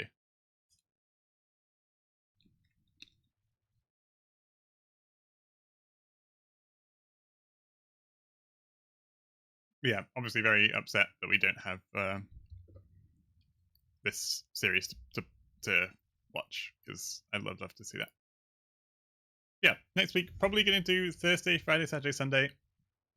The week after that, we're going to have the semi-finals and, guys, the final of GB Hidden Cup 2 is going to be on December the 3rd. Okay? Sunday, December the 3rd.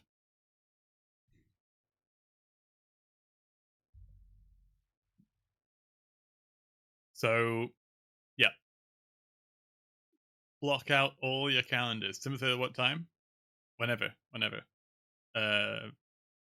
3 o'clock. Don't